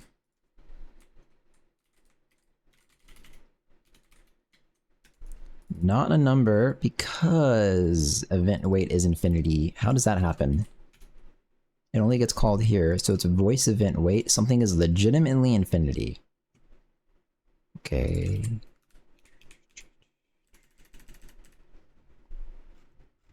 I think I literally did make infinity. I think my assumption was anything divided by infinity would be 0, but I guess that's not how floating point math works. I am learning. Really? Why not? Isn't that how it works in real life? Oh, it's infinity divided by infinity.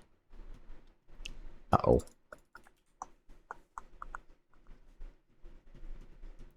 Okay. I understand. So what is infinity? Death. Okay, important things. Death, happy, hurt, screaming. Okay, I understand. Well, if you divide my infinity by infinity, I suppose for some infinity is bigger. Yeah, I did not know it was 2 infinities. I thought it was 1 infinity. So I guess I'm not learning, actually. So really probably what should happen is... pretty sure if event weight is float 32 infinity, it feels really, really bad to use infinity. I don't think this is smart to do. But there we go. Play event. I wonder where else this fucks everything up. I would like to know.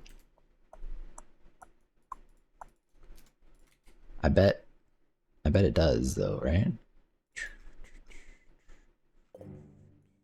Should play event dot weight. Weighted event. Doesn't really matter. Doesn't really matter. Okay. Infinity divided by infinity is just infinity. Is that true? That doesn't sound true.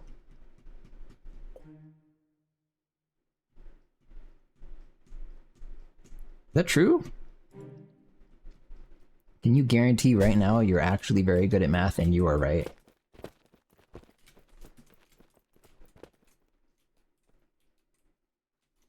The gates are opening soon. I don't understand what... Oh, they're trying to go to wood. Okay, where are the rest of the bots?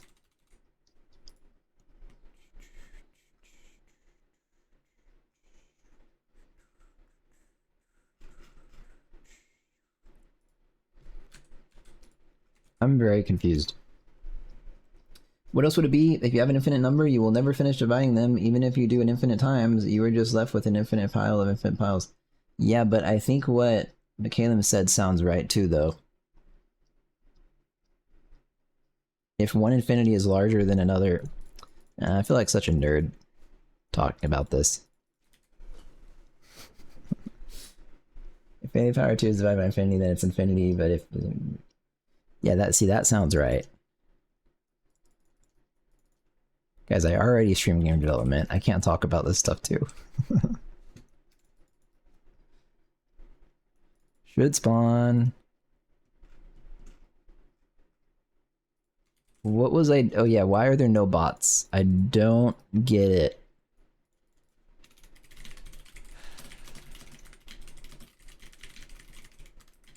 There's actually no bots on this map. And it makes no... Oh, I think I know. I think there's secretly a bunch of player spawns over here. I'm correct. No wonder. Okay then. So if I get rid of those player spawns, now all the bots will spawn and spam themselves over here. That's it. Now we export again. Yay. Dungeon. Both are infinity, so even one infinity is larger. Even if one infinity is larger than the other, it's not going to be 0 in any case. This guy is spewing this infinity shit propaganda in my chat. Use Blender as your map editor. Yes, I do. It's good for simple games, I'd say.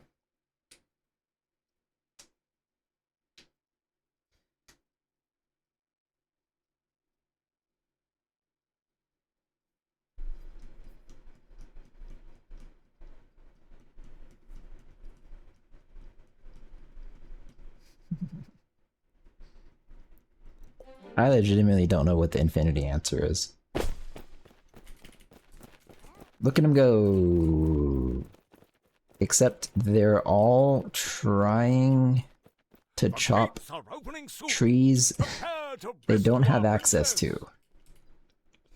Google tells me it's undefined. Is undefined a real thing? Look at the fucking goblins. This is such a good map. Oh man, you can't look up though in the game. If I could actually get them to fight, that's so funny. Okay, this is pretty good. Just like n over 0. Oh, I see what you mean. I don't believe so, because it's infinite. Literally by definition without end, so it cannot be reduced to 0, and you have some kind of infinity that was infinitely larger, and smaller infinity is still infinite, so you can just keep going forever. I don't know if that's how it works, but like, I legitimately don't know. But intuitively, I also feel like that's not right. Infinity can do stuff, you know?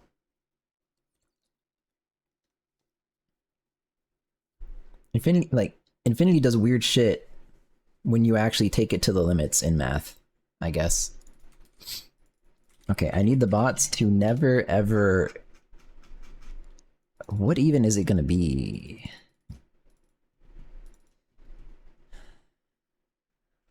Never ever determine best work?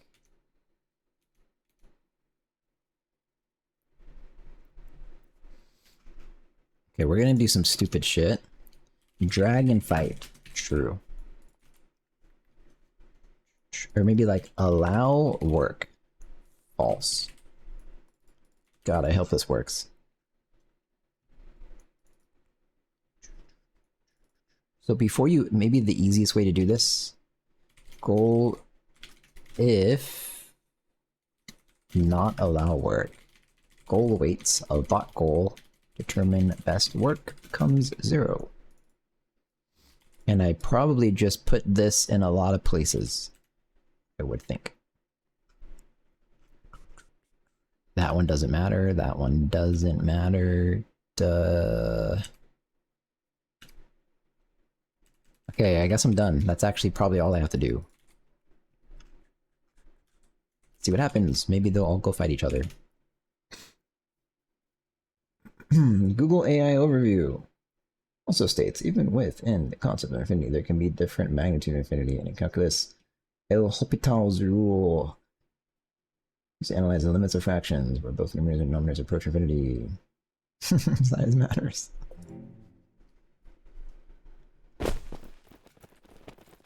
Freaking infinity deniers, man. Up the Freljord shout. Wait. I'm calling it night. Enjoy the rest of your day, peeps. Seeing off that line. Thanks for hanging out, man. Look at him go. Wait, where'd they all go? Dude, the fucking getting shot out of the map is so funny. Get to work, goblins. Okay, so here's another thing that has to happen.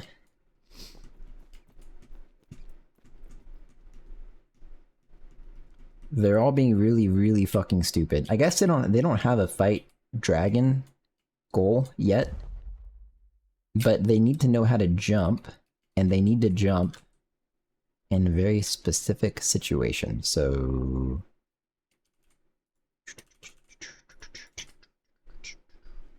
the IQ bots, they're very dumb.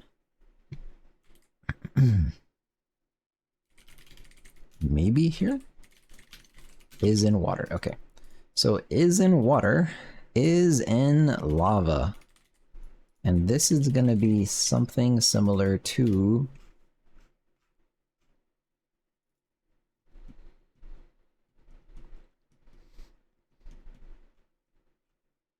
I'll just figure it out. It's what Well, actually, it's a this. Okay, this thing.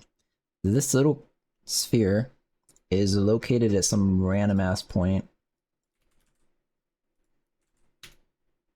Is in lava. Arena center.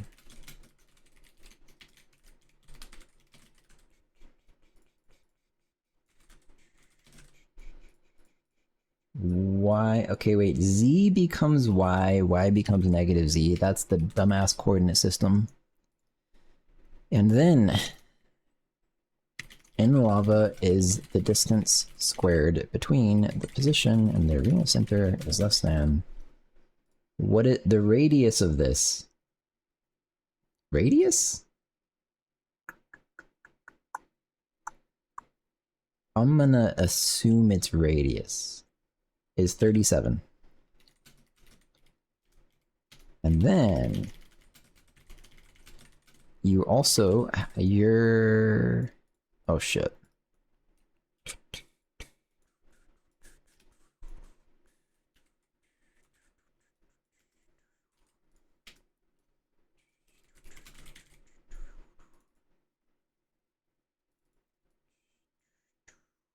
Dungeon map.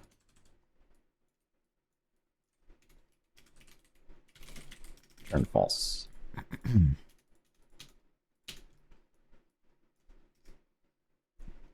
Okay.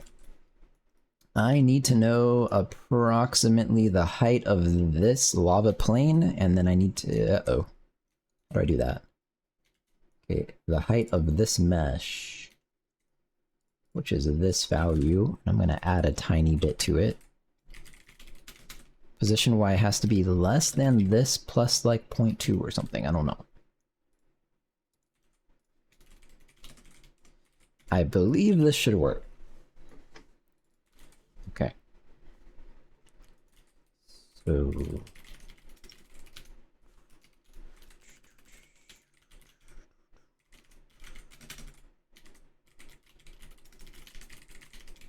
we will get your in lava value, just like in water.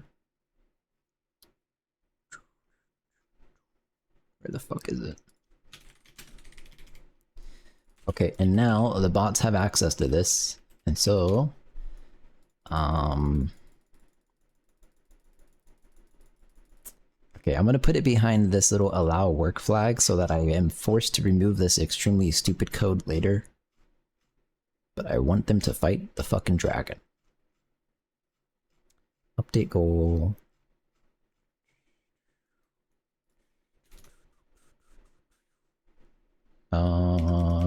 Where should this go? I guess when you tell them to move, they decide sometimes if they should jump or not. So...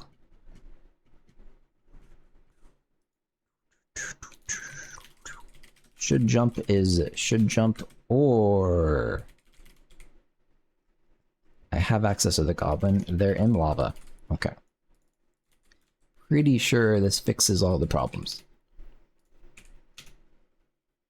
Can they ride the dragon? Kind of. I wrote some fancy physics code to... if you're standing... the dragon is... I don't remember. Kinematic bodies or rigid bodies or something. And if you're standing on it, there's like... at the point of intersection, it does kind of maintain your stability on the dragon. Why does no one want to become another class? The gates are opening soon. Prepare to rescue our princess. I mean, wait, they're supposed to be jumping. Get to I guess work, goblins. I guess the 0.2 isn't enough. I'm winging it.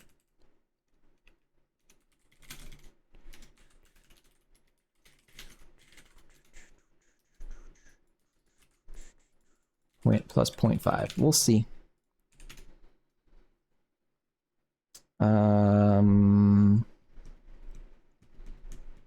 Oh, I know why also. Okay, wait, cancel.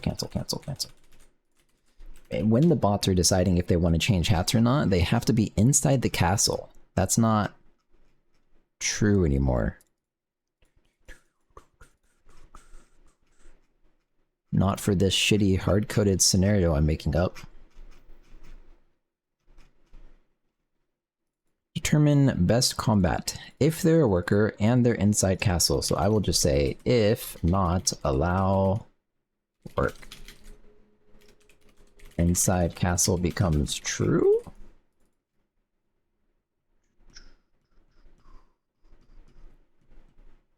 What is this doing?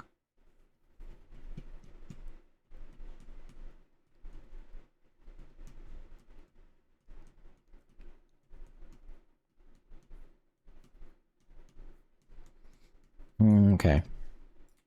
And at this point, if allow work is not allowed, inside castle becomes false. Because I probably don't want them to go back and change hats again randomly.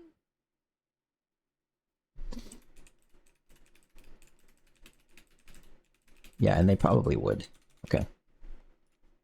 Let's see. They might actually fight. Yeah, if I can play the game without the bots being extremely broken for more than like 10 seconds, I'll show you the dragon. Riding the dragon.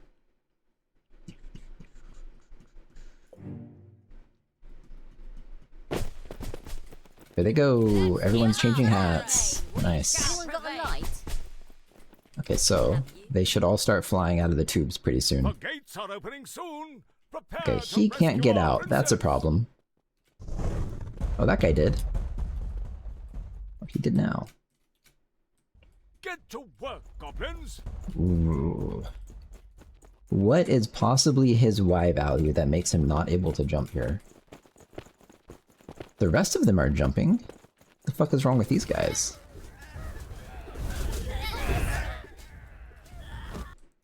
Okay, it's not that bad. I'm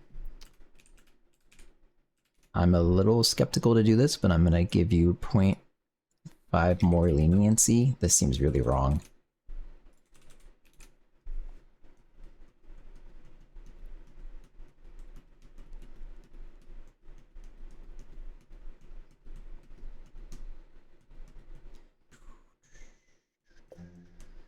We'll see. Let's light some arrows. Someone's got to be the healer. Defend the princess. Yeah, they really struggle with that too. Here we The go. gates are opening soon. So I can go get on his tail, maybe? Almost. Get to work, goblins. Fear is for the enemy. Why does he get stuck there? Huh? Great. Now I have mana. Huh? I guess technically it's too close, but like it shouldn't fucking matter.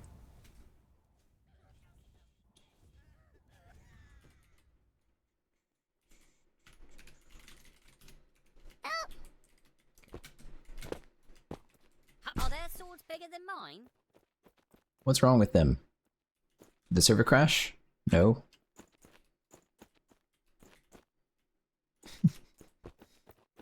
What is happening? Oh, hot!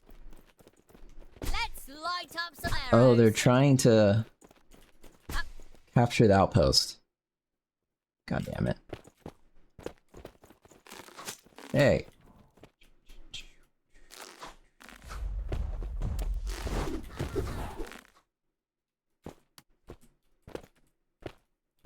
I wonder what's gonna happen when the bots get thrown down there. Yeah, okay, he's not supposed to be able to do that. Well, anyways, if I just add a fight dragon goal, and I can just tell them, like, where the dragon is on the map, I think it'll be pretty good.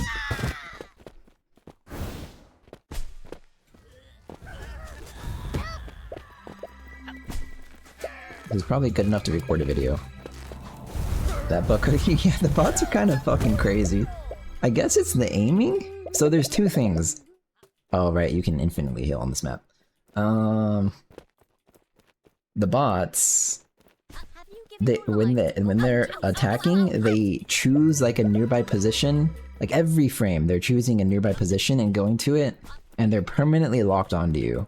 So I think technically the bots might be kind of insane when they're actually fighting, because they're actually like permanently constantly running around. haven't fought against them enough to know. Like, I literally started working like last night.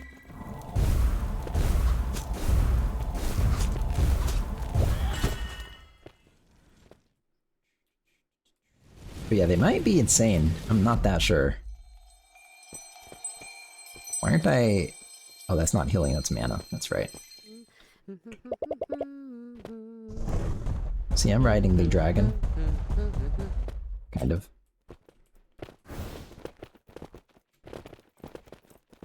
I mean, I wish, like, okay, the little thing where it forces him to jump in some situations helps. Bat, what's up, Soulfoam? Not to be annoying, PM, but do you think the camera should zoom out as you go up? Yeah, definitely. I was talking about that before you got here, actually, but like 4 hours ago. But it's really fucked up right now because the camera's like clipping. But what's actually supposed to happen? I mean, I could just maybe fix it right now. No, fixing it correctly will be just slightly hard, so I won't do it yet. But what's actually supposed to happen is these things right here is a camera hint, and it says something like, or you probably can't see it, yeah. It says camera zoom 160%, and so up the little thing that is hidden, oh, I still can't see it, whatever. Up the little tube all the way up it, you're gonna have a hopefully consistently spaced, nice camera zoom that makes your camera big as fuck. That's the goal. What is happening? Anyone got a light? I'm pretty sure they're all trying to, yeah, capture outpost. Bro.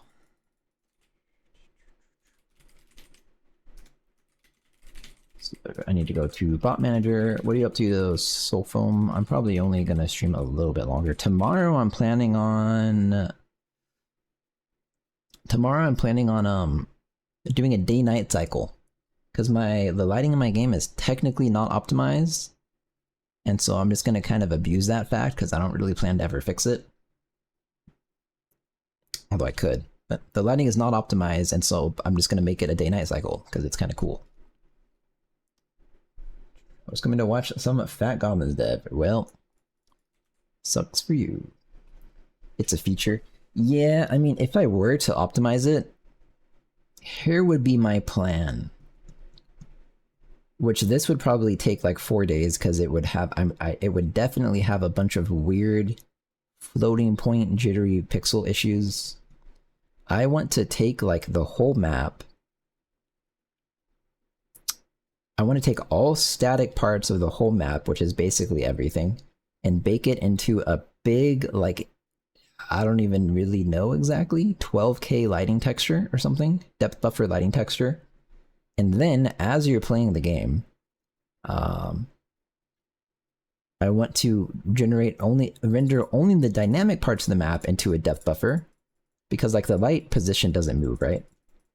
And so from that, you can basically, I think, just extremely efficiently either pass them both in or merge them using like the minimum value, right? And now you have an actual depth buffer that you essentially only rendered the goblins and the doors. And that's your shadow. That's probably how I would do it. Instead of baking the shadows for like all the different pieces, I would probably want to do it when the game starts at runtime or something. But I'm not going to do that anyways because I don't want to.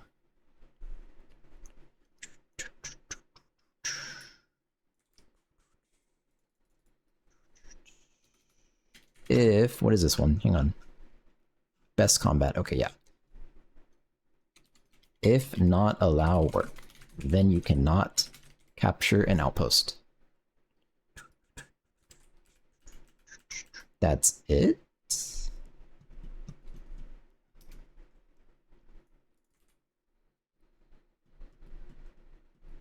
Okay. That should be good then. Well, I'll play it a little bit more, but that's about as far as I'm gonna get. Let me commit. Dungeon map bots kinda work for the video. Oh, I was planning on fixing the ffmpeg. Nah, that's a good thing to do tonight.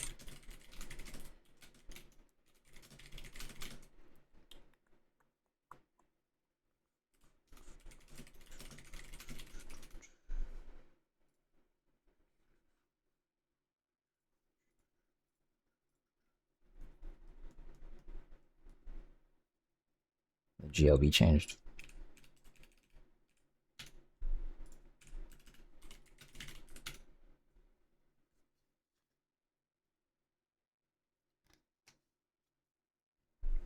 The problem with expanding the zooming out the camera as you're going up the tube is the camera zoom hint is a sphere, and I don't have any plans to change that. And it's smooth. So I'm gonna have to do it very cleverly in a way where it feels We shall prevail. The gates are opening consistent. soon. Prepare to rescue our princess. I thought I removed this task. Why are they trying to go to an outpost? But yeah, that's hard. That's hard. It'll be hard to make the zoom consistent as you're going up the tube, I think. Allow work. If not allow work, capture outpost is set to none. So what the fuck are you doing? Ah. Okay. This is the get distracted function. If allow work.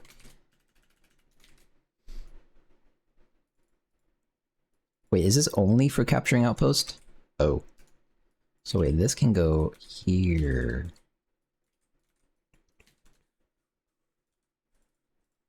What else?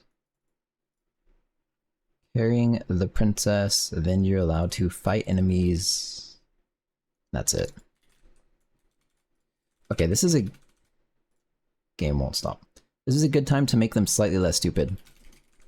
Because this is the function for it. This is a good song too, I think.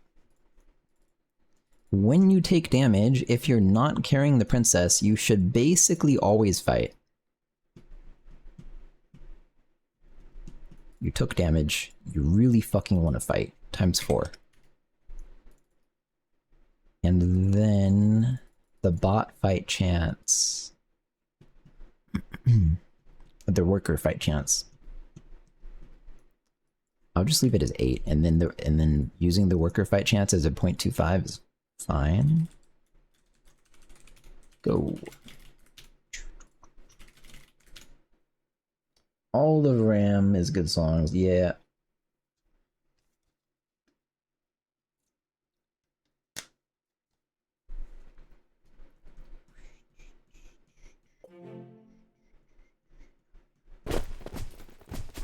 Here they go. In her holy name, we shall prevail.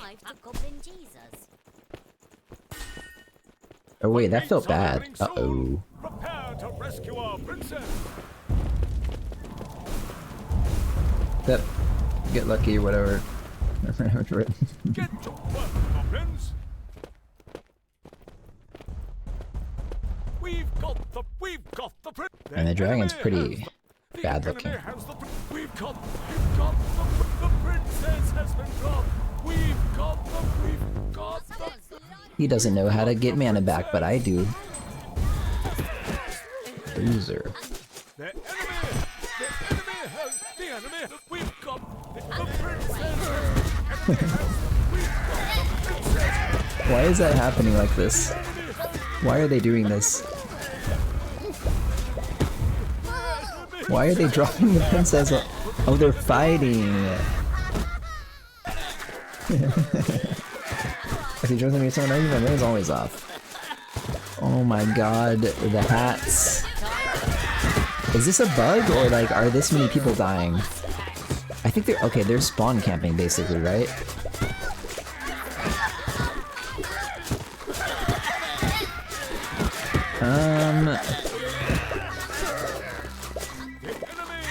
I mean, it's not lagging.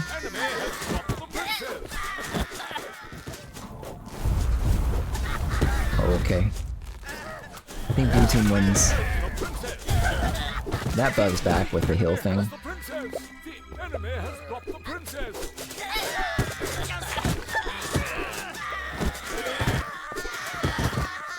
Did I do the wrong one? The chance to fight goes up when they're... No.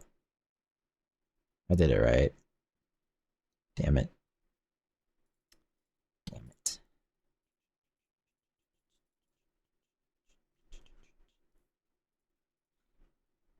Oh, I'm stupid. I actually did not do it right. That if statement's supposed to be there. This is the compile time if.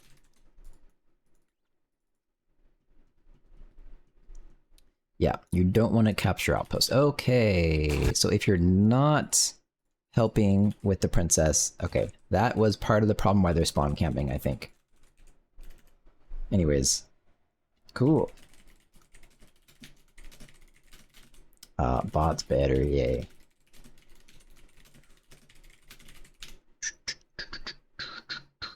What else to do? I don't want to fix the ffmpeg thing. It's actually really fucking hard.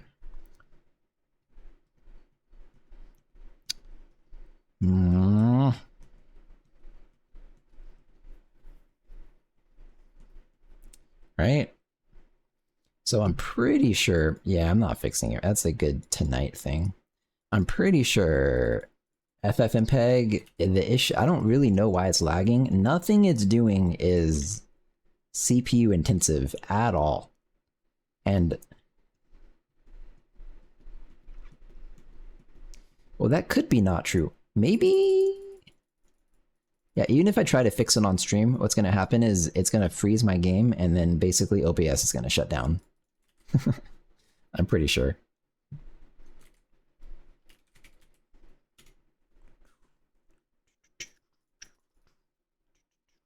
But it's possible ffmpeg when it's encoding.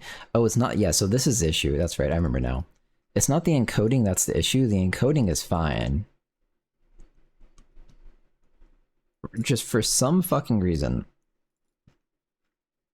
reading the frames. Where is it? Reading the frames and then writing them into the buffer, which is a file now, to get written, it lags my computer. Only one way to find out? No.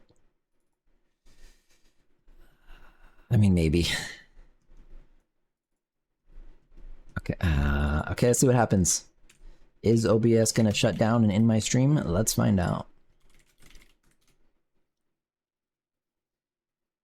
I wish Stream Elements could do the Patreon thing. Wait, why can it do giveaway and not Patreon? Oh, that's my own bot, that's why. I get it.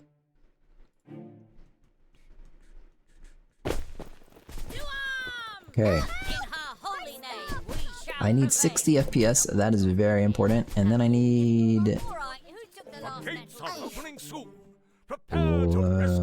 balanced. Why not?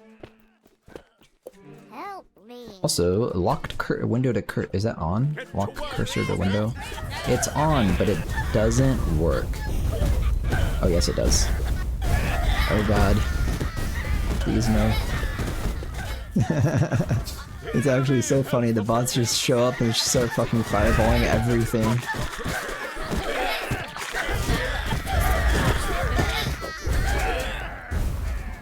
Not like this. Okay. Record video. Record video again. I have 30 FPS, but I do have 30 FPS.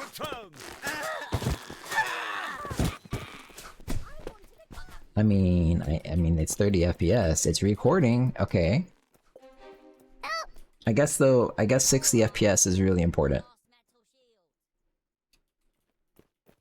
But it's working though. It definitely, absolutely was not working before. Rip stream? Yeah, I don't think so. Okay, now the hats are lagging. Oh, that was because it was, okay. It wasn't. It was ffmpeg was lacking the server.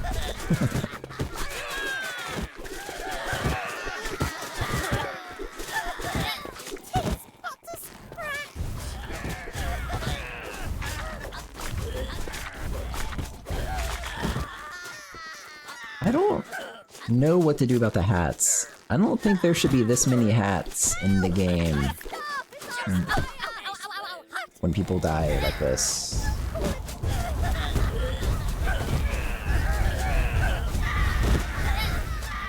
I'm not sure.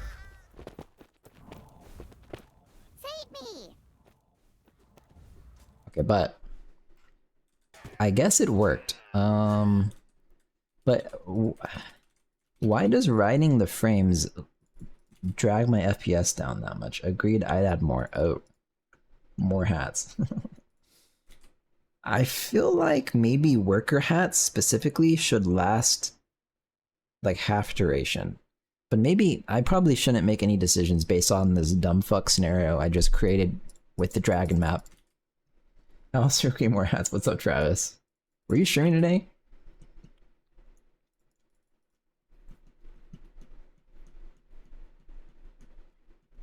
There's a lot of hats. So why is this lagging? I have no fucking clue. I think it's read pixels. Okay, I'm gonna get rid of read pixels and make a video that is black. Black and transparent. Yeah, going too soon. Nice. Been looking for a bit in the meantime. Thanks, man. I will be ending soon. I got baited into fixing this bug.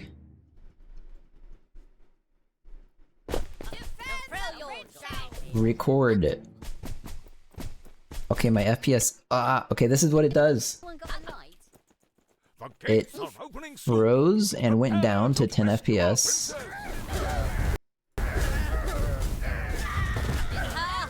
Okay. And now ffmpeg is destroying my CPU.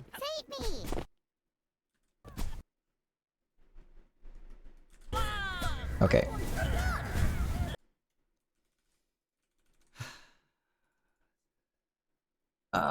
My computer.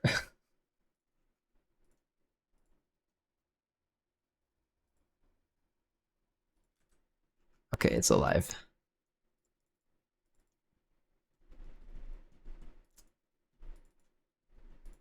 Well.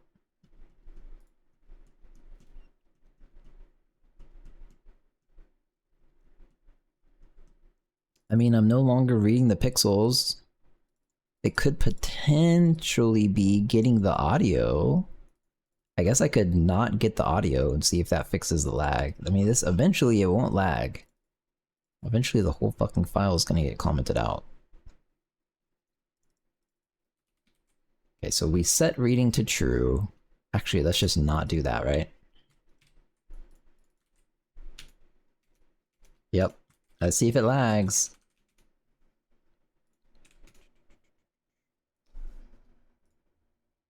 Skip this on.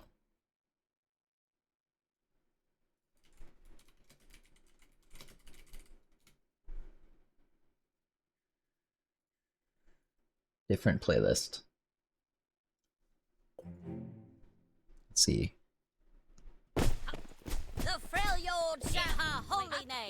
Okay, I can't tell if it's lagging. It is. Only a little bit. I'm maybe then attributing the lag spikes to, oh god. Kind of the weirdest song to listen to from the crappy drumless version. I don't know the difference. But I believe you. So I don't think this was lagging it. I'm assuming it's just writing into the file. So maybe let's get rid of the file writes and see what happens.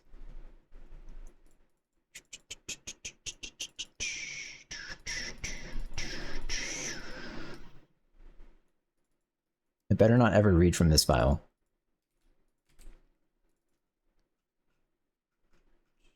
I'll put back the read pixels. I'm gonna assume it's only one thing causing problems.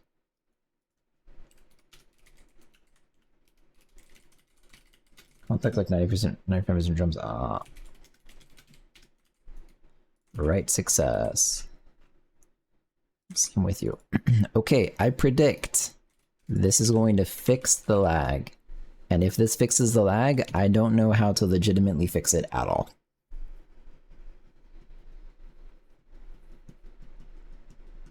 Maybe you can reserve a giant ass file on disk? Like, there has to be a solution. This is on an SSD also, by the way. This is all happening on an SSD.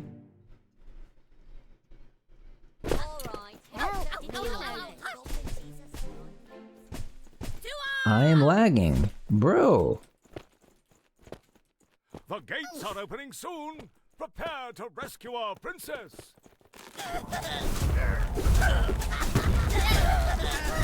I mean, it's not as bad this time, yet.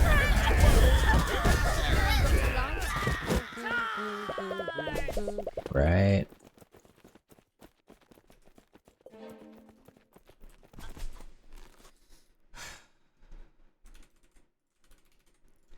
Well.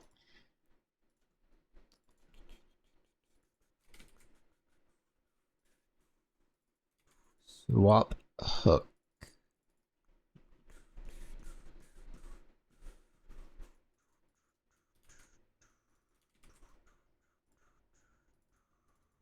I don't think I'd use this one. So if you do this, then it just calls it after swapping buffers. That's nothing special. Fuck.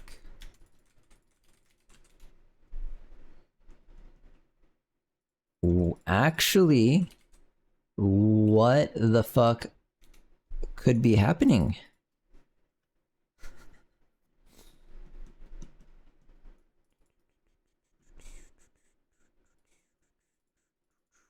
I mean, it allocates into temp buffer. That really shouldn't matter. It doesn't even write into a file now. And then, I mean, I can make it not read pixels. It's almost literally doing nothing. Actually, literally doing almost nothing. So,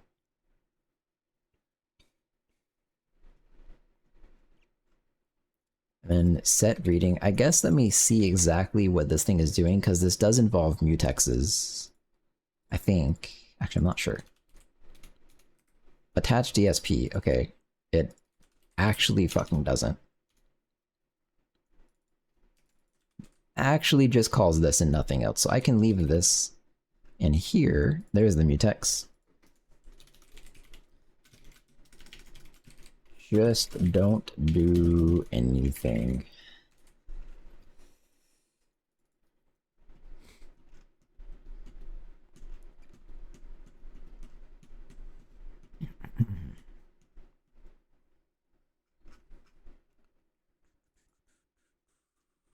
I don't know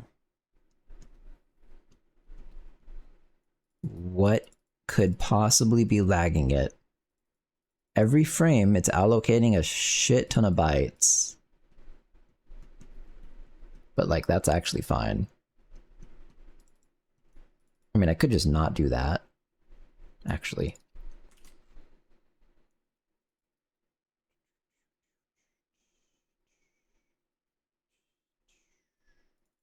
Audio mutex could maybe be bad?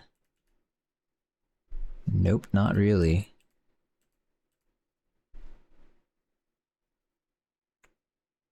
Back. Let's try again. There's completely nothing going on at this point. Oops. Completely nothing going on except allocating a giant buffer with temporary allocator though, which should be fine unless it's possible, maybe. It's maybe possible I'm allocating over the temporary allocator buffer limit, and maybe Jai does some weird shit like allocates into the default allocator. I don't know. Okay, I'm not lagging, by the way. The gates are opening soon. Prepare. So, in order to not lag, I have to do literally nothing. And then focus freezes. Okay. So, let's add back audio frame. Let's see what happens.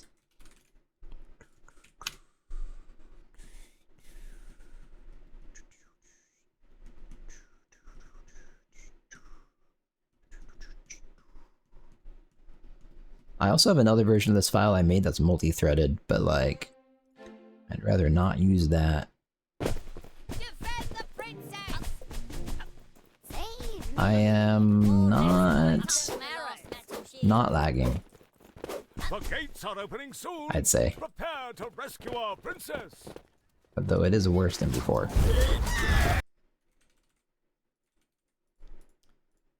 Fucking folk. Why is it doing this?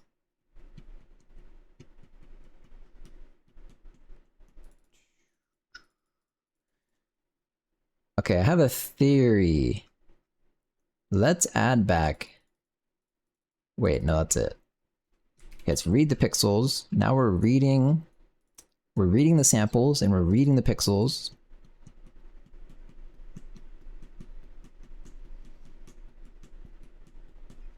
I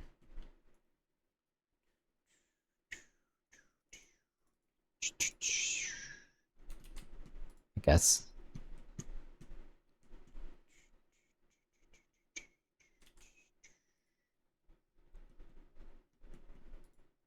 Okay, let's see. Am I gonna lag?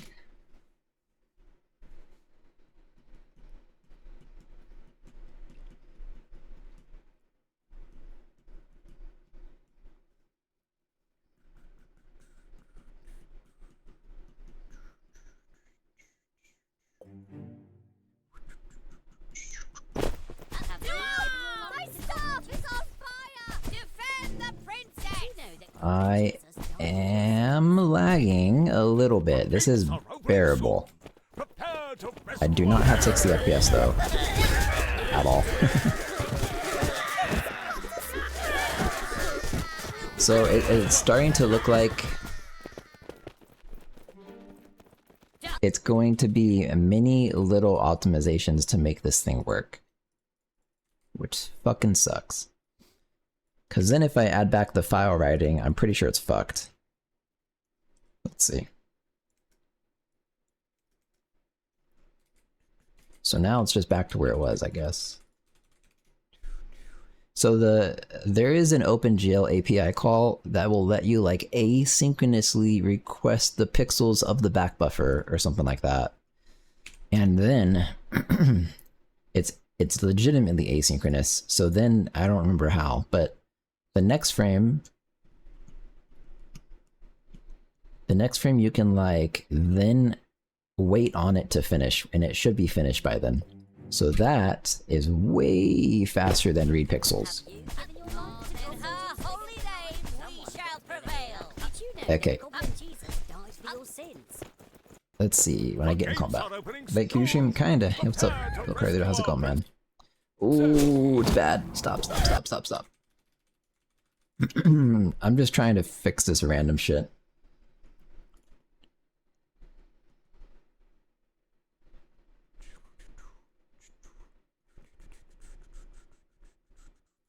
I'm still very, very skeptical of allocating this thing in the temporary allocator. Hang on a second. Temporary allocator. Is it in basic?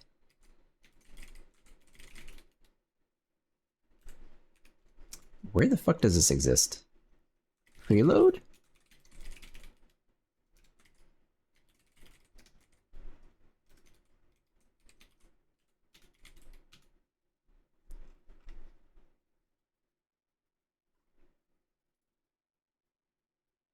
I thought it was in basic.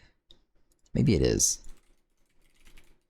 Is it just called temp? That's the name of the thing you access, but the actual thing, this is it. So I think I might be omega fucking it by requesting a size that's larger than 1 page.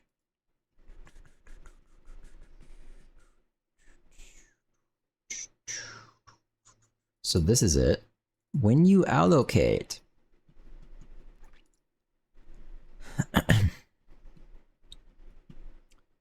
blah blah blah blah blah. Context allocator is temporary allocator. Wait, there is a problem. Maybe. I don't know. Is there? So this one is called from the main thread. I think this is fine. This one is not. But also it doesn't actually allocate, so it doesn't matter. So never mind. Fuck. 1 page is I think 16K. I do have a specific thing that's like telling it differently. Temporary storage size. I don't know what this is. Is that 2 megabytes? But then 1920 by 1080 RGB A8 thing is 8 megabytes. So I mean, I guess it doesn't fit, but I want to know what it does when it doesn't fit, because I don't know actually.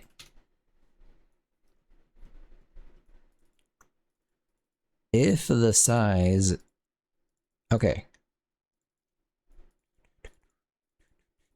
If the size requested is more than what it has available, add a new page with that requested size. Interesting. I didn't know it could do that. That seems sloppy. So, I mean, anyways, that kind of tells me what I'm doing is wrong. I should not be allocating a gigantic chunk of data, because very good chance it's getting like reallocated a bunch. So it's synchronous anyways.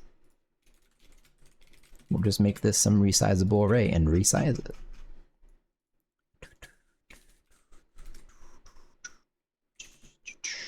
If video frame allocated, whoops.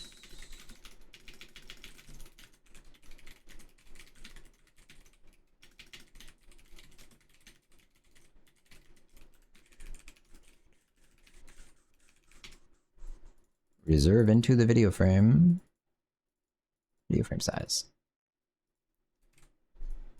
And then video frame count. Wait, does that matter? No. Wait, apparently. Video frame count, video frame size. And nothing else changes.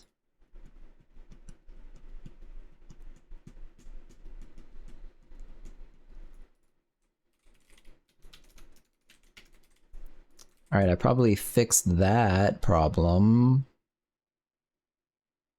I think.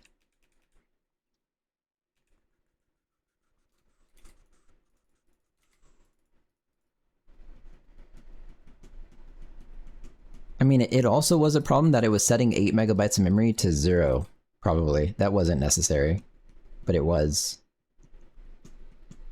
Okay. So then I have to find a better way to write files. I'm not doing that now. I think it's possible. It's going to be some weird ass Windows shit, and I don't want to do that.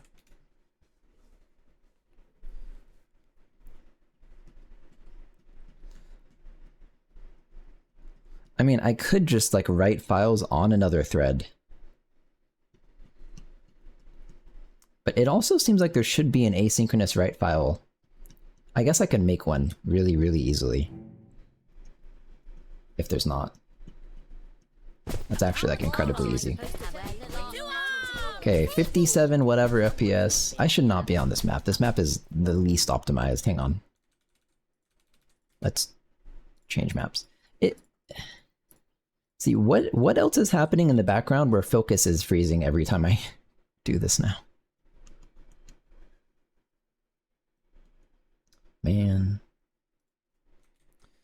Okay. I need to go to server level manager. The dungeon map is very not optimized relative to other ones.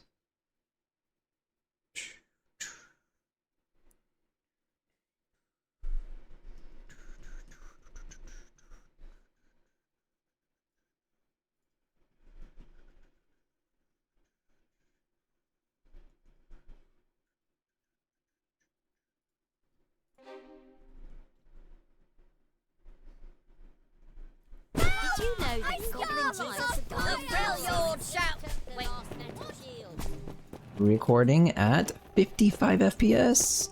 The gates are open. Wait, I think it was the temporary allocation. Oh wait, it's stuttering though. It's 20, The Freljord 30. shall...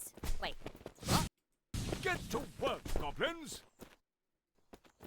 Okay, this is pretty bad.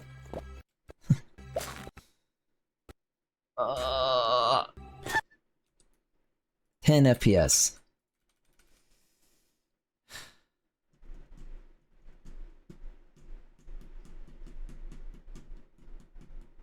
I mean, okay.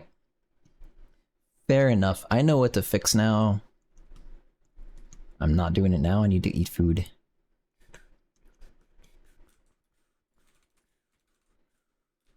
Come on, focus. IDK. I don't know what I did.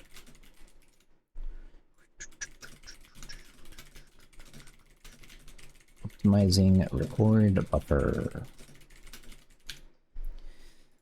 So, to do for that tonight is, do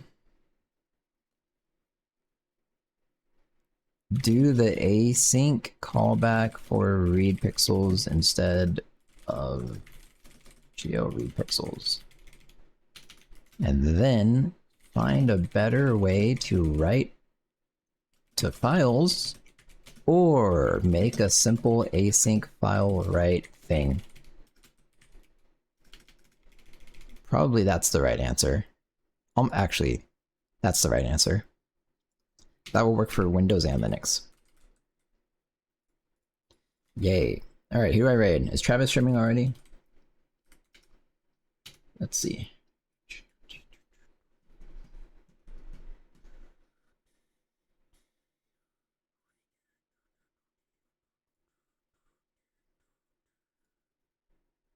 I'm tired. Travis is streaming.